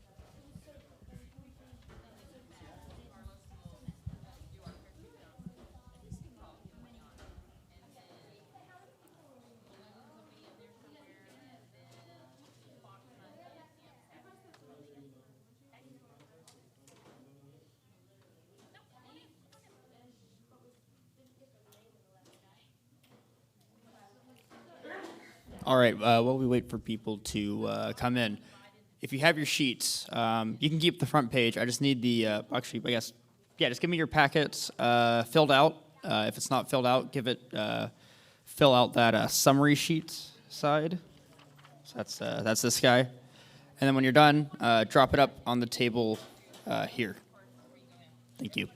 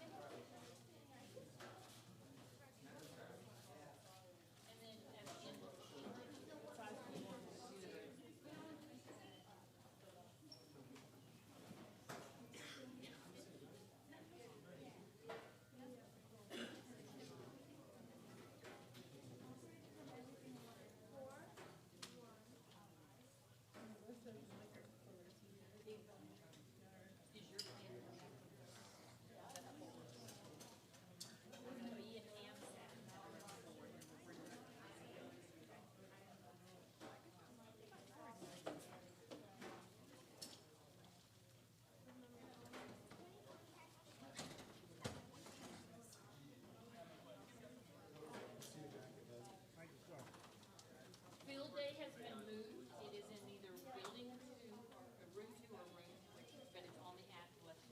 Hold on just a second. I'm 13. I've got all my kids. If you're here for field day has been moved. Field day is either in building 2, room 2 or room 3. We have a big room 3.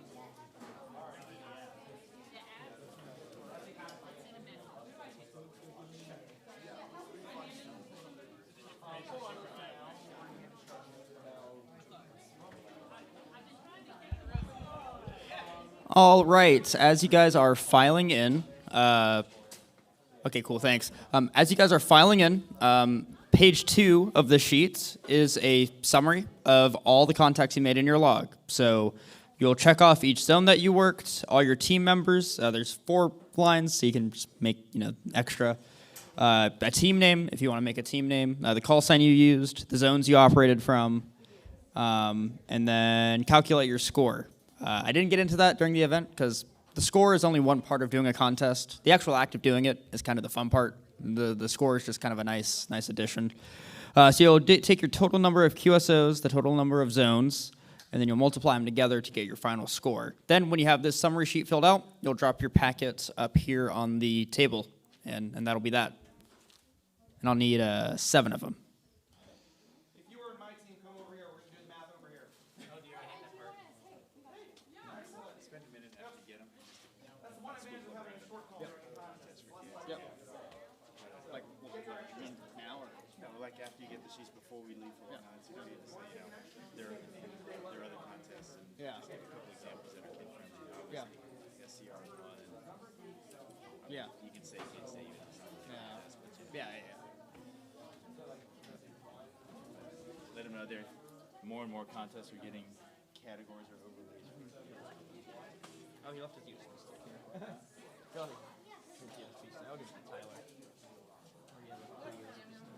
So if you're a little lost, go back to your group for just a minute because you're calculating what you're calculating.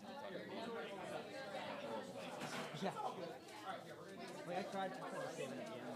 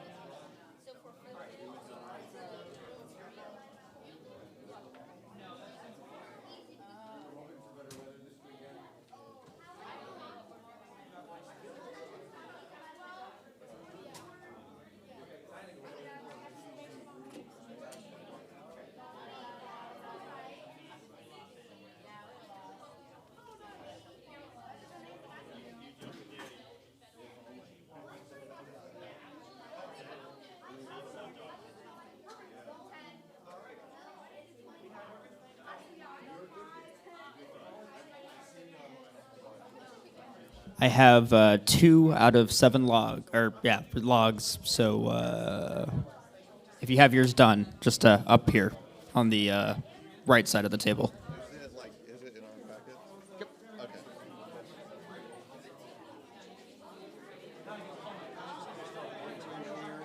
I'm going over to the gate. She's going to start there. She's going to send them over there. Once they're there, I'll text her, let her know they're there, and then she'll text me, let me know whether they're listening. I'm going to not count. So, once the team gets there, I'll text you, let you know that I was they're going to there. say you need to text me instead, but. Okay, you're the log check. Deal.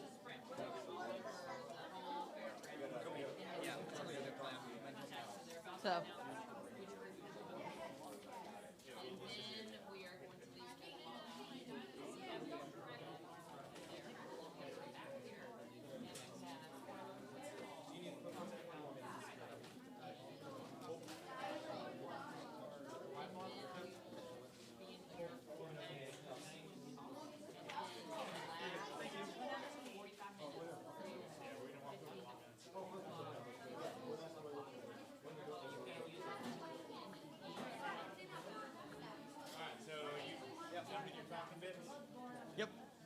All right, so I think we're still waiting on 2 more, but I'll wrap things up here. So, who had fun?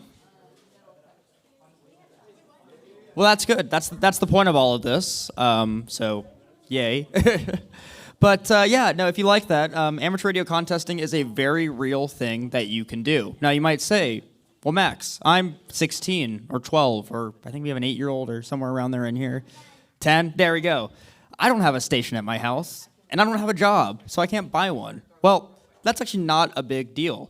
There are contests like School Club Roundup that run for a week, designed to be at the school you're at. Now, who here has done a School Club Roundup? Was it fun? And was it easy to get a station at your school? Well, it's possible. So there's events like School Club Roundup, Kids Day. If you've just gotten your license, you can do events like Rookie Roundup. And if you're a youth that gets really into this contesting thing, most contests have a youth overlay, so you can compete against other people your age, 26 or under. Yeah, and I'm waiting on those 2 summary sheets, and then we're going to transition to Long Island CW. Now, I'm going to pass it to Steve. So quickly before we transition there, those 2, who are the 2 groups that still have their score sheets? Bueller. Okay, so before we go over to Long Island CW, we're actually going to take a group photo. This is Greg back here who's talking to my lovely bride. Wave, Greg. Wave, Greg. That's Greg. He's going to take our picture. So when we walk outside, we're going to, is it outside? Okay, no, here's what we're going to do. We are going to building 1 where Long Island is, so we are going to walk as a group to the middle where the grassy knoll area is, where the flag. The grassy knoll. If you know, you know. Take 1 picture there, and then we'll move on. But he wants to get 1 big group picture. Okay? Is everybody good with that? Yeah. Okay, so we can all stay together and get to those flags before we get to the Long Island CW. Okay, so everybody knows where the flags are, right? Right in the middle, where you smell all the different varieties of food at once. That's it. Before we Okay. get there, the taller college kids and older kids, if you will make a row, and all of the younger kids make a second row in front, it'll make it easier for you to set up the picture faster. So when we get there, just everybody be prepared to stand 2 rows. Okay? Question? The answer is 42, by the way.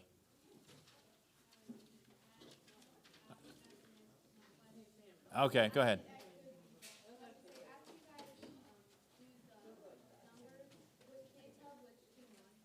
Yes.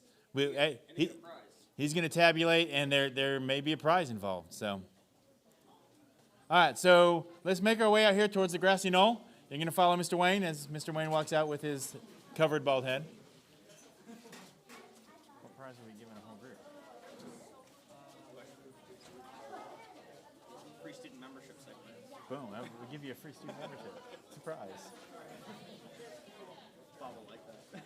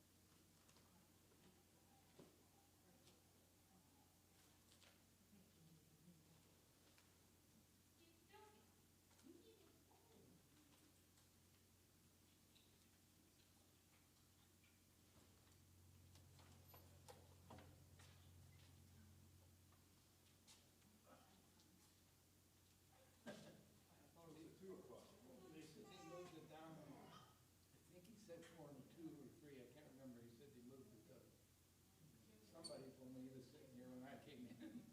I had to rest up, but we still don't know where to go. The book is weird because it's at 4.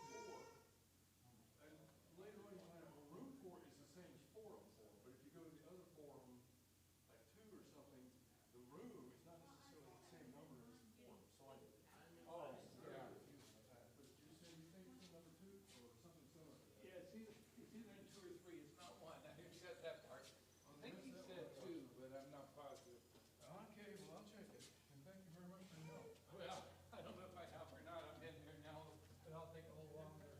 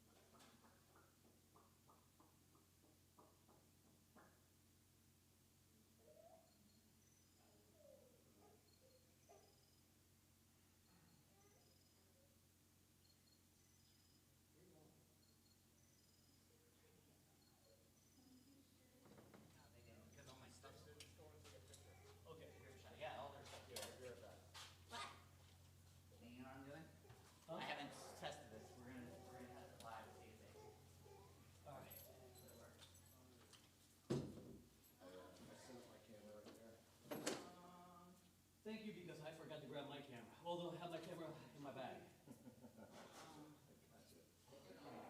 Dude, I got sidetracked. Imagine that. Oh, shocker. I know.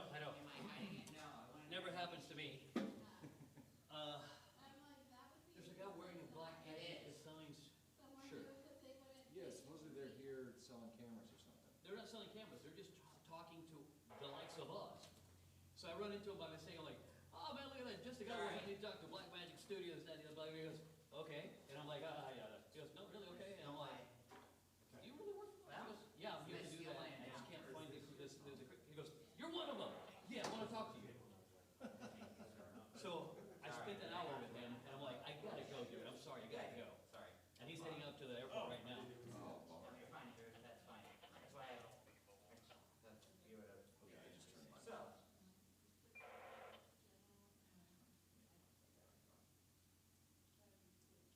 You know, you guys really need to check your radios. Someone is broadcasting APRS on 14645. Check your radios. Huh? KM4ACK, go. I don't think that is APRS. I think that is System Fusion, and someone's got a radio in group mode on System Fusion on this frequency. Well, they need to have their, bits kicked in. I just tell you, I don't think that's APRS, and it's certainly not me, sir. Didn't figure it was you. Cannot oil. I mean, you know what? It's probably MRD, isn't it? If I was a betting man, I would say yes. Cannot oil clear.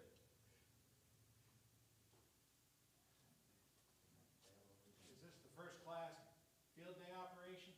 Nope, that got moved. That got moved, where did they move it to? I don't know where they moved it to, but they were trying to tell me, and I was like, no, I'm in the right place. That's no problem. I was just gonna say, I must have missed it, which is another reason why I don't do first class field day operations very well. I'm a day late with my own short.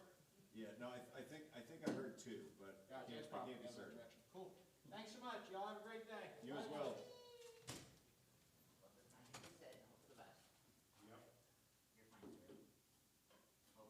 I'm just, my internal clock, if I need to be somewhere at 2:30, I need to be there at 2:15 because I understand. And, I was 5, 6, 7 minutes late, and I was,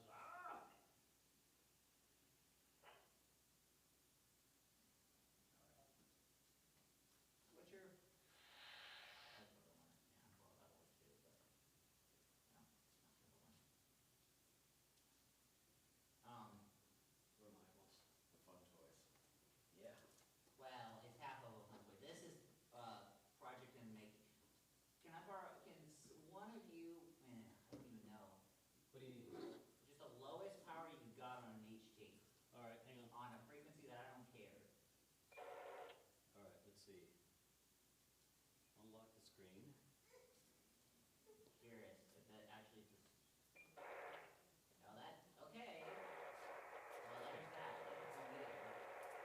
So I'm super low right now.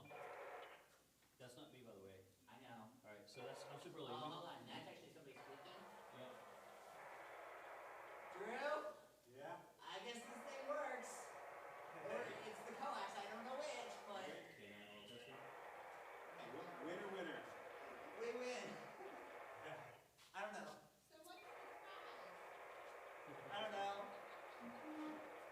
Knowing that the job is there. Yeah, that's why it's not. That's why. Yeah. That's how you hold it, right? No, at least not for me. Let's see, on this one, pretty sure they're all the same. Whoever is doing digital, you are an asshole. November 88, yeah. So, Hey, NAYO, that was Cam4ACK running digital, trying to get Josh to turn up his group mode so it wouldn't sit there leaking out that packet that K9OL was complaining about. That's how I would say it. Let's see this. Still having the 630 meter. This should be off. Are they not? No, Oh, no. we're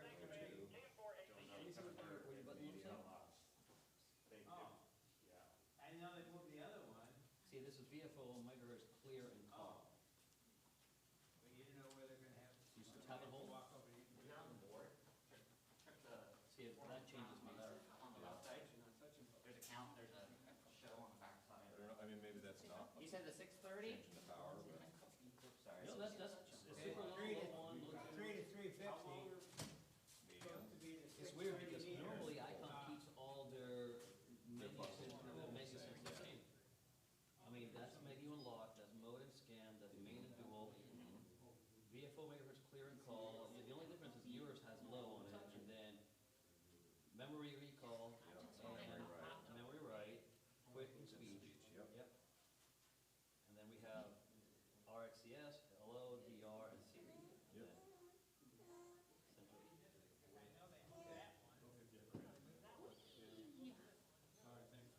essentially.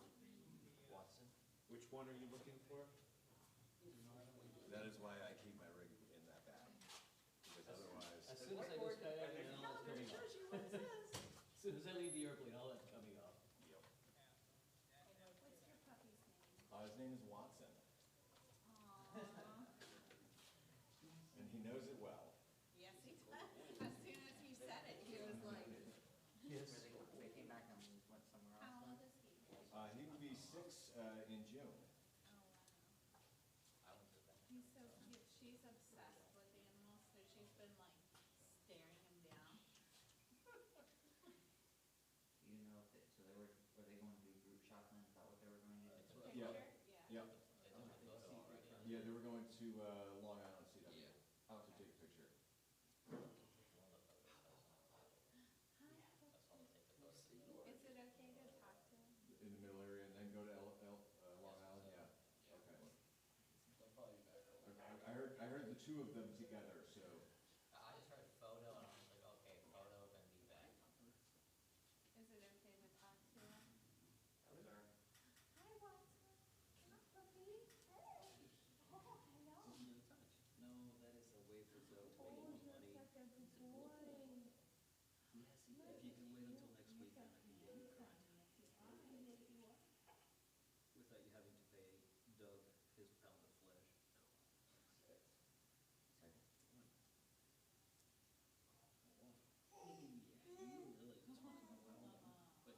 Isn't he so handsome?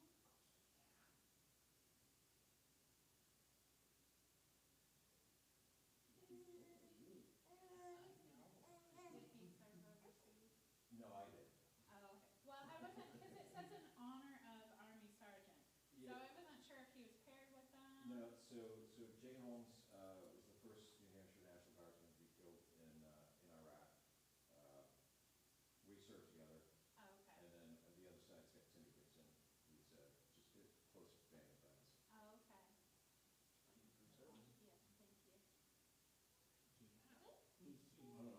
I had fun most of the time. How long have you been with them? So we got matched up and started the 2-year training program in November of 21. We graduated in October of 23. And so it's been. So you've been with him almost his whole life. Yeah, he is the youngest dog to graduate from the program. Wow. Now, we're not too pampered. I know you wanna give them a big old hug. Easy, pupper. Beautiful boy. I know. Oh, he's not like your puppy back home where you can just hug and love. He would take it. Oh, I bet he would. We love everybody. Yeah.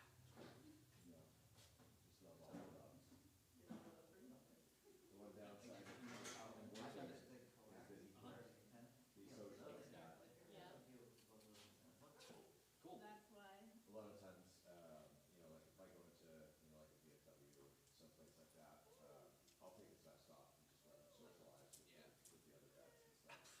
Yeah. You dork. Let's see if that'll do. Nope, he's just being lazy. No.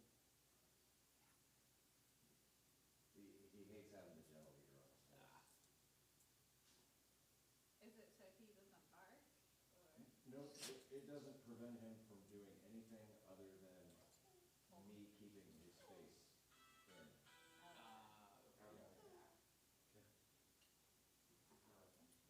Hey, close. Look at that. Working dogs. Yeah, so all it does is just gives me control over his head. And the reason why I clip him in the front and not clip him to the vest is because this gives me more control as well, the side to side.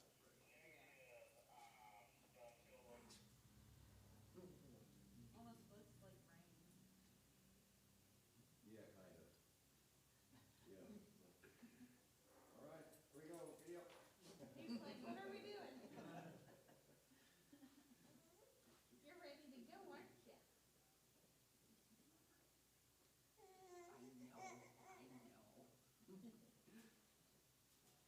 Yeah, those aren't saddles for you to ride on.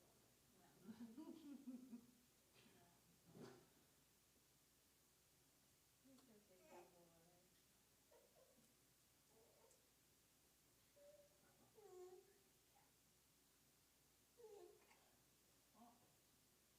Little birds. Ooh. Feel better? The pork at the spine. She loves the pork. And two kids.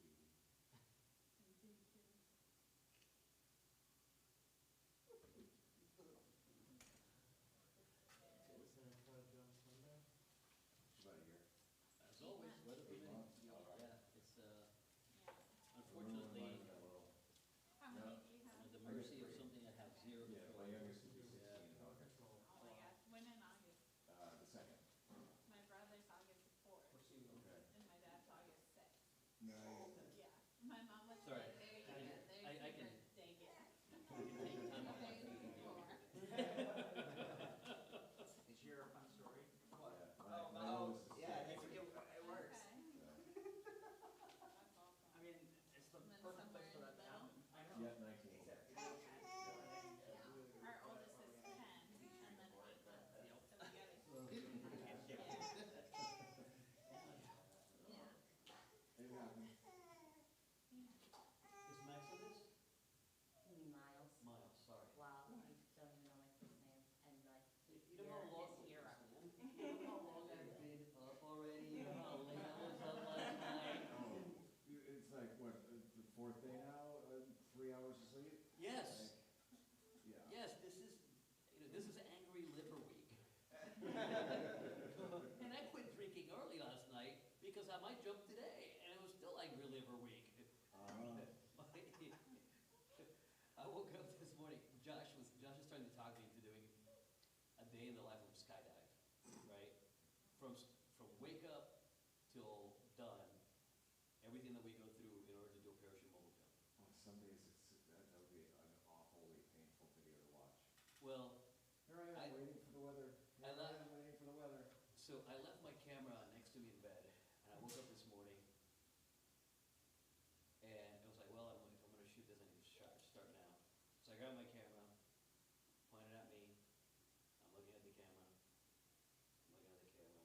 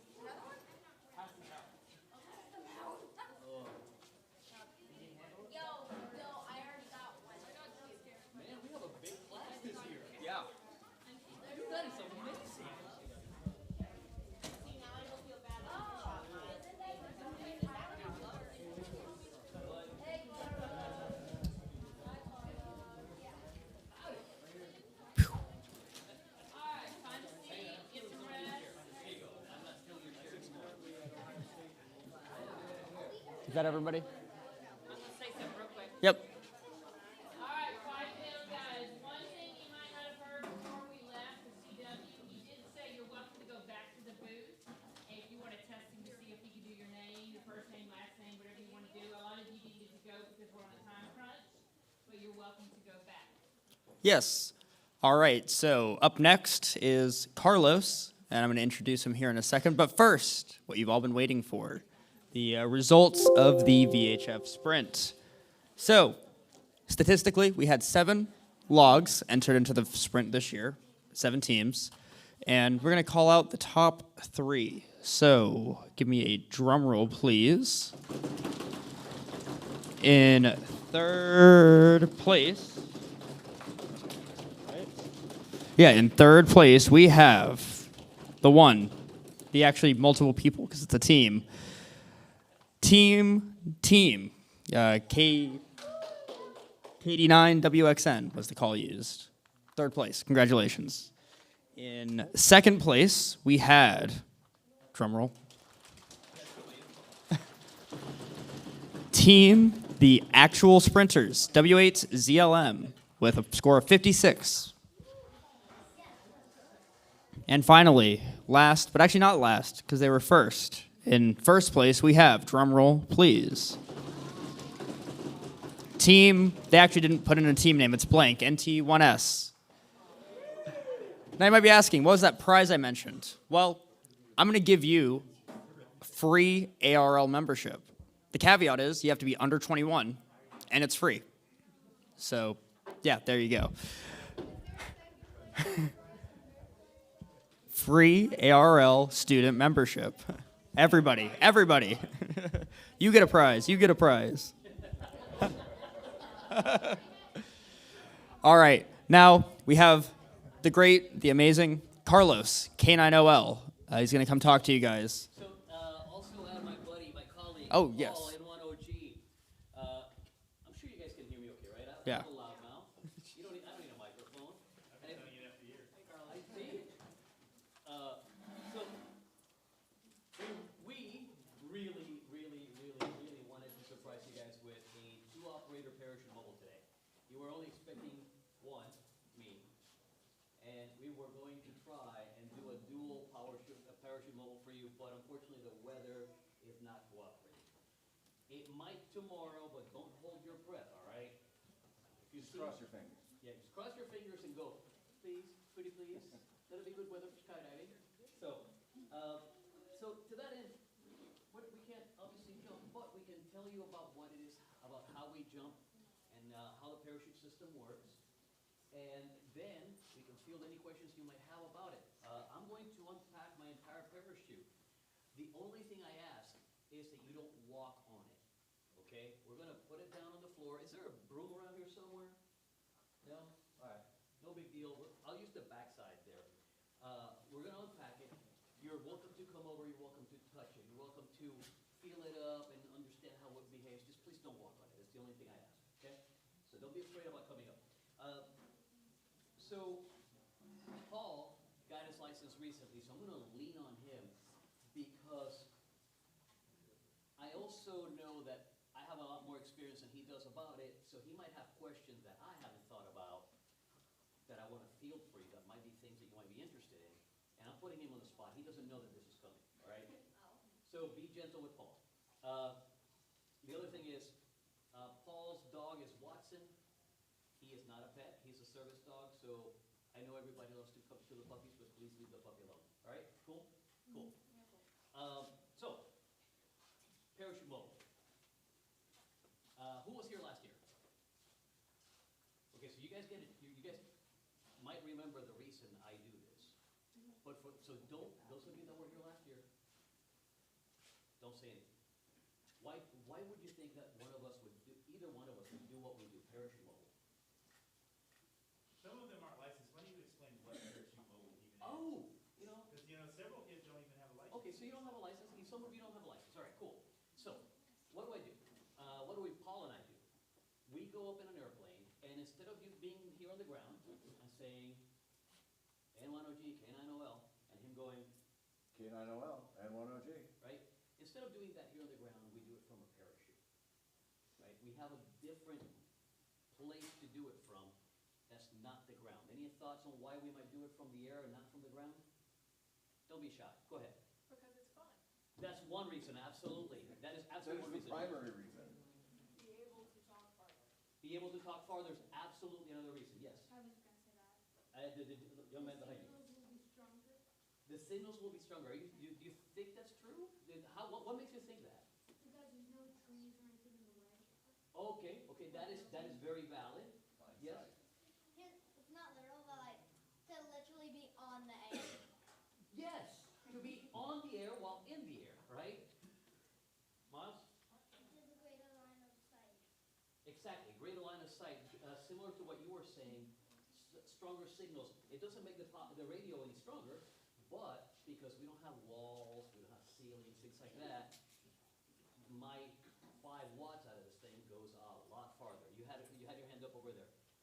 Nope, somebody had their hand up over there. Oh, yeah, I was just gonna say to get more QSOs. To get more QSOs, for sure, right? So, the other reason is because, I don't know about about how your mind works, but if it works anything like mine, I hate theory, right? If I tell you in theory, X, Y, and Z, and you're going, prove it, dude. I don't want theories. Some of you may be that way. The reason I first took this in the air was to prove out the theory that there's a null under the antenna. And if you don't know what a null is, it's pretty simple. Is there a donut around? Do we have a cop anywhere nearby? No? No? All right. You guys know what a donut looks like, right? There you go. Right? So if you rotate the donut so you're looking at it from the top or the bottom, there's a hole in it, right? And the null on an antenna like this one is supposed to be directly above it in kind of an expanding sphere, and directly below it in an expanding sphere, right? But we can't prove that on the ground. That works great in theory, right? It's really cool when you have a brain like mine that is super busy and always wanting to know the answer that's really true instead of somebody's telling me that it's true. I take this in the sky, and if I point the antenna vertically, and you're directly below me, and I key up the radio and I say N10G, K9OL, and he doesn't hear me, N10G, K9OL, and he doesn't hear me, and then, okay, he's directly below me and he's not hearing me. Let me see if I tilt this antenna, N10G, K9OL. K9OL, N10G, 59. Dude, I just proved the theory, and literally my very first jump, that's how it works. So why am I telling you this? Not just because I want you to know how this all started, right? I want you to know this because it's curiosity that drove me to do what I did. It's wanting to know that drove me to do what I did. And if you are in a position where you're curious and you have the ability to test the theory against reality, it is perfectly okay for you to do that, right? Stay safe, mind you. Don't do something foolish and get hurt, okay? Good example. When I was in Florida, okay, all right, I wanted to know, could I talk on my radio through my All-Star node, which was down on the ground? Hang on, quick timeout. All-Star is a system that allows you to talk through the radio into the internet and out of the internet into another radio farther, somewhere else, okay? Continue. Yep, and so I wanted to know, could I do it? What's the best way to figure that out? Try it. Because you don't know sometimes unless you try it. And sometimes you have to try it 2 or 3 or 4 times, or sometimes more, before you figure out what it is you're trying to sort out. But that's where experimentation comes in, right? Y'all are young. You're possibly starting in this hobby, and one of the things we say in the hobby is that this is the hobby of experimentation. There are so many things you can experiment with, and you should totally do it because you can, right? And if you need help, all you have to do is reach out to someone that might know a little bit more and have them help you, but you can totally experiment. Case in point, Paul and I met on a podcast, right?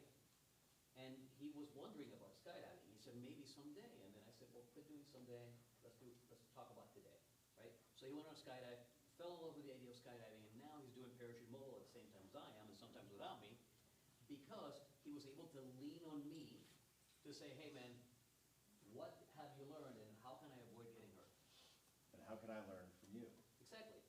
You know, in skydiving we say, learn from other people's mistake because you won't live long enough to commit to make all the mistakes yourself, right? Same thing applies in the world of where we're in, right? In the amateur radio, we're talking about dealing with RF energy that can hurt, so you gotta be safe about it. We're also talking about angry pixies coming out of the wall, right? Because we're plugging in equipment and whatnot, and it can hurt, so we gotta be safe about it. But the key is, if you have the curiosity, find a safe way to explore the curiosity and answer the questions for yourself. And that way you can say, I definitively know that there is a gnome above an antenna and below an antenna because I tested it. I don't have to take anybody's word for it, right? So that's the reason I do what I do, and I think Paul is sort of in the same boat. I think Paul's more in the boat of, this is fun! Who said this is fun? Who said this? Somebody said this is fun. All right, there you go. 100%. That is my primary reason for playing radio and for skydiving. They are both fun. So, now, common question. How long are you in the air?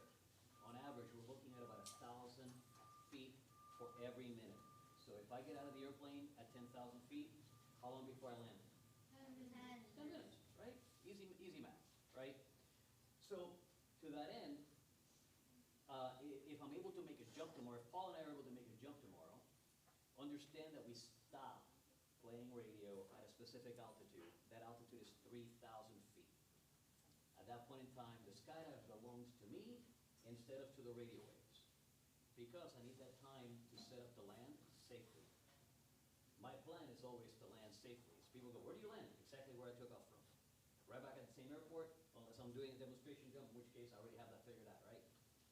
So, if we get to make a jump tomorrow, and you hear me calling out 4,000 feet, know that I have about a minute left, so hurry, okay? Paul has a little bit more float than I do, because we're gonna talk about that in a minute. So he might be in the air a little bit longer than me, and he might be able to keep on working you guys a little bit more, but he's also gonna quit at 3,000 feet, because from that altitude down, we're looking at keeping us safe. Does that make sense to everybody? Yeah? All right, so why does Paul have more, why is Paul a little floatier than I am? Can anybody guess? Yes? He weighs less? What's another reason? Parachute difference, bingo. Weight less and parachute difference are the two elements that go together to change how fast we fall or how slow we fall, depending on it, right? My parachute is 170 square feet, and I weigh 170 pounds, okay? Paul's parachute is 190 feet, and you weigh what, 160, 170? 160. Right? So he is not only lighter than me, he also has a bigger parachute than me, which means he's going to fall at a slower rate. Who knows the gravitational acceleration rate? Hang on, you're old enough to, let me see if I can get someone younger than you, just for a second. Okay? Younger? Anybody else that's younger? Do you know the Oh, that's me. That's me. You need the answer. But that's okay. If you ain't cheating, you ain't trying. Go ahead. Do you know? I'm not in science. Whatever it is, aerospace engineer. Weight times speed equals like terminal velocity. You're getting close. Well, I'm not asking about the math. I'm talking about the constant rate of gravitational force. Yes. Hang on. Yeah, you look younger, so I'm going to go with you. For free fall? For anything. Free fall is 9.8 meters per second squared. Bingo. That's the answer. 9.8 meters per second squared. Since we're in the United States, we're going to go with feet.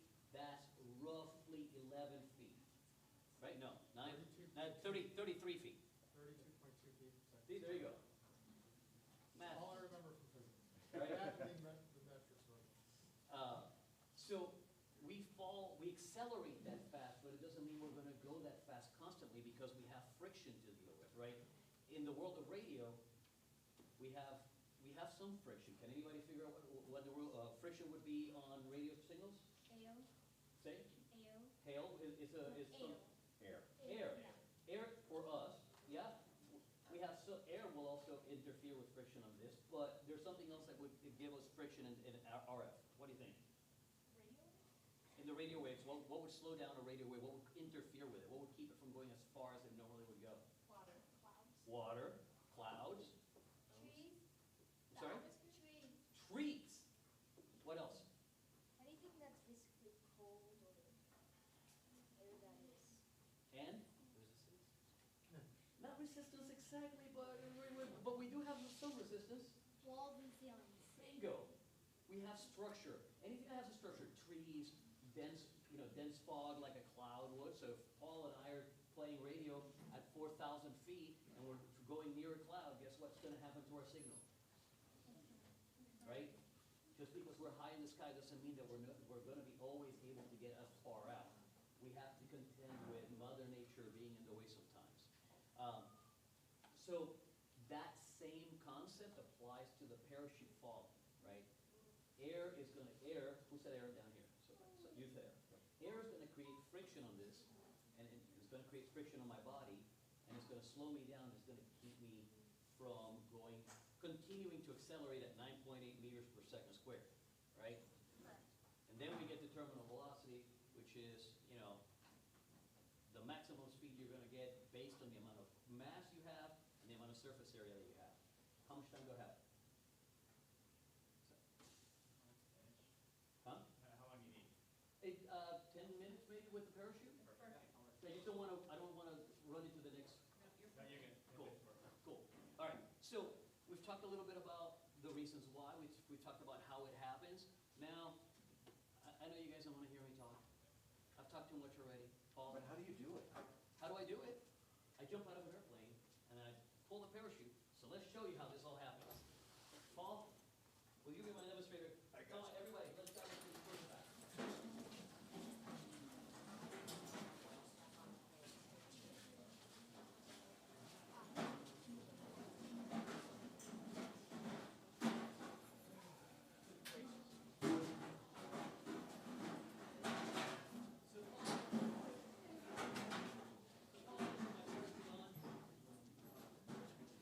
Everybody on one side.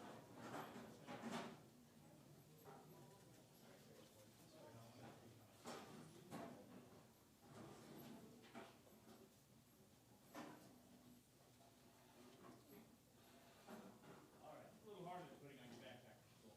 Just a little bit. It also weighs quite a bit more than your backpack does for school, right? You seen the books they give you? There's only books. No. This system weighs almost 19 pounds.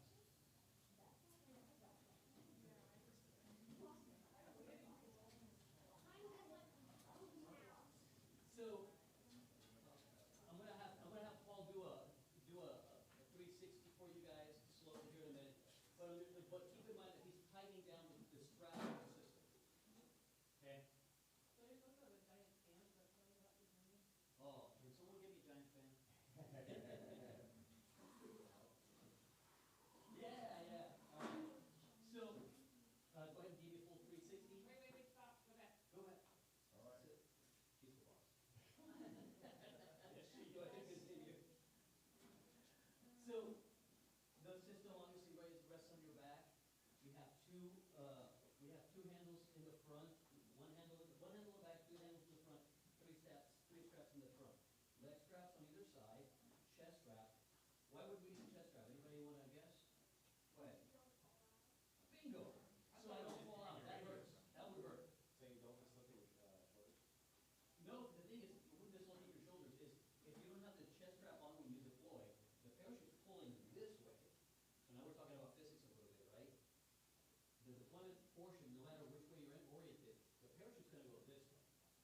And if he doesn't have his chest strap on, this will come right off his shoulders. He falls out. Now I have a lot of paperwork to fill out because he died. I don't like paperwork, right? All right. So now, Paul, do me a favor. Turn so that your side is the pilot shoot it that way. So, Paul's going to mock a deployment and go ahead and do a full pull and throw. All right. So, free falling is time to pull. The wind is coming from this way, right? Because we're facing belly to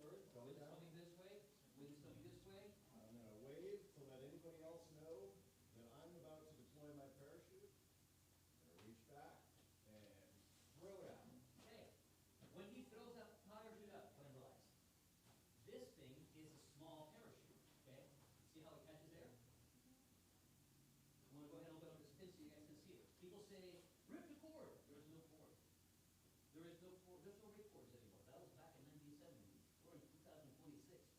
We have this pilot chute that has a bridle. The bridle is tucked away, comes out, and is attached to the pin that holds all the flaps together. Now watch this. We're gonna pull the pin, a little loop, and now we have an open parachute. Now, the parachute's in the bag, and this thing is still pulling behind us, okay?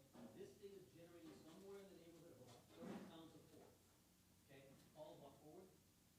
We have rubber bands holding the parachute lines together so that they come out together nice and easy. And now, the system comes, the parachute comes out of the bag,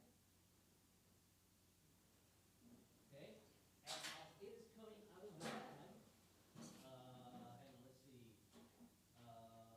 Where's Wayne? Get over here, Wayne Green. You're too tall, you're blocking view.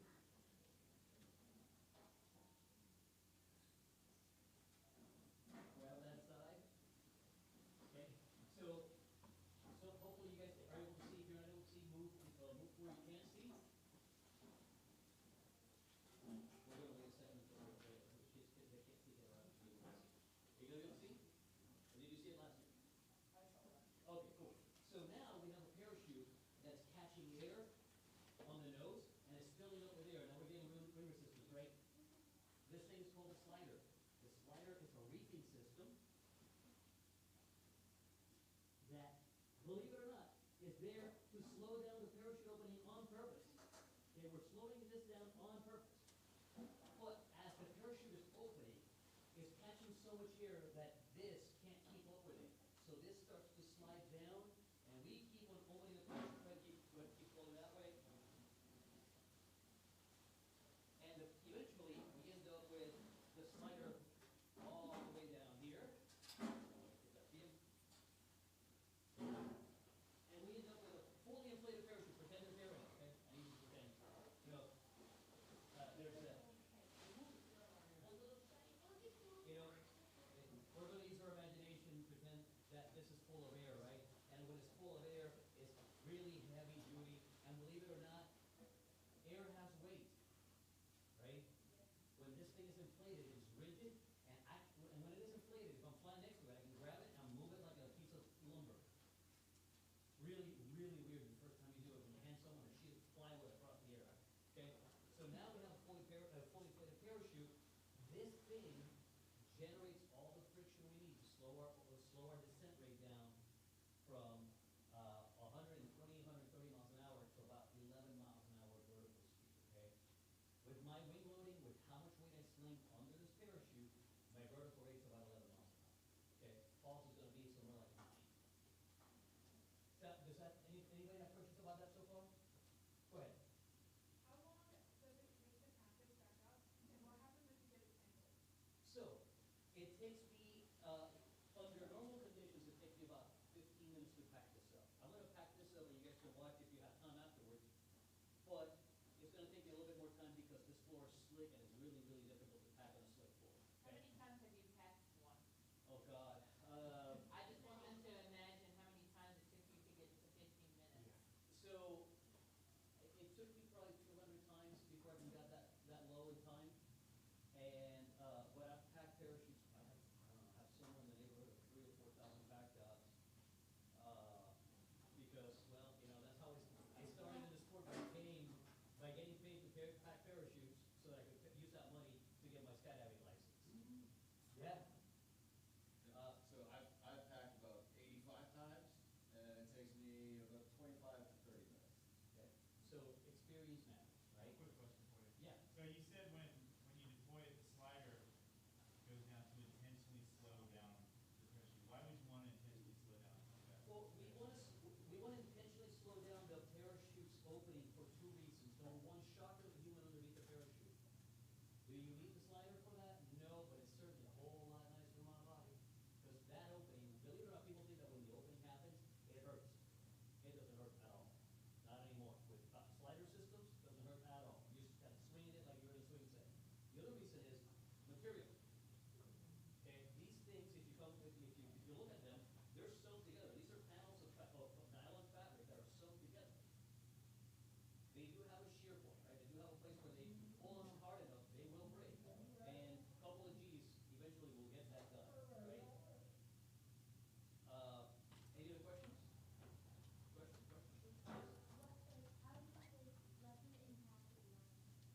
So we lessen the impact of the landing because it's gonna be a little bit more difficult to show you that, but. Okay, there's two of these. You see how the tail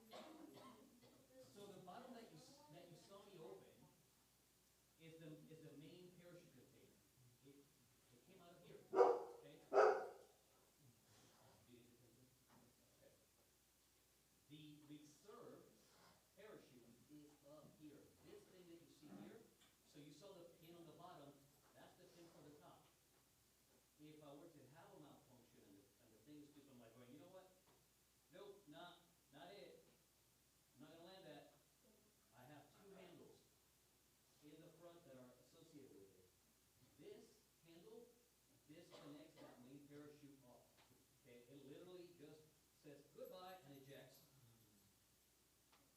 You see the three-ring system here?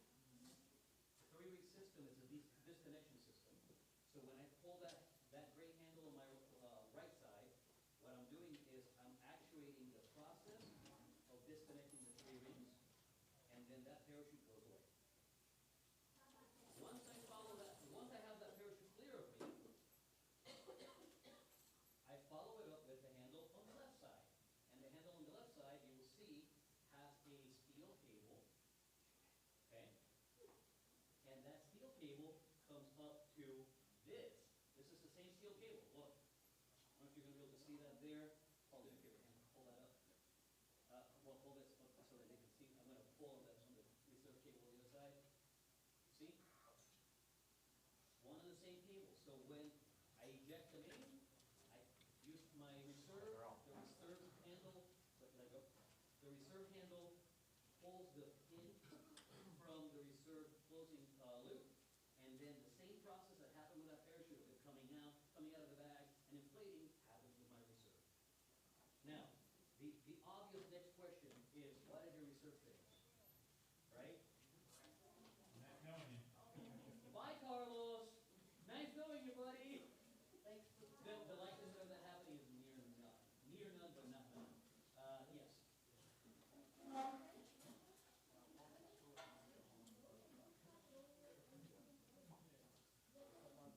It does. Two lines. There are two lines in the gray handle.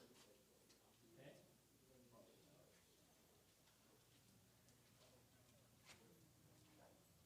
You see that there's two yellow lines there? Everybody can see that? Yeah? Okay. When I pull that one of those yellow lines is behind the three-ring system to the right. The other one is on the left. And when I pull the one, I'm pulling them both at the same time. Okay? So, all right. You guys have your next adventure set up. You can look me up on the internet. Send me an email. I will gladly answer any questions you have. And thank you so much for your attention. You guys have been awesome. Great questions.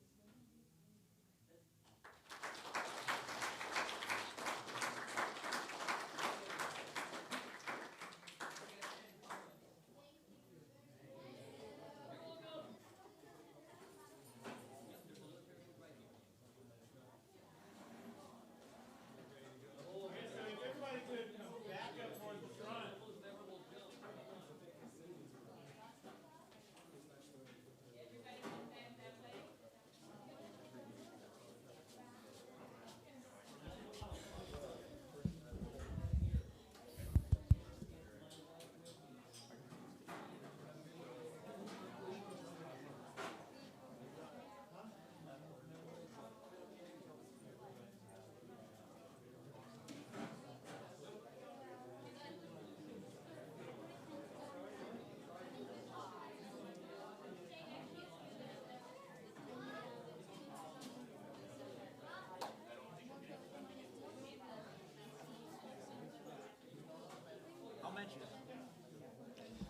All right, as you guys get back to your seats, yeah, that was great from Carlos. Thank you and Paul so much for showing the kids all about Parachute Mobile.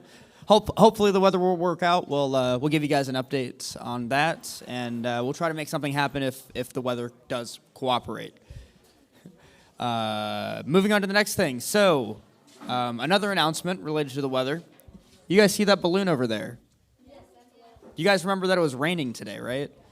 The weather's a little dicey, just like for skydiving, for launching the balloon. You know, we don't want it to hit like a power line or something, although that'd be pretty fun to watch. So same sort of thing. We're going to keep it with us. It'll be at the booth, and we're going to play it by ear tomorrow. So check in with us tomorrow at like 9:30 in the morning. Yeah, that's a good time. Carlos is coming around handing out his QSL cards, some goodies for you. So normally I would give you one of these if we made a contact. If he misses you, just put your hand. Yep. Yeah, Steve, 9:30 in the morning tomorrow. We'll like do a balloon check-in. Yeah, so about 9:30 tomorrow morning, if you want to come by the booth, we'll have a better idea whether Carlos is going to be able to jump, and two, whether we're going to be able to let go of that balloon. Because while we could let go of the balloon, and trust me, I'm the world's worst about not being afraid to litigate stuck in a tree, I don't care. There are power lines and stuff near here that we have to be aware of. So we really need a lot less wind than we have right now. And so yeah, so those are updates for balloons and for Carlos tomorrow, 9:30. Now I'm going to introduce our next speaker, who's going to tell you about the fox hunt. If you'd like to come up. Her name's Caitlin, by the way.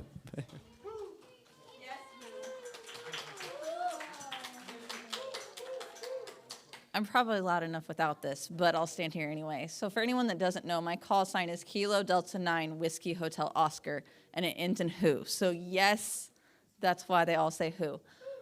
Yes, who. Okay, but I'm not on first base for anyone that understands that. With that being said, so what we are going to do, we are going to get the opportunity to fox hunt. There is what a fox is a little kind of machine thing, box, transmitter that makes noise. And it's programmed already for you guys today. We're going to split you guys up into two groups, and we're going to almost do like a race type thing. So what that means, we'll divide you up in just a minute, but you guys are going to have a antenna somewhere. This is where I get too loud. Thank you. So this is directional. So some of you guys might hold it, you guys might switch off, but can you go very far? No. No. So does your radio need to be close to it, even if somebody holds the radio and somebody holds the antenna? Yes. Yes. So you're gonna, as you walk closer, have you ever played the hot and cold game? Yes. So as it gets closer, it's gonna make more noise, it's gonna do that kind of beeping, a beeping noise, and you'll hear it. If you're going away from it, whether you're pointing away or walking away from it, are you going to be able to hear it? As the sound will get softer. It will get softer. It will not go all of the time. So you might have to wait to be able to hear a little bit. So don't move too fast, because you might miss it. If it's pointing up and you hear nothing, does that mean it's that direction? No. If it's pointing down and you might hear it, does that mean it could be that direction? Yes. Not at the ground, but wherever you're pointing it is the way it could be. Did I miss anything on? Okay, so I tuned out a little bit at that end. So it's hidden somewhere on the ground. You are going to want to stay with your group. So parents, kids, whatever you're with your group, don't stray off, because that one person who has the antenna and the radio, you've got to be listening the whole time to be able to do it. For those that have ever played something like Marco Polo, you're listening really closely to make sure you're hearing those sounds that you need to know that you're getting closer. So, raise your hand if you've done a fox hunt before. Okay, all right. So if you look around, you've got about half of y'all who have done one. So make sure you're paying really close attention and asking questions to those who have done a fox hunt. And those of you who have done one before, try to be a good neighbor and let the folks who have not done a fox hunt before do some of the antenna holding and whatnot. So. Okay, so we want to split into two groups. So who are my people that have done a fox hunt before? We're going to divide you all evenly. So Well, just have them go right about here. So your hands up on this side, go to this side. Your hands up on this side, get up and come over here. Yep.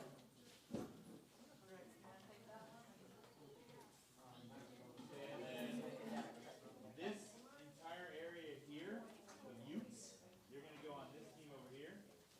And we'll just do it the same way. This area over here, you people go over there. That should be pretty close to it. This is going to be pretty quick. And then we're going to come back here and try to keep away. if they find it, last year they had trouble finding it. This is true. Caitlin kind of told me where it's at. They'll find it. All right, Caitlin, you're going to go with this group? So I'm going to go with Okay, this. Caitlin knows where it's at. Somebody over here needs to know where it's at. Wayne knows. Wayne knows. Okay, all right, good. All right, so what's the plan here? We send you guys out, and then you. So Wayne is going to go walk out to his starting point. This group is going to stay here. We're going to text each other, and we're going to see what group we find. All right, so Wayne's group is adios, Wayne. It was nice knowing you. All right. Who has a radio? Obviously, I want my name, but you have a, let's see, Angie? Okay. So Wayne's group's going to start walking. As soon as his group gets there, he's going to text, and then the race shall begin. 565. I think it's 146, 565 maybe? I think so. Caitlin. Or Max. Max will know. Is Max still in here? I think it's Caitlin. 146, 565?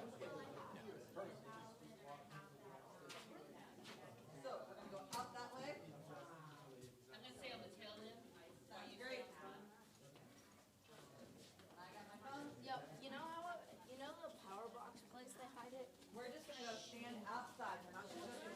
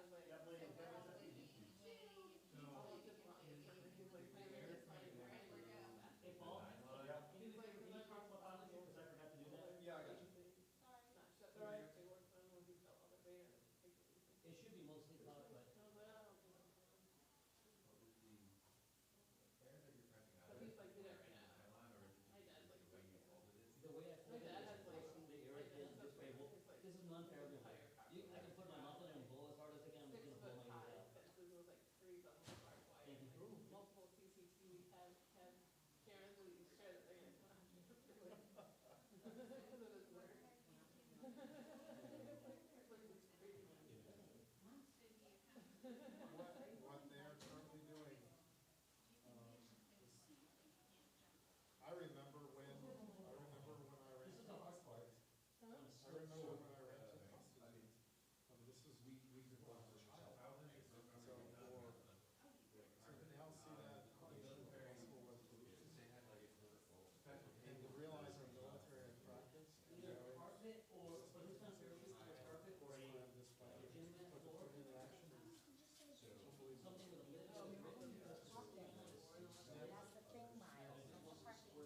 unbelievable. Not only that, the military is real.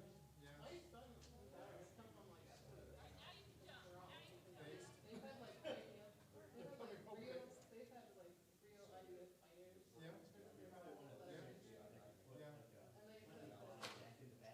And they said that I was like, my wife was scared.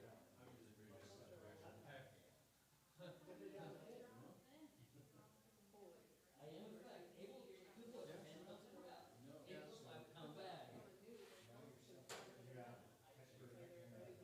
They have mandatory military. For both sexes. Yeah, I know. Yeah. May not carry a gun, but Mostly Vaughn, but I'll get the rest of the area again. Oh, are you military? No, I'm not. I work for the military. I work for the Minor Corporation. Another minor corporation. If you've ever read a Jack Ryan novel, get off my plane, that guy. Or whatever. We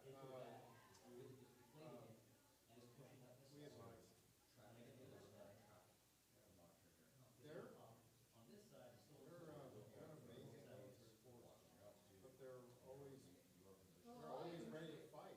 We're not ready to fight. Always. We're not like Canada's not going to take us. You know, Mexico's not going to take us. And they're surrounded by everybody that wants to take them. I don't know. I feel like my kids are bears.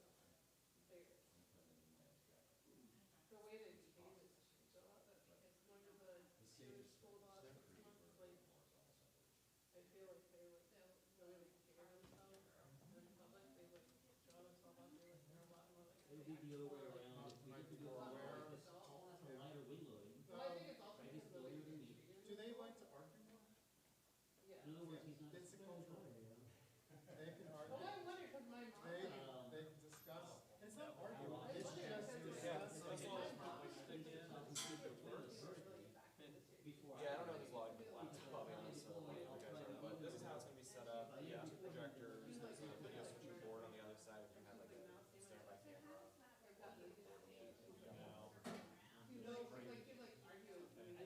The only thing was, and, I guarantee videos just visually how far off we are, and I'll make the call now. I don't try to set up.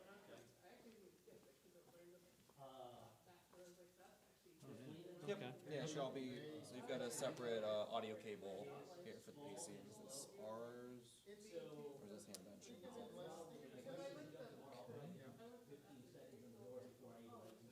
Give it a try? Yep. USB port's on this side. You want it the other way, unfortunately. Yeah, and I won't personally be here tomorrow, but. Okay, so let's see. We're just right here. Presume that that's all I need to do is open.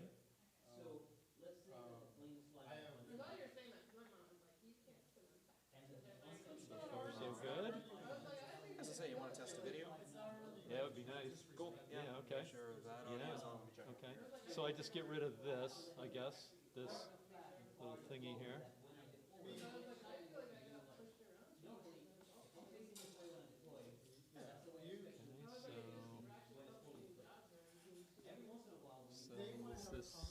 Yep, so that's presenting. We're going to do some audio testing back here as a heads up, just in case anyone hears a bunch of noise. Yep, yep, and you're projecting just fine now.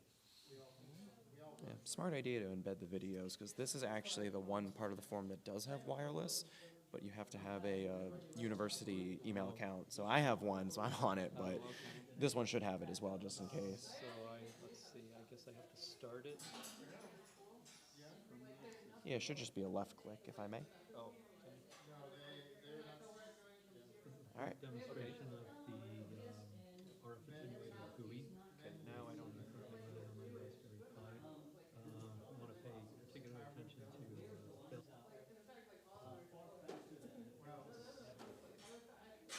Step one is it actually making sound? Multiple thousands of skydivers in the same captivity right around here. So PowerPoint is not making sound. So, this is a quick demonstration. All right, let's take a look.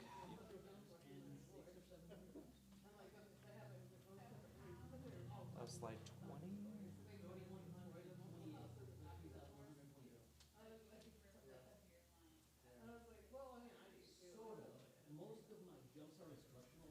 This is a quick demonstration of the RF attenuator GUI. It's currently running on my Raspberry Pi. I want to pay particular fail-safe mode here. So So what you'll be able to do is there's a here I'll point it out to you. Yeah, I don't want to adjust some of the guys who are in here right now. But this is the audio. My other parachute, my Able to adjust it. other parachute has close to 500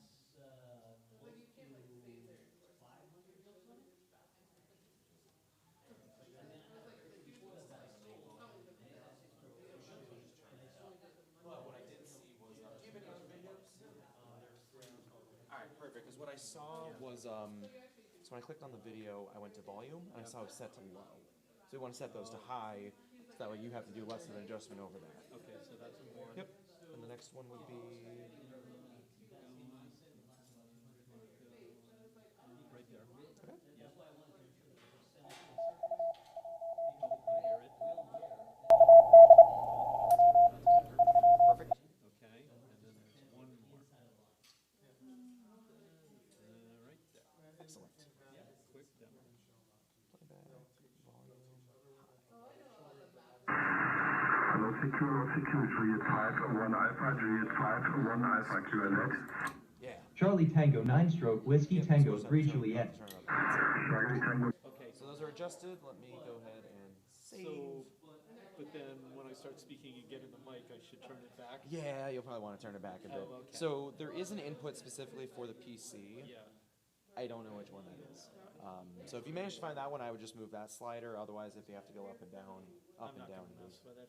Okay. Yeah, it's nerve-wracking enough. Understood. So, hey, I appreciate it. I just wanted to make sure everything No, absolutely. It's always a good idea to check before you go live. Really? Yeah, so Okay. let's give that 1 second because it's gonna. It'll take a second to save. Oh, you can see that. Yep. Okay. Yeah, I hit the save key after I made the volume changes for you. Yeah. Well, best wishes for it at the very least. We're Thanks. Yeah, it's tomorrow morning. yeah, this is my long day. The league's doing something. So we've got like the 21 and under program that's been running out. They're doing a fox hunt right now. Oh yeah, I saw that. That's pretty cool. Tomorrow.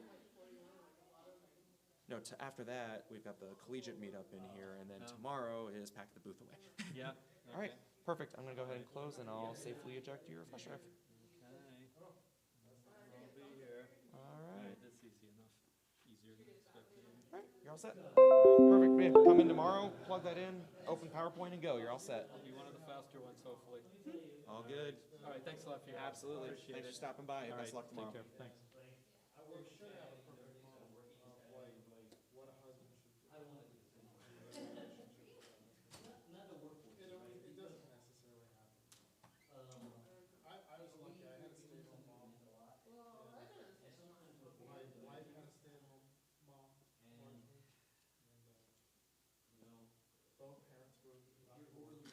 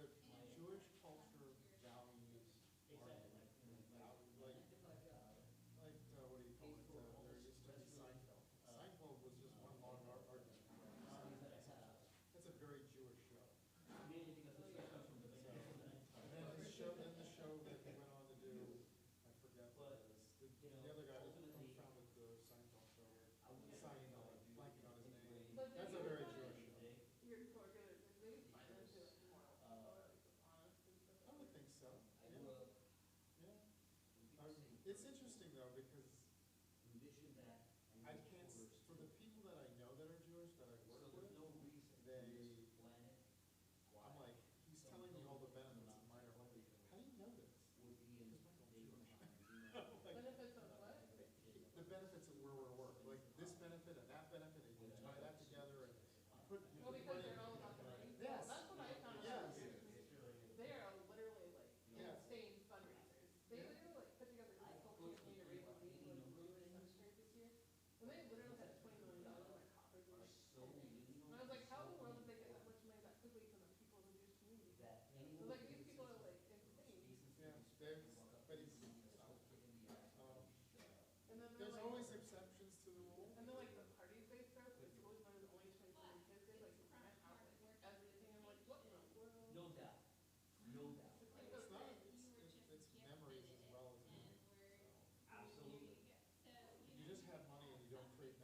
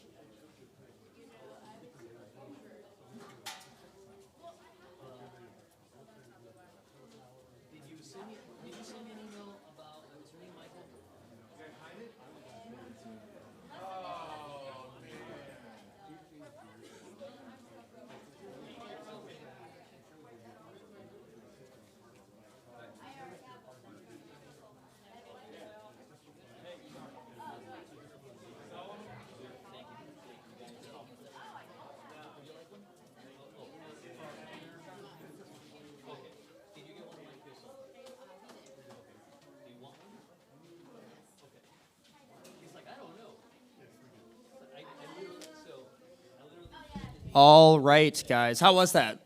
Congratulations to the winner of the Fox Hunt. What team were you on? Were you on Team Wayne or Team Caitlin?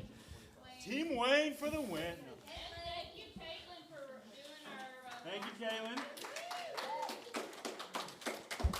No, seriously. This concludes, or we're going to start concluding the youth rally. Remember, come back to the ARL booth. You'll find either me or Steve or Wayne or somebody at around 9:30, and we'll give you an update as to whether we're jumping tomorrow with Carlos and Paul, and what we're going to do with the inflated balloon we have. So we have a couple prizes. So the way that we're going to do the prizes is all of the kids who are part of the youth rally, if you would stand up and come forward, we need to make one straight line across the middle of the room. Let's be straight, so make sure you're standing like shoulder to shoulder with somebody. I feel I'm in the spotlight. Hang on. You're in the that's you in the corner. Carlos, you might That's win. you in the spotlight, losing your religion. Every day, man.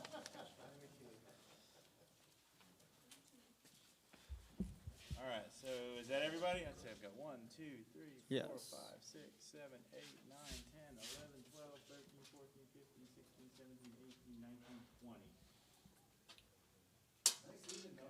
I like it. I actually don't like even numbers, but that's okay. I'm kind of a prime number kind of guy. All right, while Steve is pulling up his random number generator, I have stickers also that I didn't give you. If you want a sticker, I'll have some in here. Okay. Yes. All right, so we have a few prizes. We're gonna start with the antennas. So we got to use some antennas. You just got more kids. Oh, you wow. just messed up Showing the up system. late. Tardiness is not rewarded.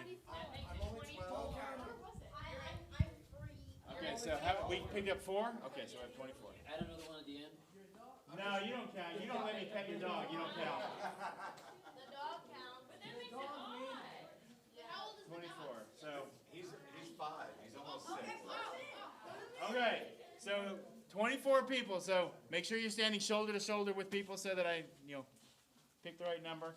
First things we're going to give away are the antennas that we used for the fox hunt. They don't know we're giving these to you, so shh. 1, 2, 3, 4, 5, 6, 7, 8, 9, 10, 11, 12. There's our winner number 1.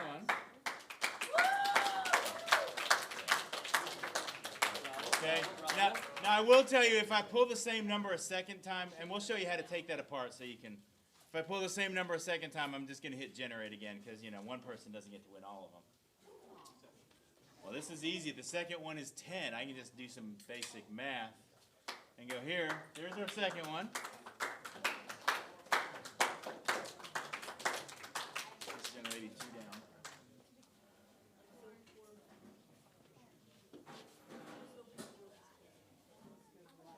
And if Max wants to dig out the gift certificates that we've got here, I forget where the $40 was to. We can do the bag first.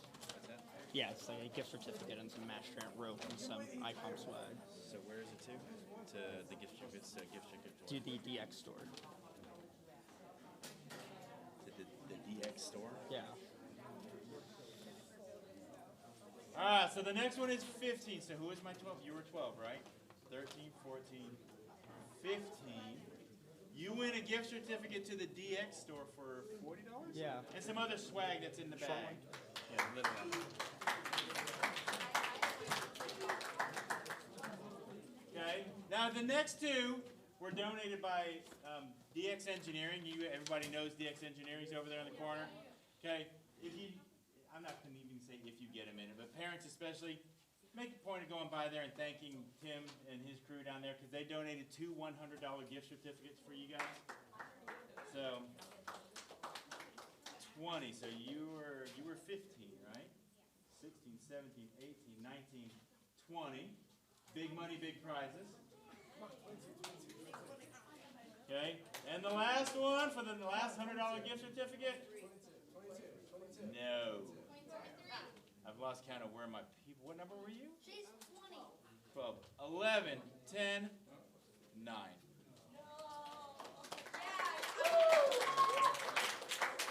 All right, congratulations, everybody won. Okay, next year, watch out for registration to come out a little bit before. Also, Huntsville. Huntsville, if you're going to Huntsville, there'll be another youth rally in Huntsville. If you have not convinced your parents to take you to Huntsville, start working on it now. Yeah, Huntsville. So, okay, Huntsville, the weather's gonna be nice. I can promise you the weather will be gorgeous for certain people to jump. Okay? I'm gonna curse you if it's not. So, it will be nice. I have the power. So, thank you again, Carlos and Apostle Paul and Mr. Poopy Dog who kept us entertained. Thank you guys, y'all are awesome.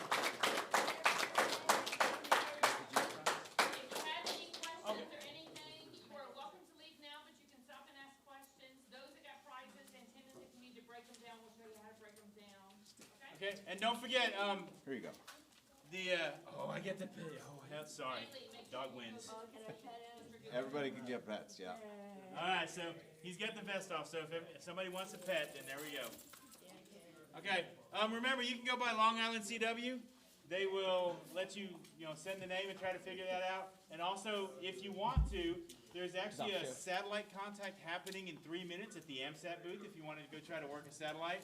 The AMSAT booth is in the same building as Long Island CW, but in that back room. We were gonna try to do it, we just ran out of time, and it's happening right now at 4 o'clock, so you'll wanna go straight there to do. And that's it. Congratulations, everybody. Thank you. So every now and then somebody impresses me. I don't know if you even know what that is.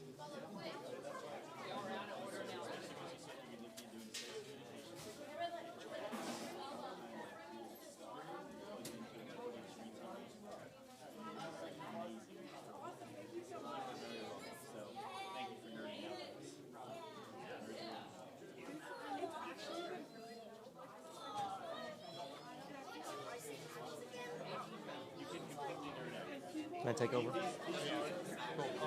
Well done, by the way. Oh, thanks. Mission accomplished. Improvise, adapt, overcome. Yep.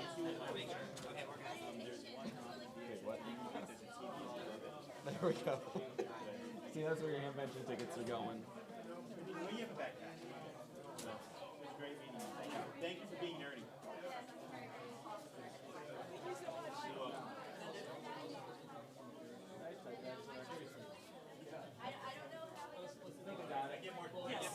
Ah, they got rid of it. Darn, I like that short link.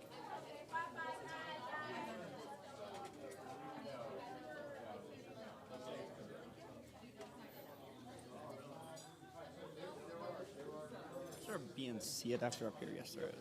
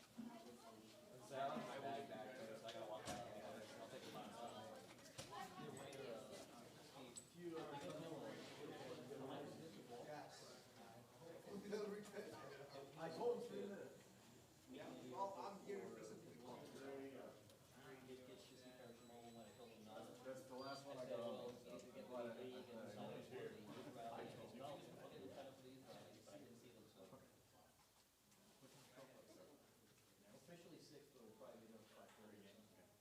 I thought, can I video this time? I have no idea.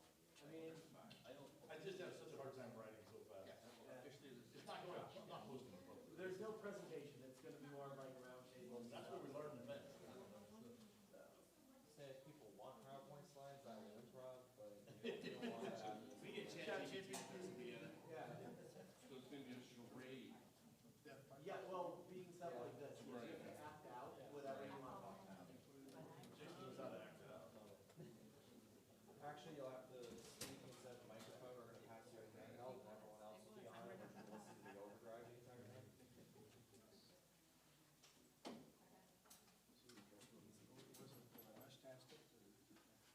Oh, yeah. I Need a announced this on- Meshtastic. I mean, I put this out on the mesh. Okay. We just found out about this 20 minutes ago. My favorite, like, mesh task thing I've encountered here is someone has their node named Lightning Mesh Queen. And I'm like, I work for Disney, so like, that hit a LOL. That's awesome. Yeah, I was like, okay, you got a good name. What do you do for Disney? I'm the man here, I build rides. Oh. Yep, when your ride vehicle doesn't crash into another one, I do my job. So you can tell us what's on the drawing board. Oh, I can tell you everything, I'm not going to, but I could. I was a three-dimensional CAD designer. AutoCAD designer, SolidWorks, 2PM for about 20 years. For Disney or trackless, No, for I've done trackless. about 4 different companies. really special. Designed sprinkler valves for a whole still correction systems. Then I did check pictures for automotive, stamping dies, and just anything I could find. I got really good at making drawings with the laser at my university in AutoCAD. So good, like, professor would send me back being like, what is this? You're Abstract drawing. So I think we'll get started. So, for those, Andy, Tony, were co-advisor volunteers for the Digital Amateur Radio program. Steve's chilling out back there. Yeah, for the learning education. I'm gonna go give a quick thank you to those college folks who helped out here. Thank you very much. I think a bunch of them went to go get ice cream. I think so, but So, we've done presentations many times for this, and we're trying to make it more interactive, that's why the chairs are like this. So, our goal is to, like, seed discussions and highlight some ideas and stuff, and see where it takes us. I think quickly, before we start that, can we just go around and say, like, who you are and what school you're with? Hi, I'm Hasif, KAPJE. I'm a general class blanket holder. I'm from Clemson. I used to be in the Jimmy Youth Club as well, so my concept is increasing. That's me. I am Eddie, third year computer science student at Case Western.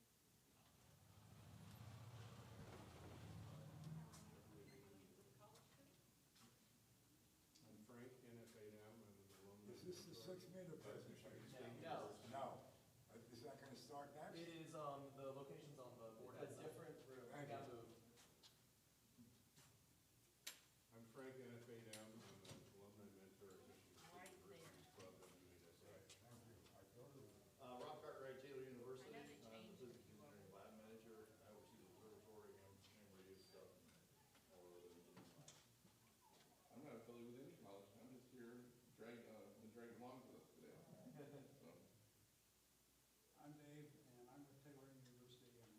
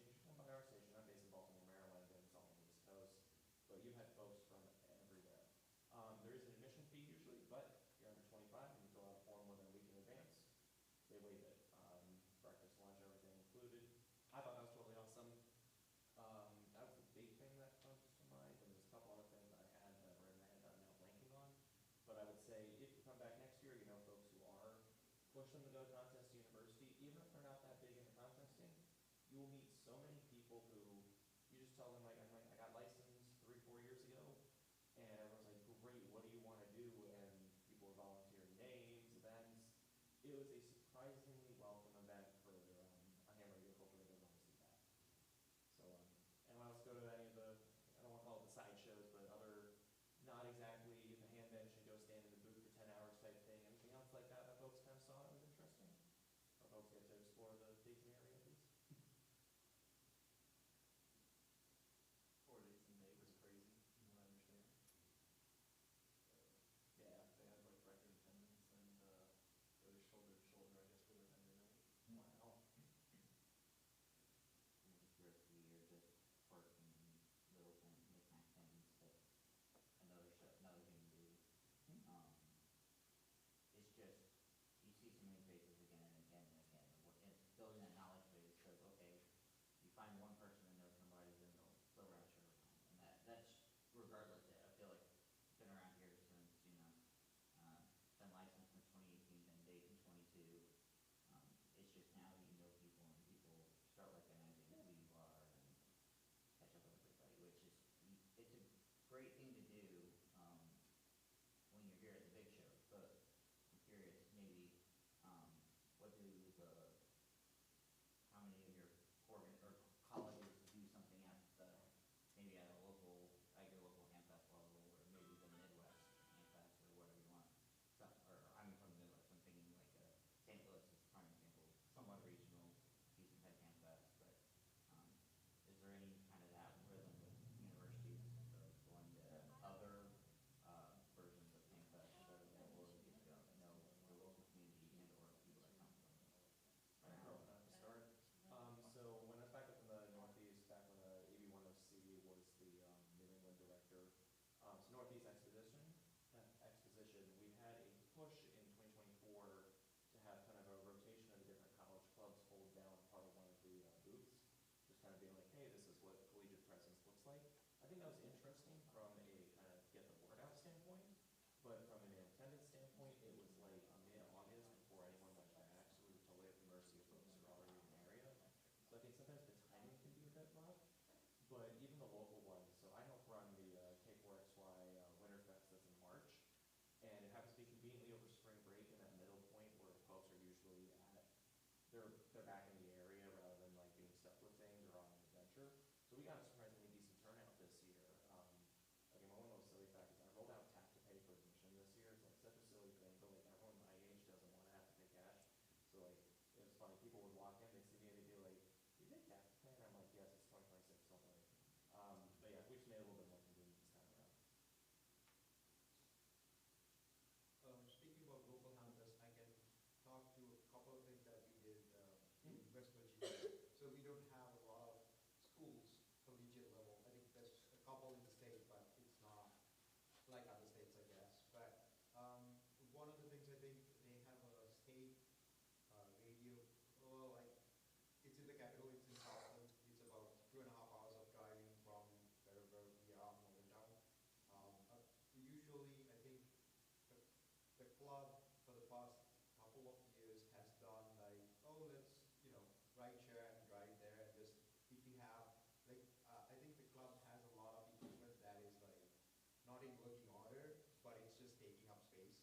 But then there's no one, collegiate people, you get a license in like, in a year or two, and not a lot of people get into the fact that, hey, there's old equipment, let's try to repair it. So it's like, that, unfortunately, that's not, there's no major driver there. So like we have this excess of equipment which we want to do, maybe sell it somewhere and get some better equipment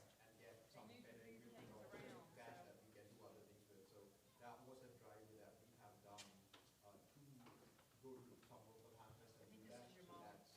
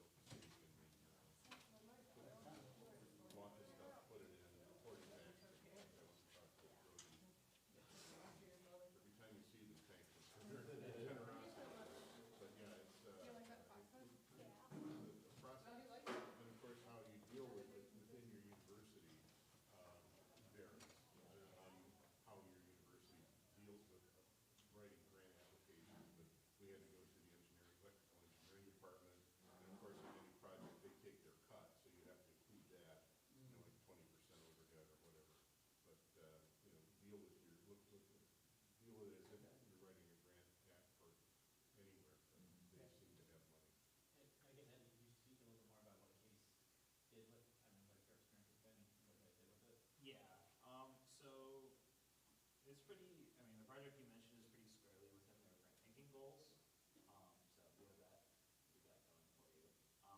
Case submits a regular ARDC grant for senior project funding, for kind of just like an open funding for ham radio related senior projects. So there's been some projects with scale atmospheric labs, pinging signals between RShack and NASA Glenn to like hold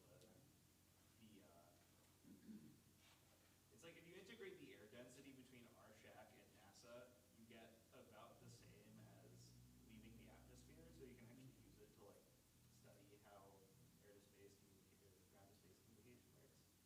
So we're currently studying that, but really they're pretty open. I've been told it's like easy mode for grants. I would definitely talk to your grants office on how to do it early. The earlier the better. And you can reach out to ARDC and they will help you. Yes. Yeah. Their grant writing resources are pretty good, and they're very square about. They're very straightforward with you about what they want. Okay.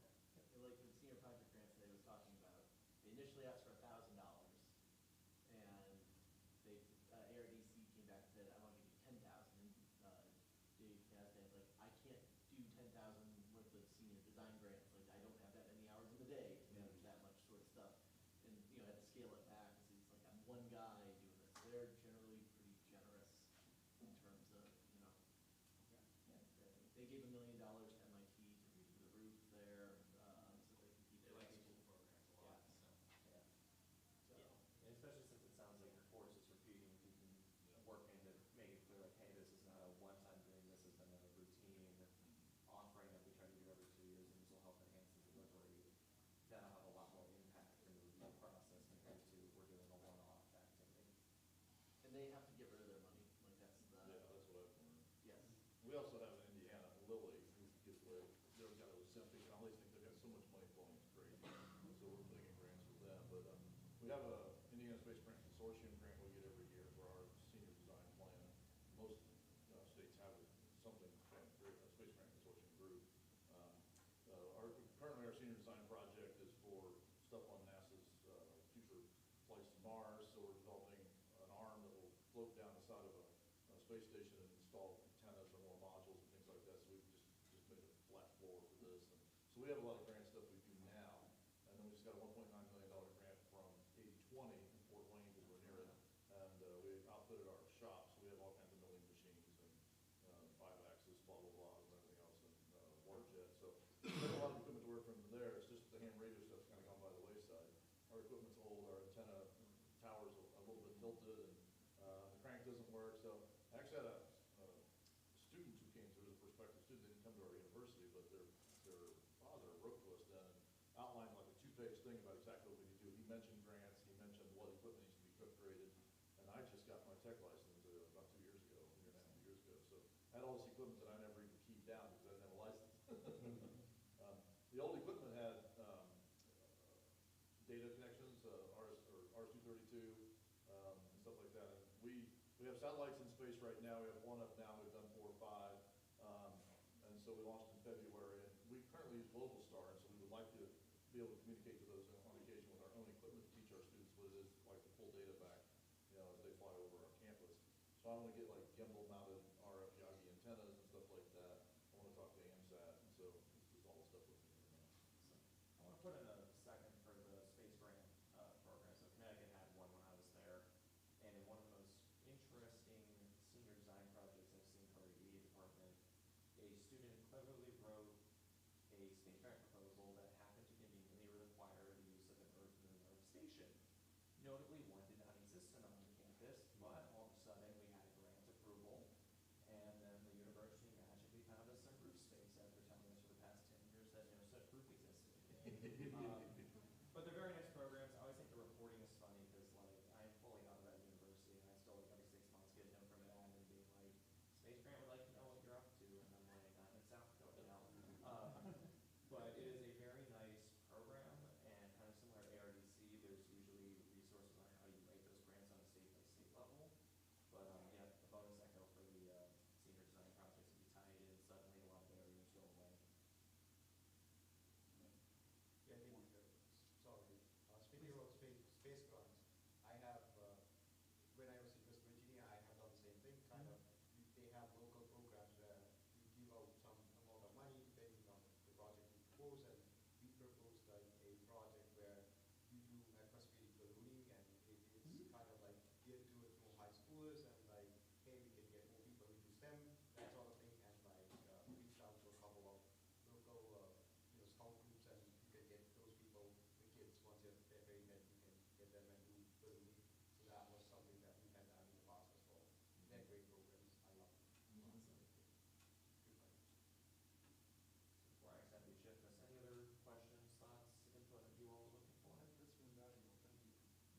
thing we took away from going to the Flex booth and some others, and also Sierra, their radio equipment, that's the first thing that really cued me. Those two things last year when I was here 2 years ago, is just, we do PLC stuff and other things like that, and so having all this radio gear that we could integrate together and teach students to talk RS-485 and blah, blah, blah. You know, so that's all great.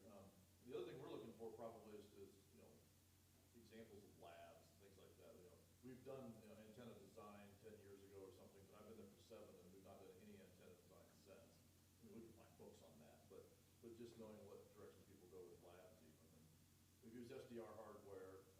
I was looking at that specifically today, so everything that I'm mentioning is something we're interested in getting input on. But like SDR equipment, inside, the SDRs inside of Flex radios, for example, and being able to, because we did RTL SDR in the past, so using Hamsat instead of FM and other frequencies like that would be something we'd like to do. We already have, we have spectrum analyzers, $50,000 spectrum analyzers, things like that in our lab. We just don't use them much, and so we'd like to modulate and then look at those signals and see what they look like in the equipment we already have. And then I've looked at elsewise. I was in cellular in Chicago at the largest cellular company, and so we have, I mean, like there's SDR cell sites as well, and there's just some really interesting stuff out there to develop other RF technologies. That's a little further. That's probably master grade level course. We just do bachelor's. We also like to say at our program we like to give master's level projects to our bachelor level students. And we've done a lot of that stuff. I had a couple new folks jump in. Thanks for dropping in. I know, Peter, you're back there. What university is that you're going to study? We're Virginia Tech, JJ. Awesome. Yeah, Allison and Courtney are. Awesome. By the way, thank you for jumping in on the Virginia W1AW activation. That saved me from having to go out a couple of days. Wait, really? I'm in Mike at WHAH said is my section manager, and he's my chair for for my club's board back in Indiana. So he was like, if I don't get that back today, just Tyler, you're going out there. And I was like, okay. So, anyways, complete sidebar, but thank you. And then Michigan, University of Michigan. awesome. Cool. So a couple other topics I had vaguely in my head. Can we do a picture real quick? Can we grab a quick picture of everybody real quick? Yeah. We got a little Bruce Gregory. Back here, I think would be a good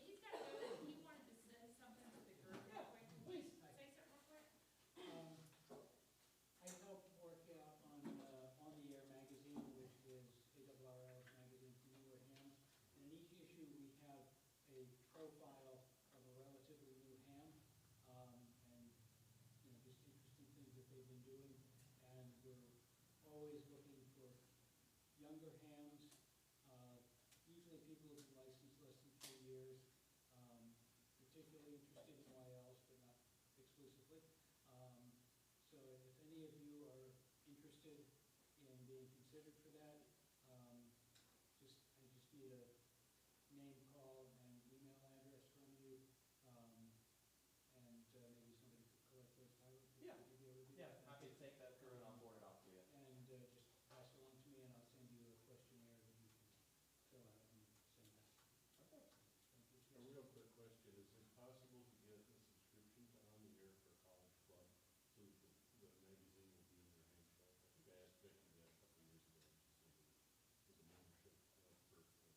Yeah, it's a member benefit to get the magazine. It's not a subscription. So if the school is a paid member, then they can elect to pay for the print issue of it to come out.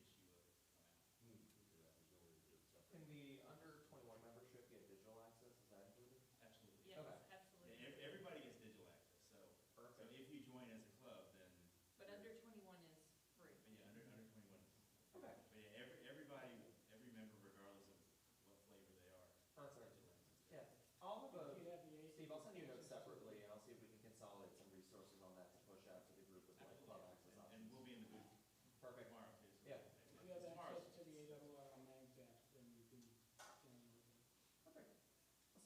Awesome. Thank you, Rich. Thanks, Steve. Thanks, guys. Yeah.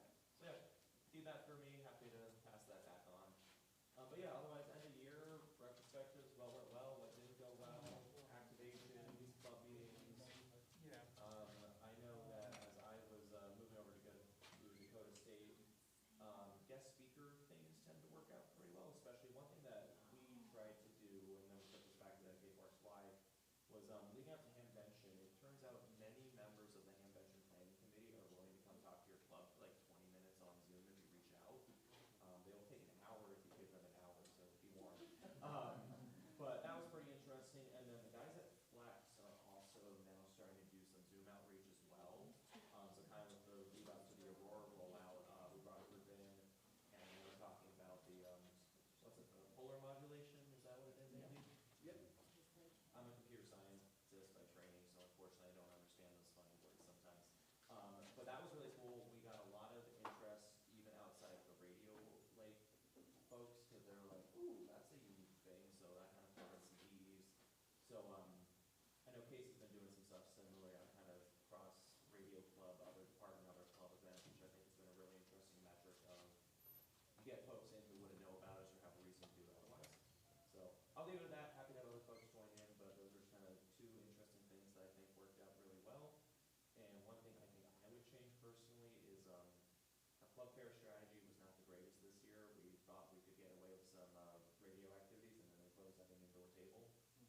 And yeah, it turns out indoor and 10 in a room like this, it compromises a very generous word. So I'll leave it at that. If anyone else wants to chime in on that. We have a similar club fair still, actually. We had Excellent. radio activities outside, I was into like hunting, photo CW, we were into like calling, VFD, and all this stuff. And they put us right next to the music club, and they had like guitar, and they just cranked everything up, and the drummer just going crazy. And so I think I went later and I got earplugs, and like it was really getting blown out the entire time. So no one came to talk to us. They also like kept being like, oh, you guys doing music? No, we're not. But yeah, but we had a pretty great year. I mean, we had some really cool guest speakers. Allison presented her research, like her master's thesis stuff. We had a Blue Ridge Microwave Society where they do all kinds of like crazy black magic, insane stuff. And then we just did like a ton of photos. So Kevin did a space weather talk. oh yeah, space weather talk. Yep. All the like super darn people got to like talk about their stuff. It's really neat. I don't really understand anything. Connecting physics, not gonna lie.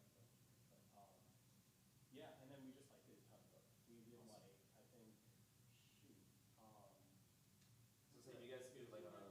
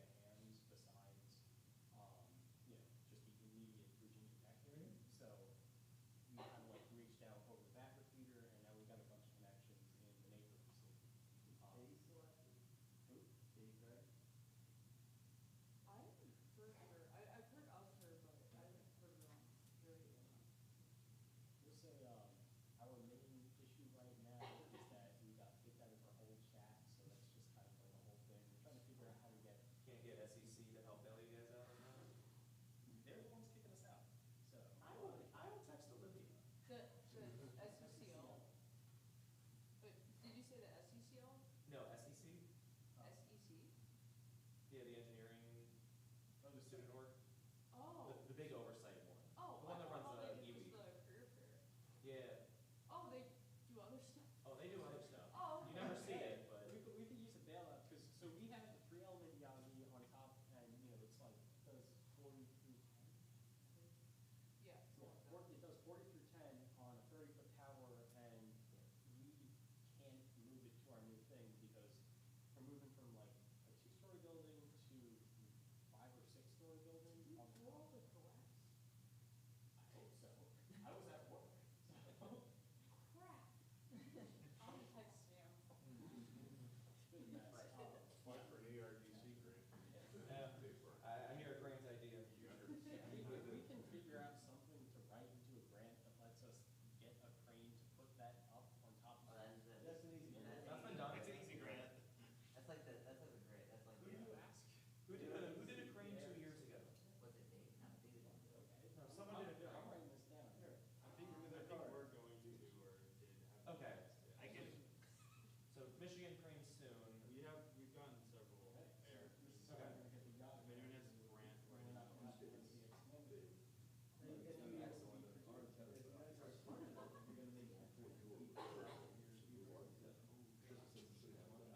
Sorry for the inside Richmond baseball. I Yeah, know that, yeah. we have other things, so I don't- we have cartoons, we have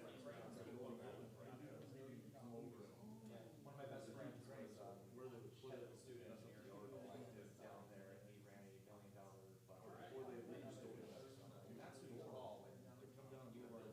Yeah, I don't even know why they're taking us out of the room. I think it's because, they need more offices for people who work from home. It, it did not, Somebody bigger.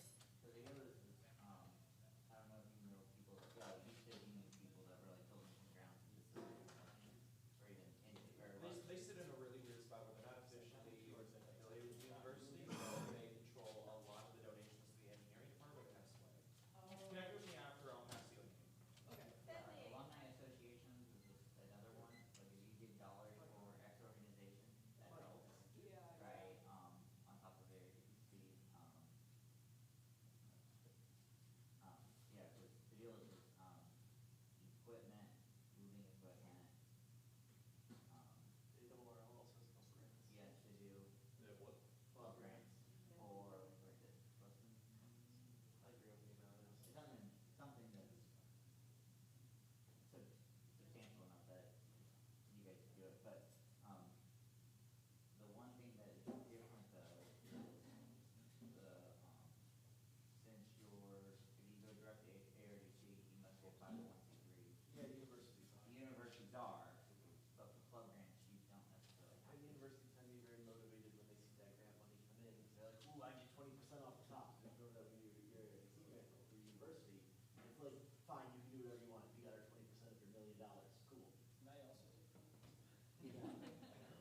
Michigan State has set up an account with Crowd Power. I don't know if anybody else uses that or not, but it's so that registered organizations and departments it's kind of like GoFundMe, only it goes through university development and you get tax credit for it. So we have a Crowd Power account, msu.msu.edu, and anybody can donate and get credit for it. So that's another thing that if your university has something like that, sign up for it. You might have to register as a sponsored organization. Yeah. If you are Yeah, on RSO. We're currently an RSO, but we have to change our, our classification for the, organization, we have to change to a USLP. Yeah, More efficient. it was so weird, like, they're shutting down the club room building on campus this summer and like doing a bunch of renovations. They were talking to us like, you have equipment, it's gonna get hot in there, we need to coordinate like how to, like, you need to take stuff out of there that's gonna get like, damaged or whatever. We were coordinating with that, and then they were like, actually, you have until June 1st to remove everything from the building, we're kicking you out. And it was like, yeah, and they're like, it's because, you're a registered student organization, and we decided that registered student organizations aren't entitled to space. This room was built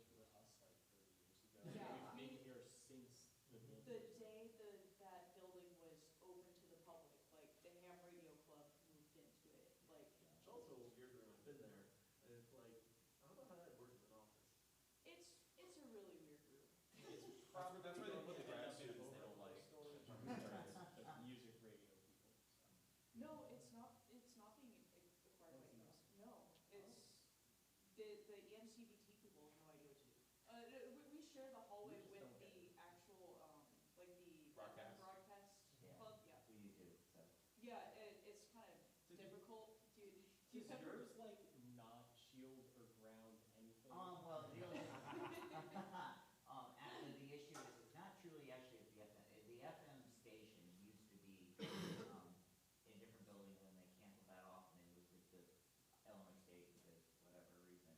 But, it's more of like the student, radio, like, now it's all internet things, but not necessarily grounding. But I have successfully transmitted CW on unshielded speaker wire, with people having unshielded speaker wires in somewhere on a first floor where the office is, and they're like, what is going on here? I'll do you one better. I transmitted CW over the entire broadcast, like FM system, because it kept like cutting it out and putting static into the microphones, because there's like 30 ground loops or something. They have like shielded Ethernet wire that's not grounded, so it just picks everything up and like dumps it in, and then cuts it out before it goes to the microwave link. It's awful. And Yeah, they won't fix it. they were like, they were having these problems, and they're like, what do we do? And we're like, I don't know, are your cables shielded? And they're like, no, they're not. So they went and got shielded cables, but their actual like audio over IP equipment doesn't actually have grounds. Yeah, they didn't have shield It's ports, like- so. Yeah, and I don't know how to fix that. You'd think a school with the name TechNet would be in it. Those are the wounded engineers. They're all network. Yeah, they're all network engineers. They don't know anything about rep. Well, the engineer should be good. And it's like, oh, it's the ham radio club. That's their property. No, It's and their then power. they have like the slightest problem that's unrelated, and they're like, oh, it's those stupid hams. And it's like, We're it's not not that. us. Not my coax, not my problem. Today it'll be gone, and they'll be like, it's still them. No. Oh. They're like, but we aren't there anymore. Yeah. Dude, you got DM from me. I gave you 3 names because the person I was thinking of did actually just graduate last week. But Olivia would still know who to get in touch with, and if not, you got some backup contacts. So I have no idea if they can help, but if anyone could, it's that crew. Didn't I put a DM? Did I send it to you? Did you slide it in the wrong person's? I might have. Oh, wait. Yep, yep. We're good? Yeah. Cool. Went to my spam. All good. Yeah, it knows my account needs to get there anyways. So, any other thoughts from around the room? Are folks using flex radios and things like that now, and with iShare for their students, or modulating their own modulation techniques or anything? Their own waveforms, these are all things we heard about these radios would do. I haven't seen anyone doing it, just Flex as a general remote available to the club. Yeah, like I will personally jump on ours and just be like, oh, it is remote operation time. And we also, everyone familiar with the WFU project? It was kind of like a free open-ish source alternative to ICOM's $129 remote access software for the 9700, 3700, 1 and 2 variants. We use that with moderate success. Sometimes internal network controls would block random ports and game over for that. But that's what we've been using, at least for our ICOM fleet. For remote Network, access. you mean VLAN Ethernet stuff? all Oh, that, yeah, just routing. Yeah, just routing within the enterprise, because Flex has very interesting things that you can do it behind one NAT, but behind 2 NATs is very bad. And some other stuff that just didn't play nice with how our network is segmented.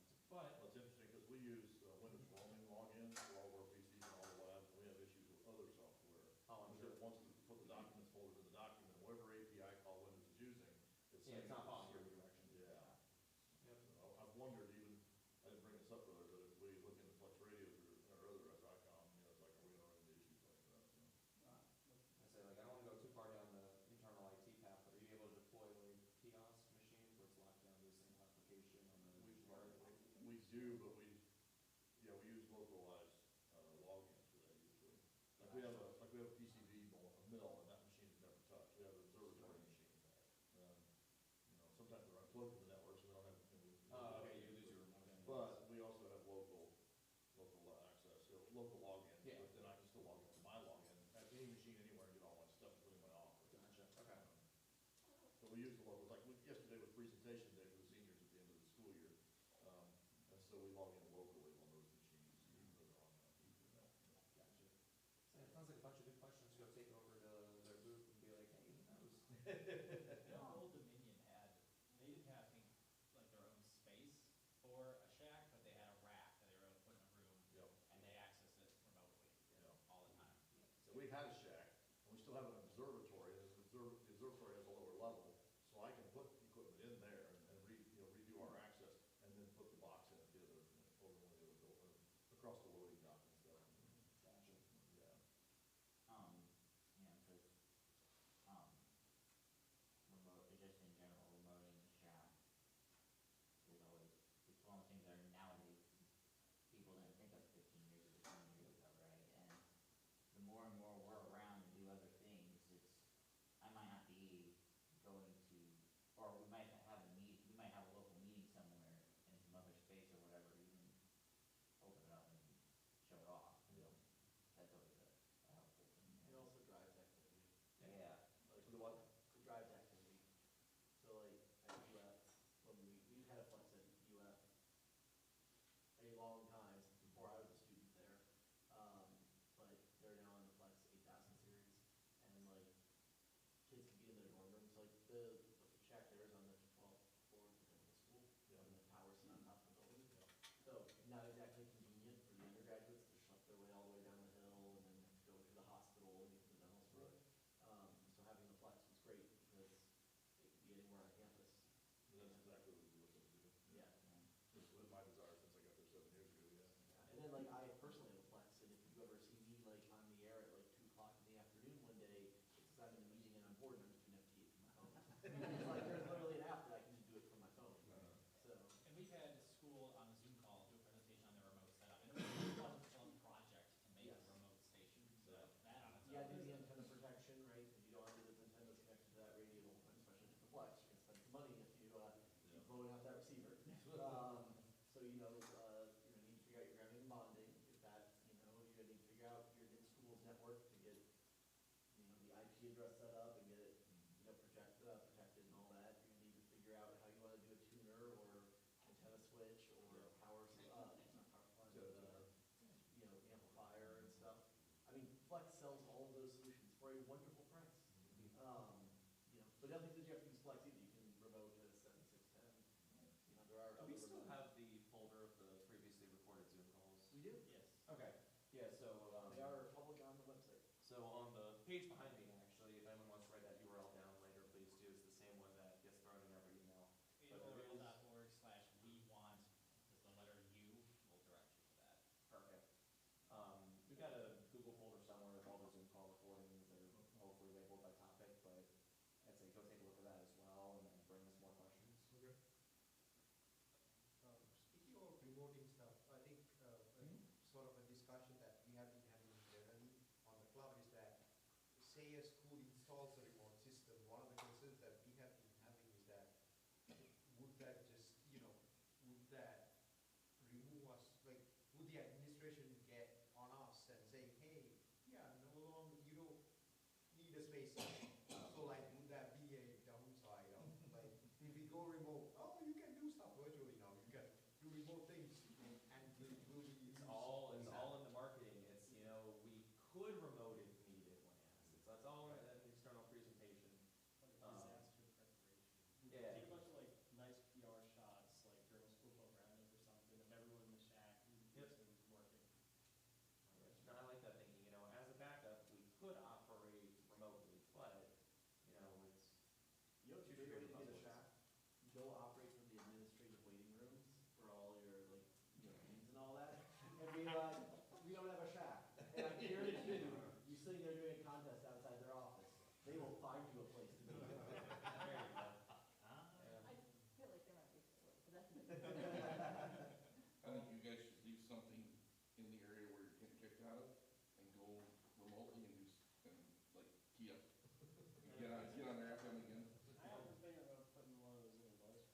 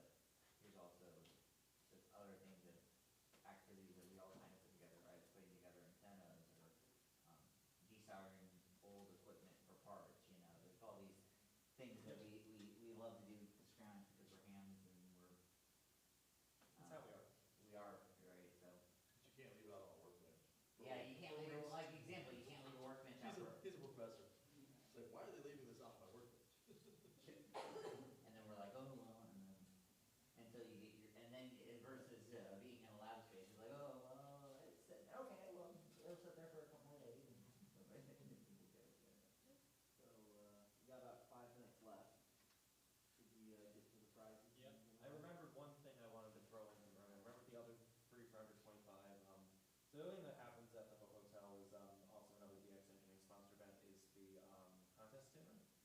So it's free for under 25. You gotta get tickets in advance. I think they are sold out this year, unfortunately. But next time you come back, watch for it. Full ballroom of a lot of different folks in the community. You hear a lot of presentations of different contests, awards are given out, prizes, the works, and it is free for under 25 as well, under 26. So keep that on your list. Someone's got a doc out there. If there isn't, I will make one, give it out at a future meeting. We'll do prizes and stick around if we got final thoughts. Otherwise, then it's 5 o'clock. Get out of here. That was yesterday. Yeah.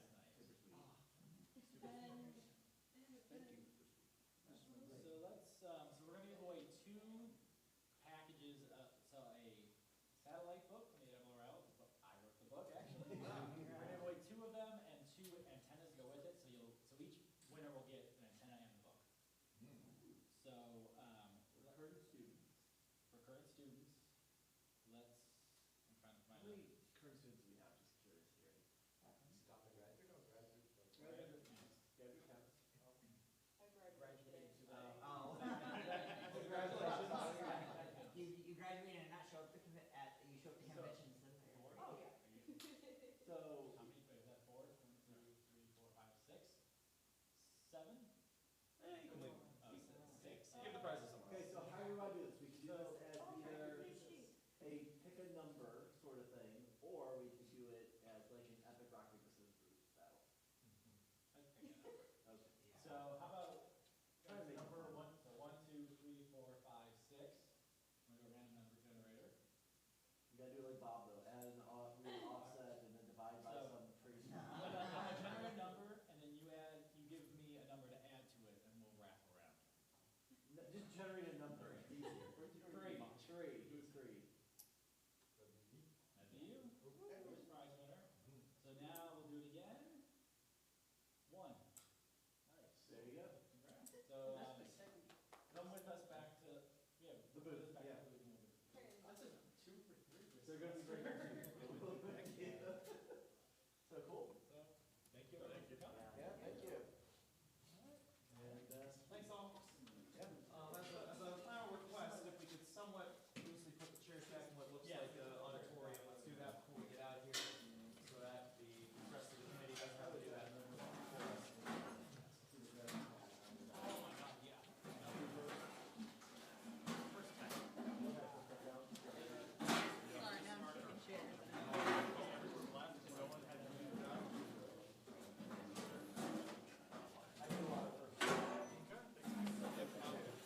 Yeah, I think when 2 are done, I'm just gonna pop into 3 and then.